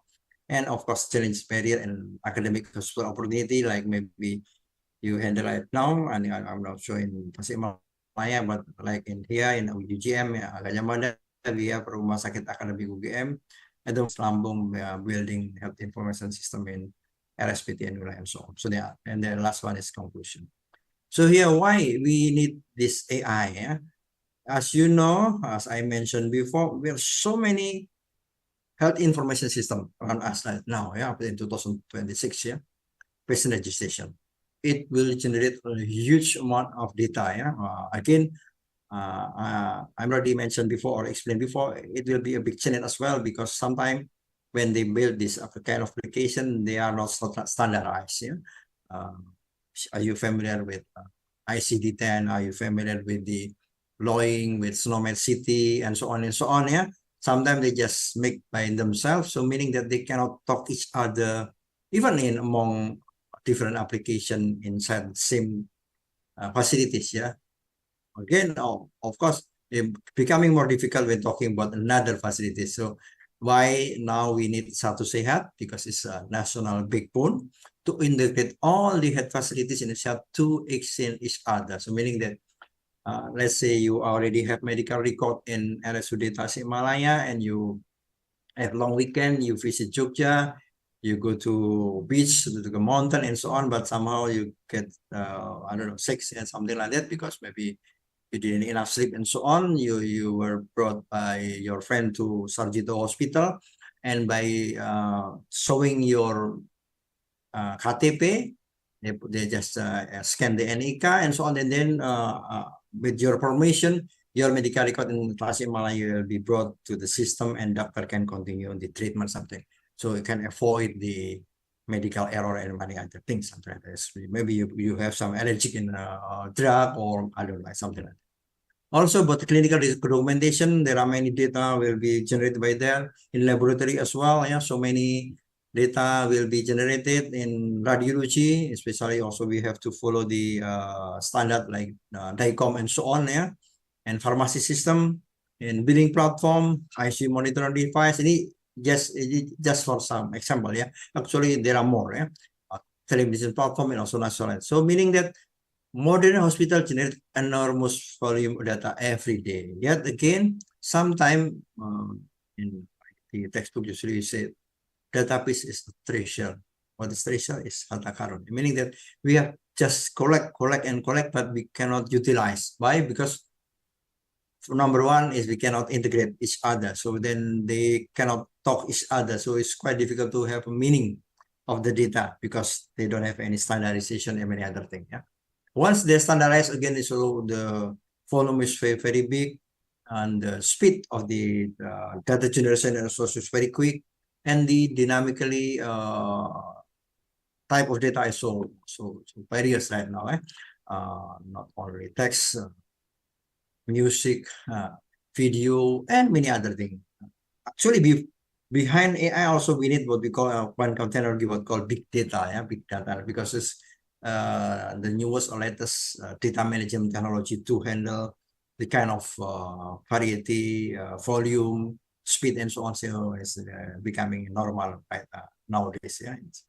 So here, as explained in the picture, so many data generated by many different applications, and we need to know what is happening. It's quite difficult, yeah, because again, usually in the legacy system, they are not standardized. They came from different vendor. They don't follow any same protocol and many other things. Even not only when we need Satu Sehat to integrate many health, but inside the one health facility as well, sometimes they cannot talk each other because there is so many dynamic standardization. So meaning that here again we have challenges how to transform passive data into intelligence, enable clinical decision support, predictive analytic, and coding automation. I think you can see the paper here by Stefa at all, 2019. I already gave you some list references in the last slide. Yeah. So meaning that it's quite difficult to get the actionable intelligence. So again, why we need the AI? Because yeah, otherwise, if we do it manually or we have to combine many sources to understand what is happening, it takes time. Yeah. Actually, before AI, even before AI, some of the hospital or health facilities already implement what we call ERP, enterprises, meaning that from the bigger facilities, we can integrate and integrate each other. But maybe it takes time because why? Because it's the volume of data is very big. Why? We need AI to make easier, to make faster, to make smarter. Why? Because again, AI is a system that thinks like a human brain, and they can learn, they can become smarter and smarter. Unfortunately, my bachelor degree and my master, both of them, the topic at the time we didn't call AI, but my first degree in Japan, I wrote a thesis using neural network. It's also the part of the AI, and my master is about using fuzzy logic, meaning that system can learn something and become smarter when they want to decide or to give some decision, something. Yeah.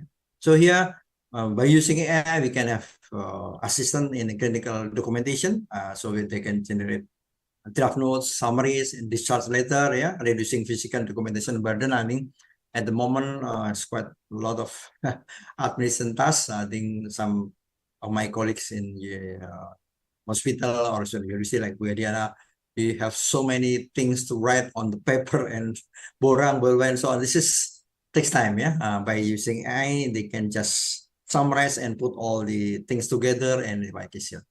Of course, very importantly, but clinical decision support. Like compare with the senior, like say, specialist, yeah, like say I'm a pediatrician.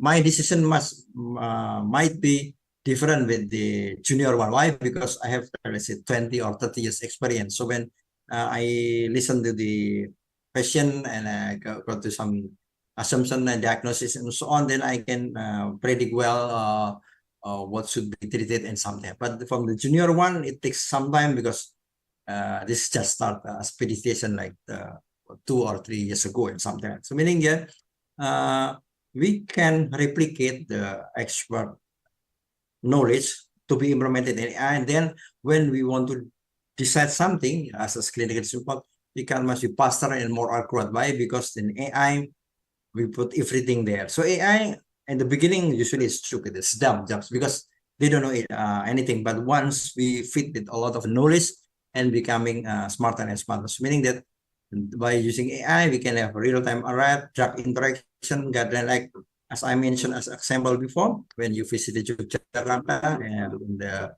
holiday, you have drug allergy and so on. Once you were brought to Sarjito Hospital here, and the system will alert all the physicians there that you have something here, be careful, blah, blah, blah, and so on. So then they just learn from your previous history about your treatment by using and something like that. And guideline recommendation and many other. Predictive analysis, yeah, about deterioration detection, sepsis prediction, especially in the ICU and so on, yeah. So admission risk, so enabling early intervention, so we can prevent emergency thing, yeah. And so about the coding, yeah, this is quite fatigue, yeah. I mean, like you and your area, within the medical record and so on, the coding is quite takes some time and so on. But the revenue fraud detection is not only about the medicine aside, but also about the billing, about the claim, yeah, and BPJS also implement AI to detect the fraud, yeah, because usually fraud sometimes will be generated by the hospital to get a bigger claim, yeah, and something like that. So then they can analyze why this claim is a bit fishy, yeah, something not good, yeah, anomaly by this kind of disease, why he or she should take MRI or they should take this kind of medicine, which is not necessary. So then I will tell the BPJS this is fraud, something like that. what population health, it can be implemented as bigger data. We can predict something typically like people, sorry, in Padang, maybe because they love santan, maybe, or hypertension and many other things. In Jakarta, because the rate of sweet things like gudeg and so on, they have diabetes and many other things. And of course, also about the imaging. Imaging is also one of the area in AI is quite advanced because, yeah, I mean, we have a huge or enormous database about the image. Image is much easier, yeah, because it's more predicted, yeah, because again, what I told you before, we have a huge library about that, yeah. So predicting something by looking at image, just like you have mobile phone, and they use AI as well. They can predict the setting, the best setting. If you put sign to do mountain or beach, they will see the landscape setting, and you see the cat, they will be pet, and the food, they will be food, and so this they can also use AI because they have huge or enormous database behind the system, so they can just repeat the scenario to best adjustment or optimization of the setting of your pictures. So yeah, and again, when we implement AI at the moment, we have to think about the bigger approach, what we call enterprise. Is not only isolated machine learning again, once only, but we have to integrate many things, yeah. When I use AI, we can also interact with other systems, not only for the medical things, also about the billing, about the logistic and many other things. So sustainable success demand robust architecture, cybersecurity, the element and operational leaders. Also mentioned and document developed by WHO in 2021. Here, like I told before in the beginning, we have 5 players when we want to develop AI in our health area. First is about the data. So good data will also support the best decision, yeah. But if you have very bad data, or let's say dirty and so on, yeah, and then yeah, they will be difficult to, because we have to clean it, we can something like that. So meaning that in the beginning, make sure that we have in the first layer how our operational system can capture and generate very good data, reliable data, valid and so on.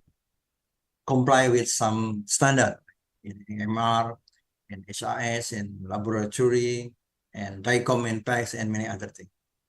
The next is how our institution can integrate and exchange each other to understand something about the meaning of the data.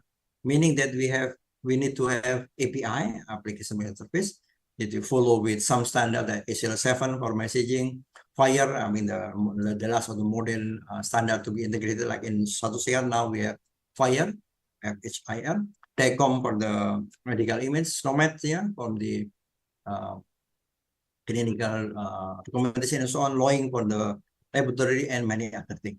And the third one, we should need also some system application to handle all the data that already integrated, exchange, maybe also process structured and so on. So we need the data warehouse. We need the application to know what is going on, yeah, in clinical repository, data lake, terminology server. We need some system specifically for SNOMED, some specifically for the HL7. Then, once we want to optimize all data already gathered and processed with the easiest way, the smartest way, with the fastest way, then we need something that replicate human brain, how they think. Then we need the AI or machine learning on that. But actually, we can skip number 4 if we are not ready yet, because this this is like optional. By using AI, everything should be smarter, faster, easier, but if you don't have that, that's fine, because usually in data management directly to be connected to application layer, directly to be used by the medical doctor, by the nurse, by the executive director in our hospital, by the principal of Poltekkes and many other things. So meaning that by using AI, again, because it's kecerdasan buatan, artificial intelligence, it make the decision faster, easier, smarter, and many other things. I mean, we should have many benefit if be implemented properly. Otherwise, we also give an habits. So this is the layer. Again, the first layer and the bottom is the data source. It has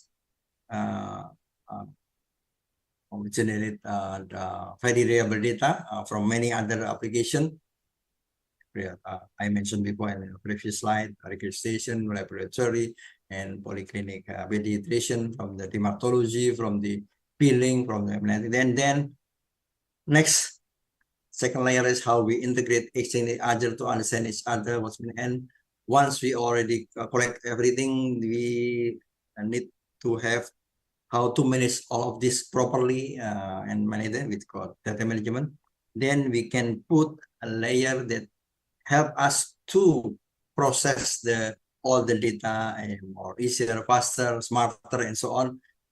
That's why we need AI or machine learning. Then finally, it can be interacted with the user. Up there, layer 4, for clinician, from many other, from the people in the billing system. And so again, if talking about the second layer here, interpretation and interoperability, we should follow some standard. Otherwise, they cannot talk each other. Like we have to follow the HL7 for the clinic, widely deployed in environments. FHIR and noise, one of the modern REST API-based standard enabling scalable AI data access. It also now being used for integration in Satu Sehat to every health information system in Indonesia. Telecom, I think it's already being used for many years ago, for decades ago, for the PACS, like X-ray and SNOMED is a clinical terminology for semantic interoperability. If we are talking about diary, you should understand what kind of diary can be handled and so on.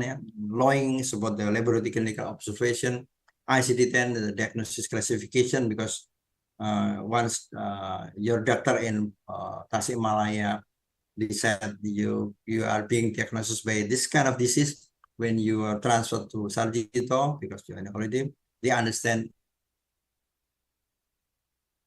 I described before. So, and also of course, to handle the security thing, we need what we call the one ID and whatever, something security authentication things.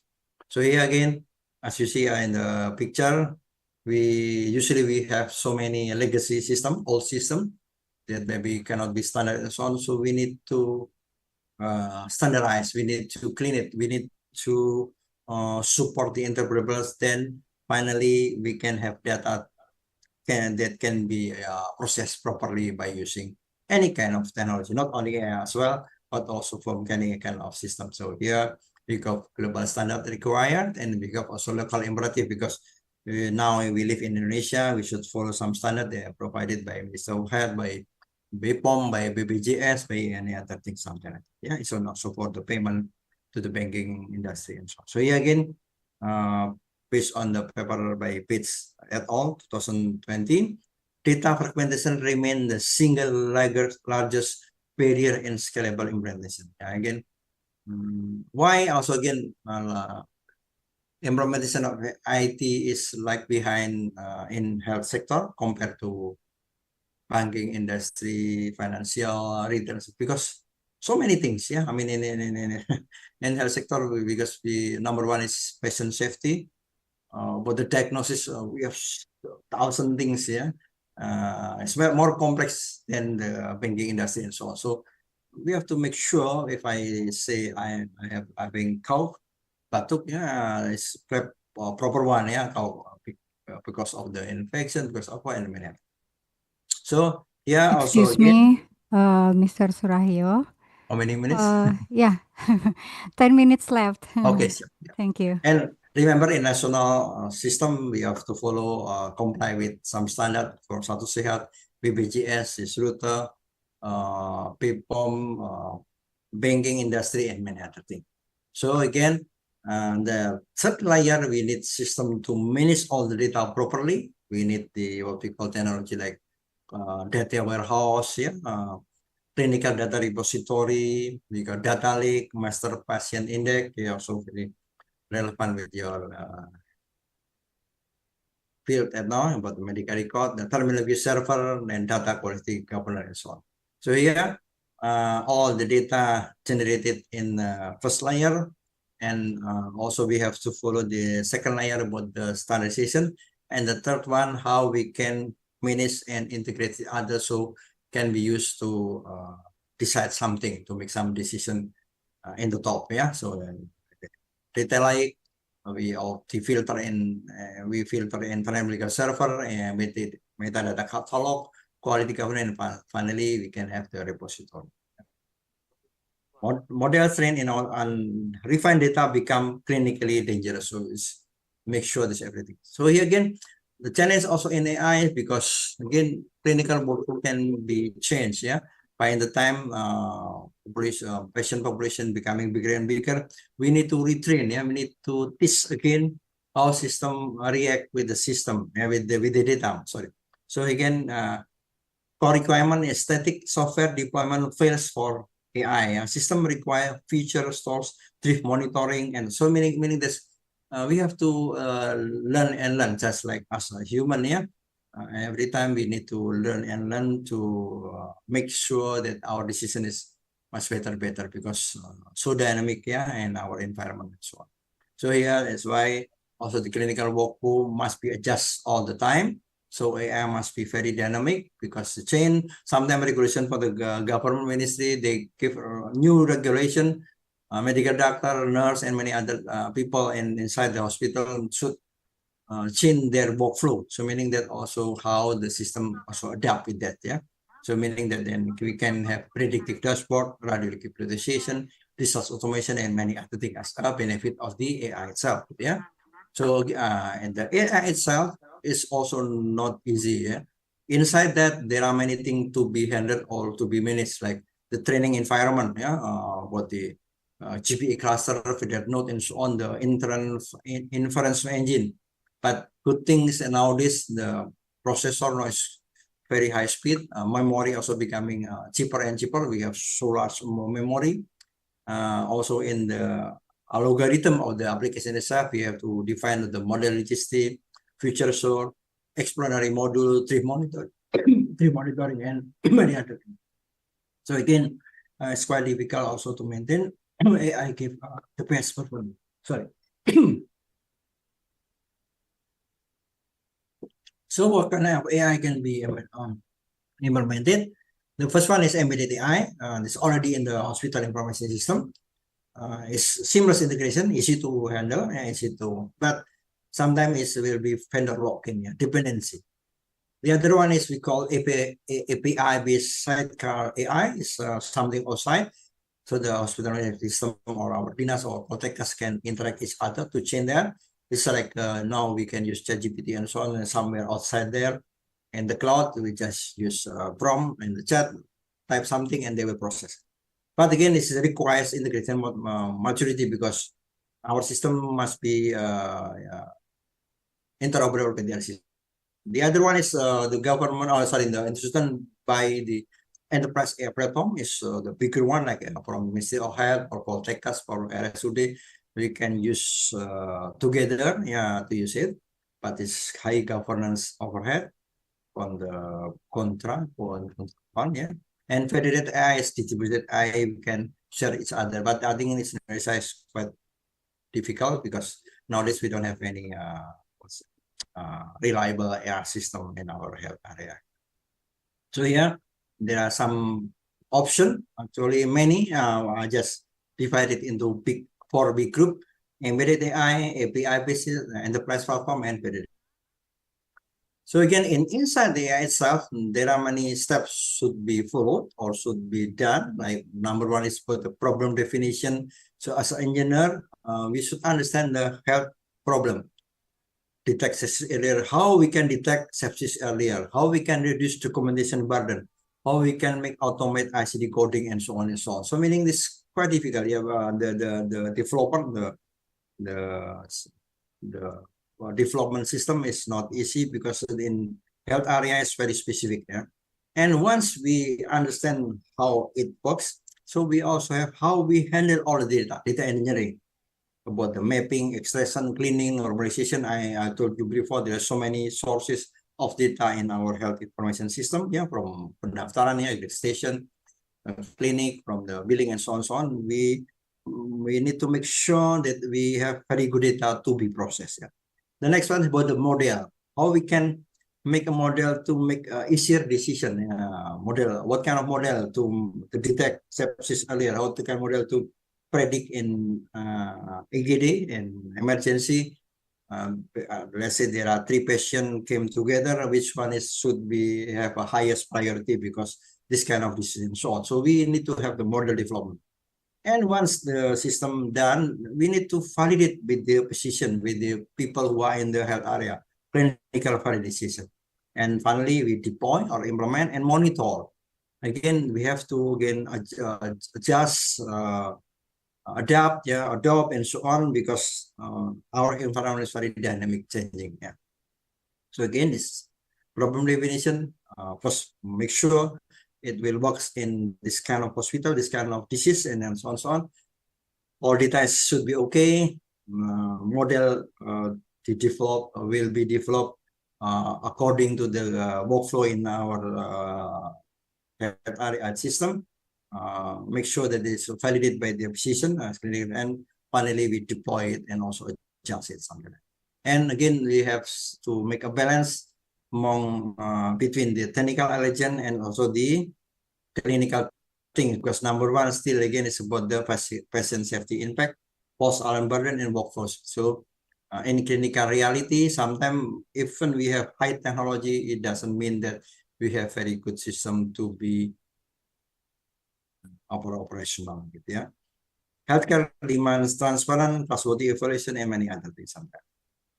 So security, privacy, to comply with regulation from UTE, Undang-Undang PDP, about the WHO AI ethic principle, transparency, inclusiveness, safety, and many other things, and also about the, of course, some requirement to follow that kind of protocol. Yeah. Zero trust facilitator for the cybersecurity control, encryption, and this is technical thing, how to make sure our system is safe. Yeah. So this is the picture of that. And again, challenges that we can face in our system. Many of the health facilities still have legacy SIS architecture, is out of date, yeah, ketinggalan zaman, and so on. So we need to make some fragmented documentation. Many institutions still have documentation that they unstructured and inconsistent. Low interoperability maturity, again, because they start by themselves, they didn't follow the standard. Is low about the interoperability. They don't follow ICD-10, they don't follow SL7 and governance. Seems is very important, not the accounting, but management and governance usually is not good priority in Indonesia. Yeah? Clinician trust barriers, we have to make sure that they trust our system, that they can use it properly.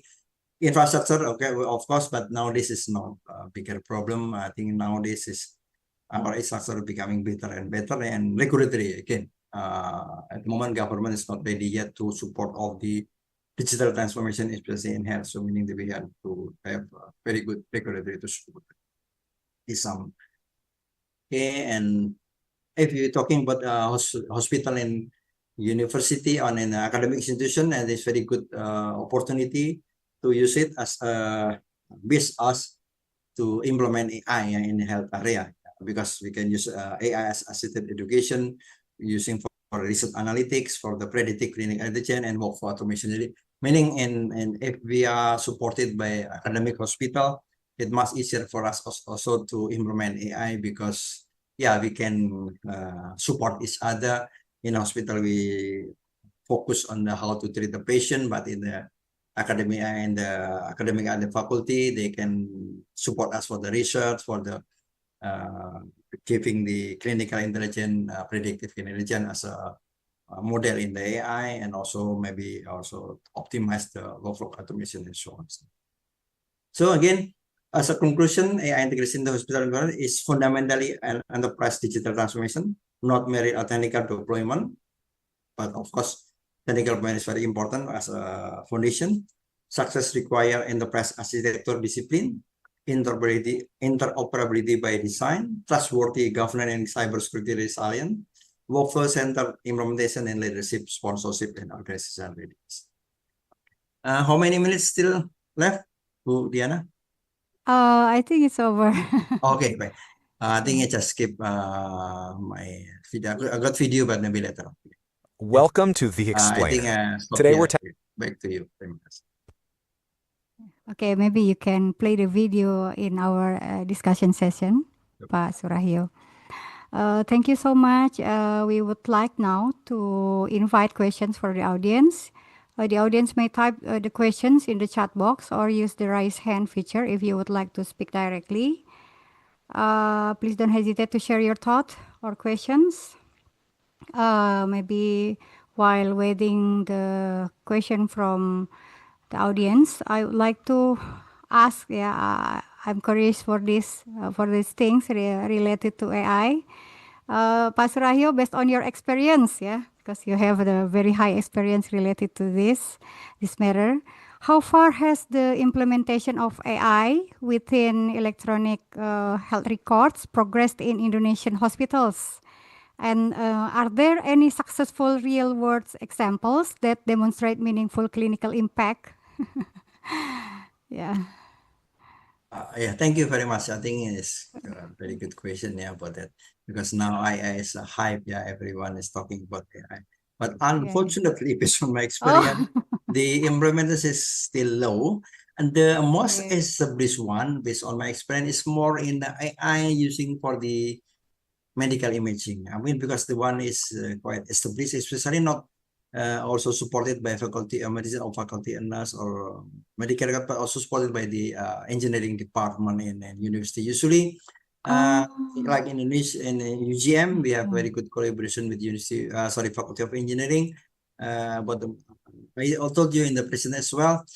Talking about the medical image is quite established. We have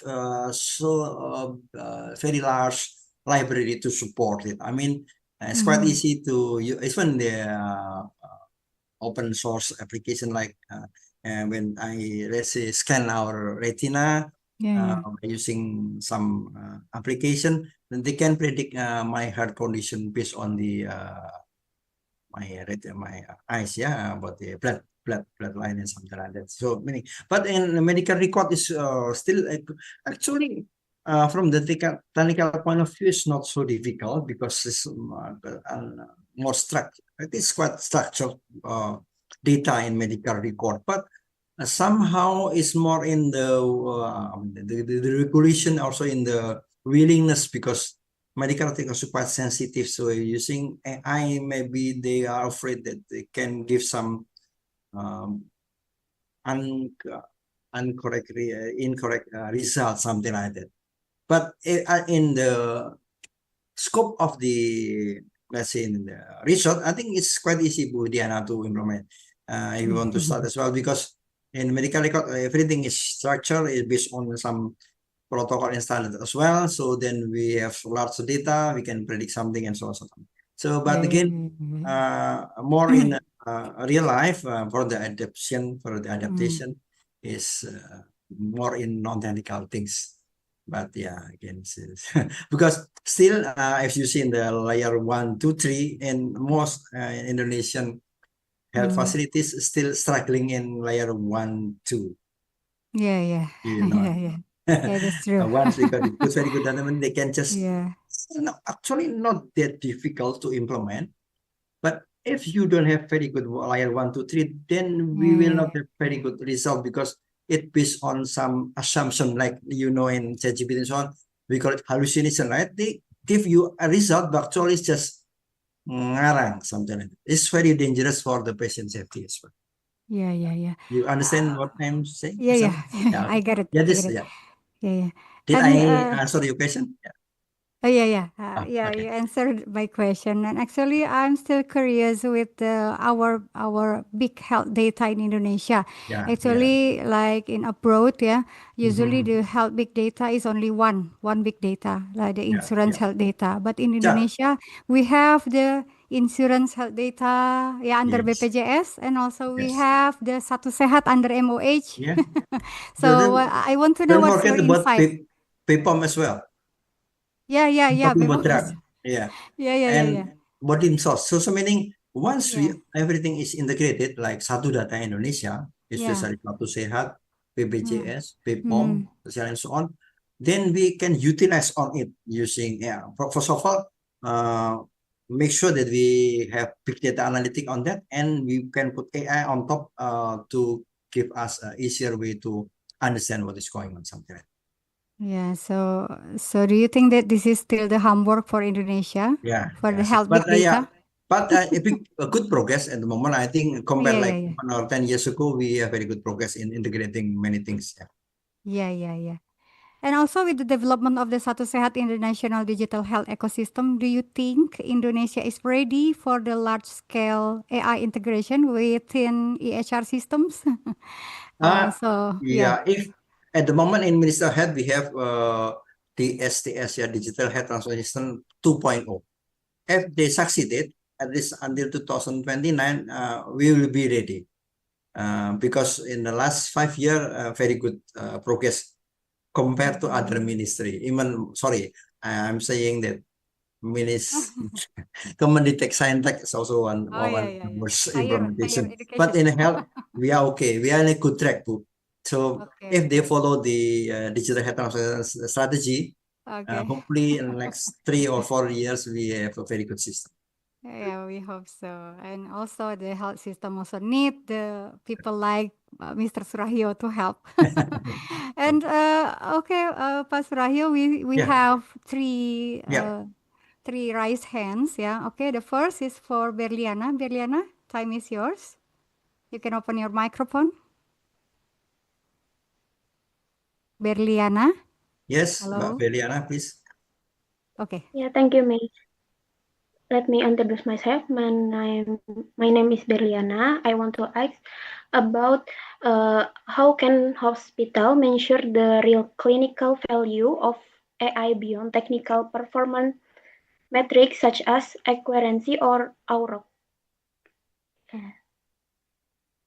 Could you please repeat again in the last sentence?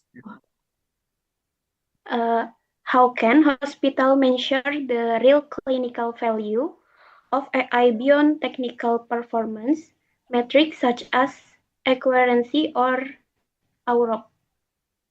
Yeah, I think it's quite difficult. Like actually, parallelly in this morning, I also have some discussion with our community about the Satu Sehat implementation. I think they have some measurement about the successful of implementation, but they measured in technical things like how many API, how many application integrated. But from the real life, I mean the health practitioner like medical doctor, nurse, or everyone who works for the hospital is not satisfied yet because sometimes maybe they give more burden to entry everything. Because again, talking AI, talking about the consistent discipline, how to put all the data, right?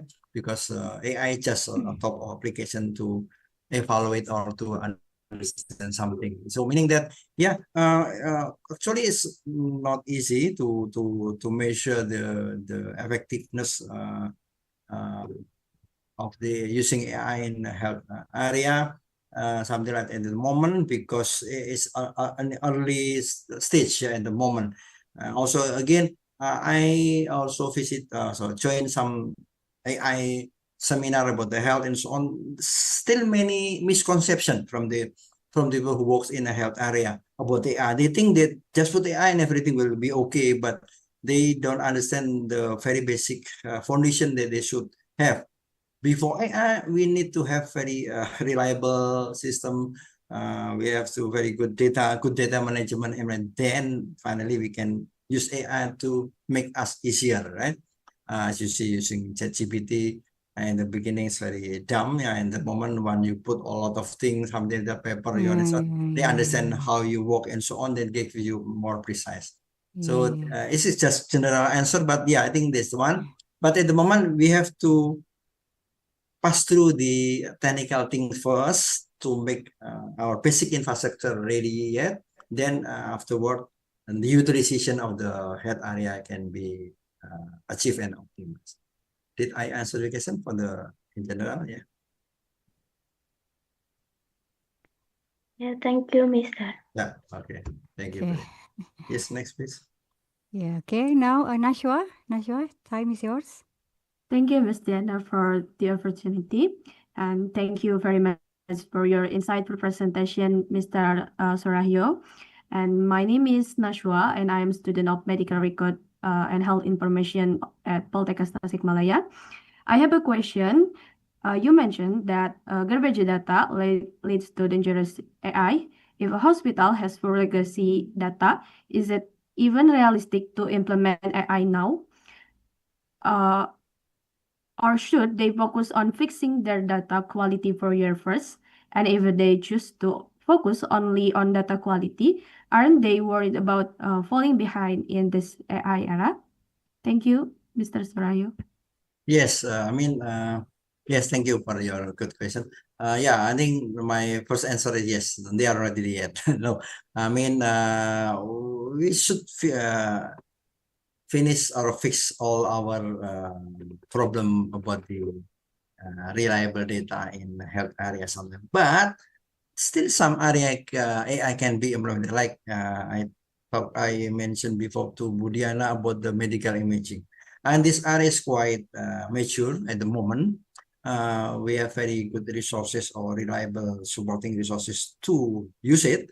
To predict that malaria, to predict in pediatric, let's say you got LASI, either this is Kusta or different and so on.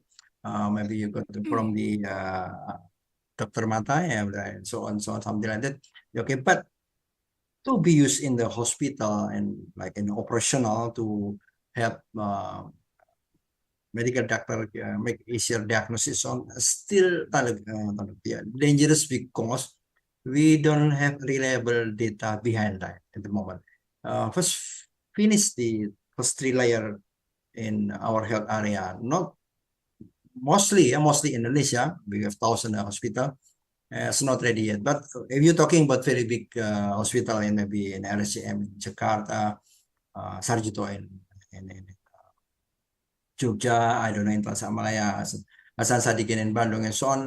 Maybe I can say this, yeah, okay, it's quite ready. From some area, not from the medical thing, like from the billing, from the detection of fraud, payment, and so on. Yes, because data is standardized and less impact in patient safety. But talking about the system who has very good, big impact in patient safety, no, we are not ready yet. We have to wait because otherwise they give you a very bad decision and will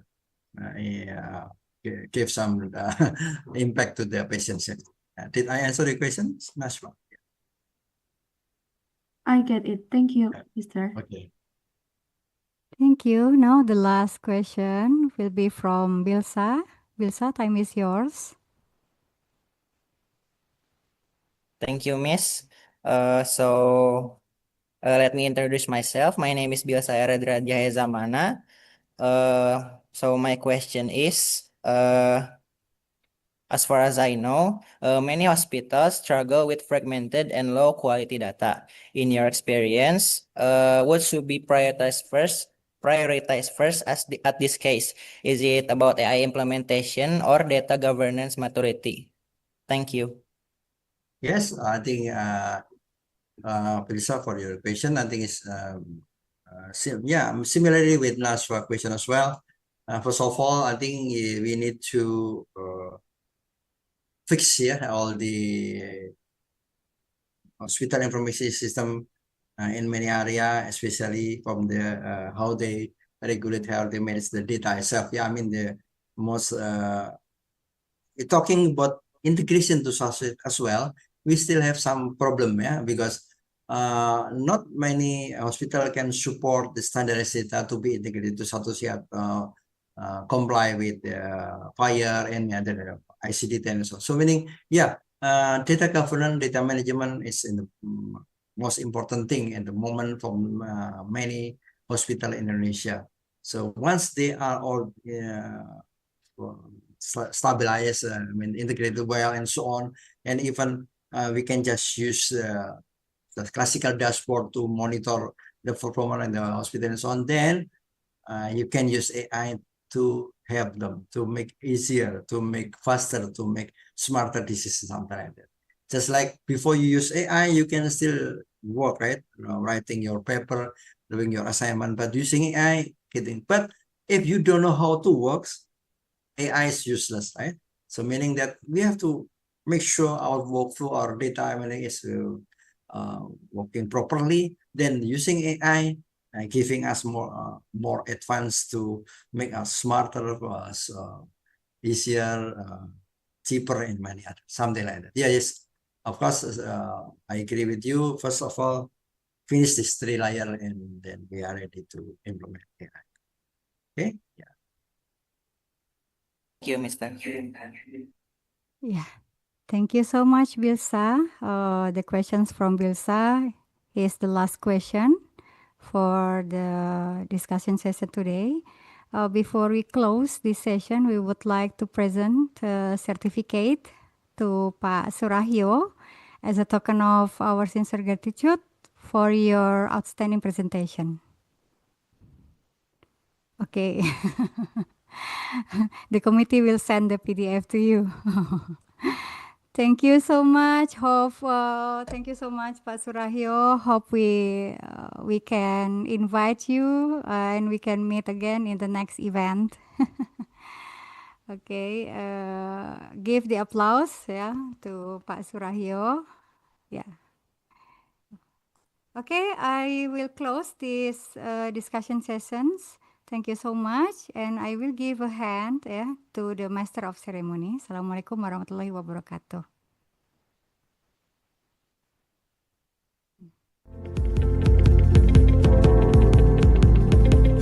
Waalaikumsalam warahmatullahi wabarakatuh. Selamat bertemu lagi. Salam sehat. Terima kasih ya, Pak Surahyo.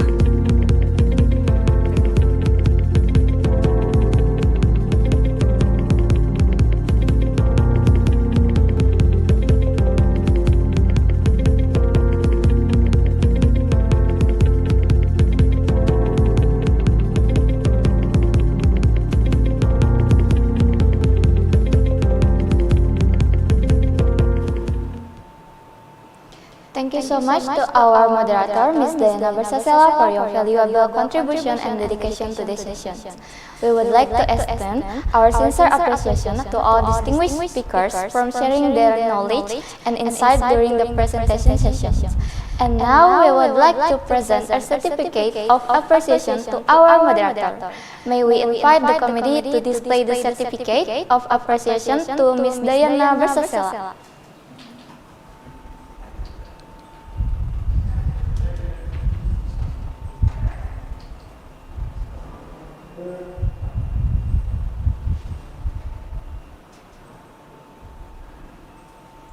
Thank you. Thank you so much.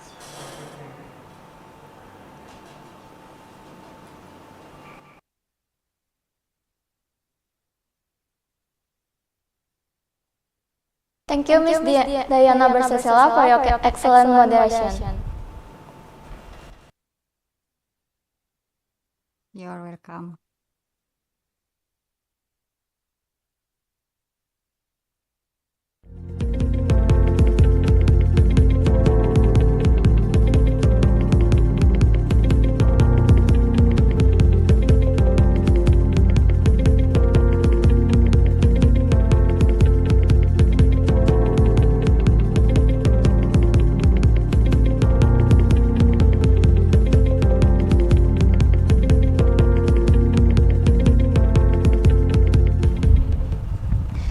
Ladies and gentlemen, the next agenda to all participants, please be able to do the post test. You can access the post test through the LMS, and you have any problems with your LMS, please fill out in the Google form that has been shared by the committee.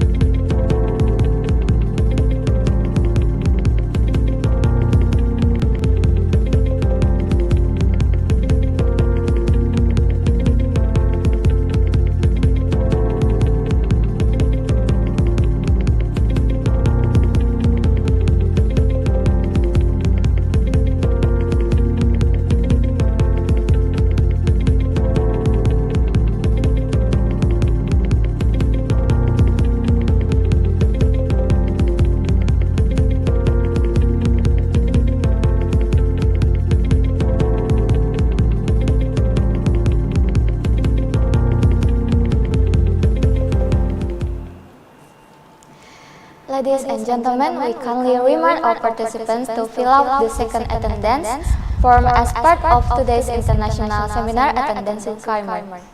The attendance link has been shared in the Zoom chat box and will be only active for 30 minutes. Please make sure to complete it on time.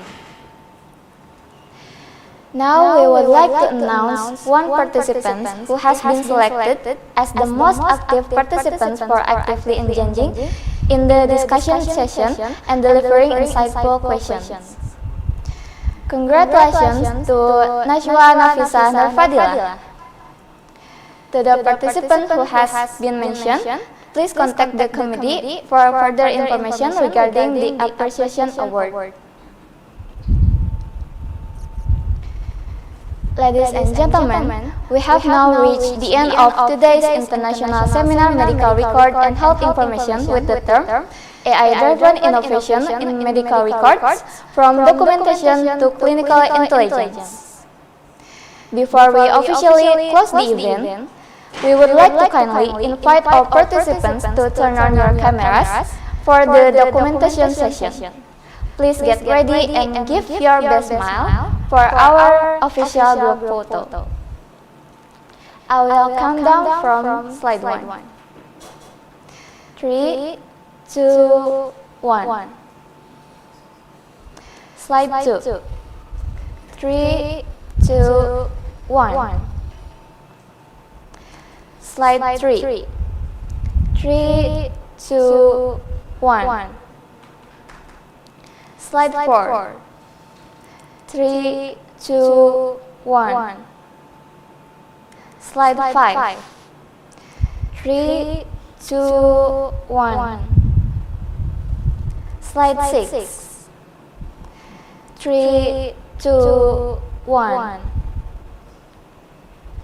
And the last slide 7, 3, 2, 1.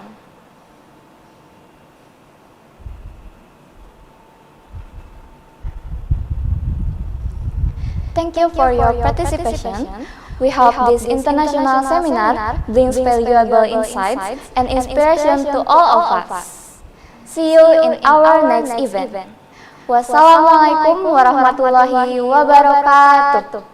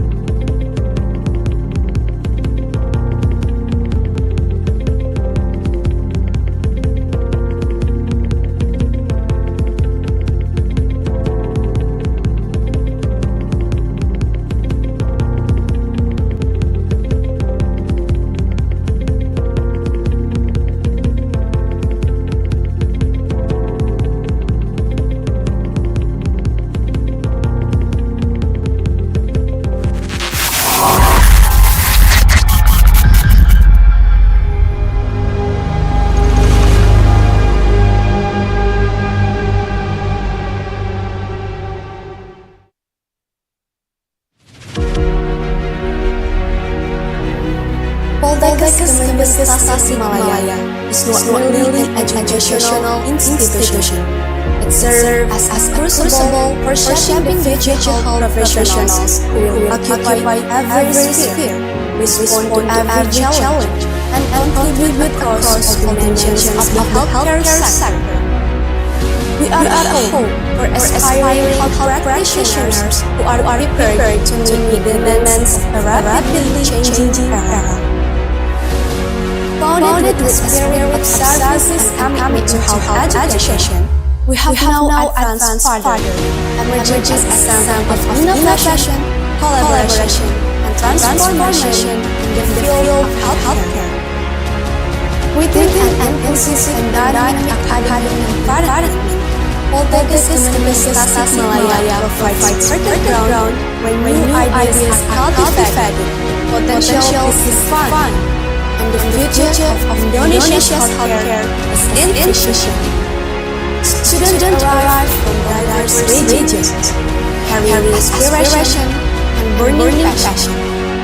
At Poltekkes Kemenkes Tasikmalaya, those dreams are nurtured, and that passion is directed. Like seeds planted in fertile soil, they grow into individuals who are strong, intelligent, compassionate. Our students are not only equipped with theoretical knowledge, but also trained to think critically, collaborate across disciplines, and adapt swiftly. They are future health professionals prepared not only to serve the nation, but also to compete on the global stage. Assalamualaikum warahmatullahi wabarakatuh. Poltekkes Kemenkes Tasikmalaya is committed to producing healthcare professional with noble character, professionalism, and global competitiveness. We continue to develop as a shining center of excellence.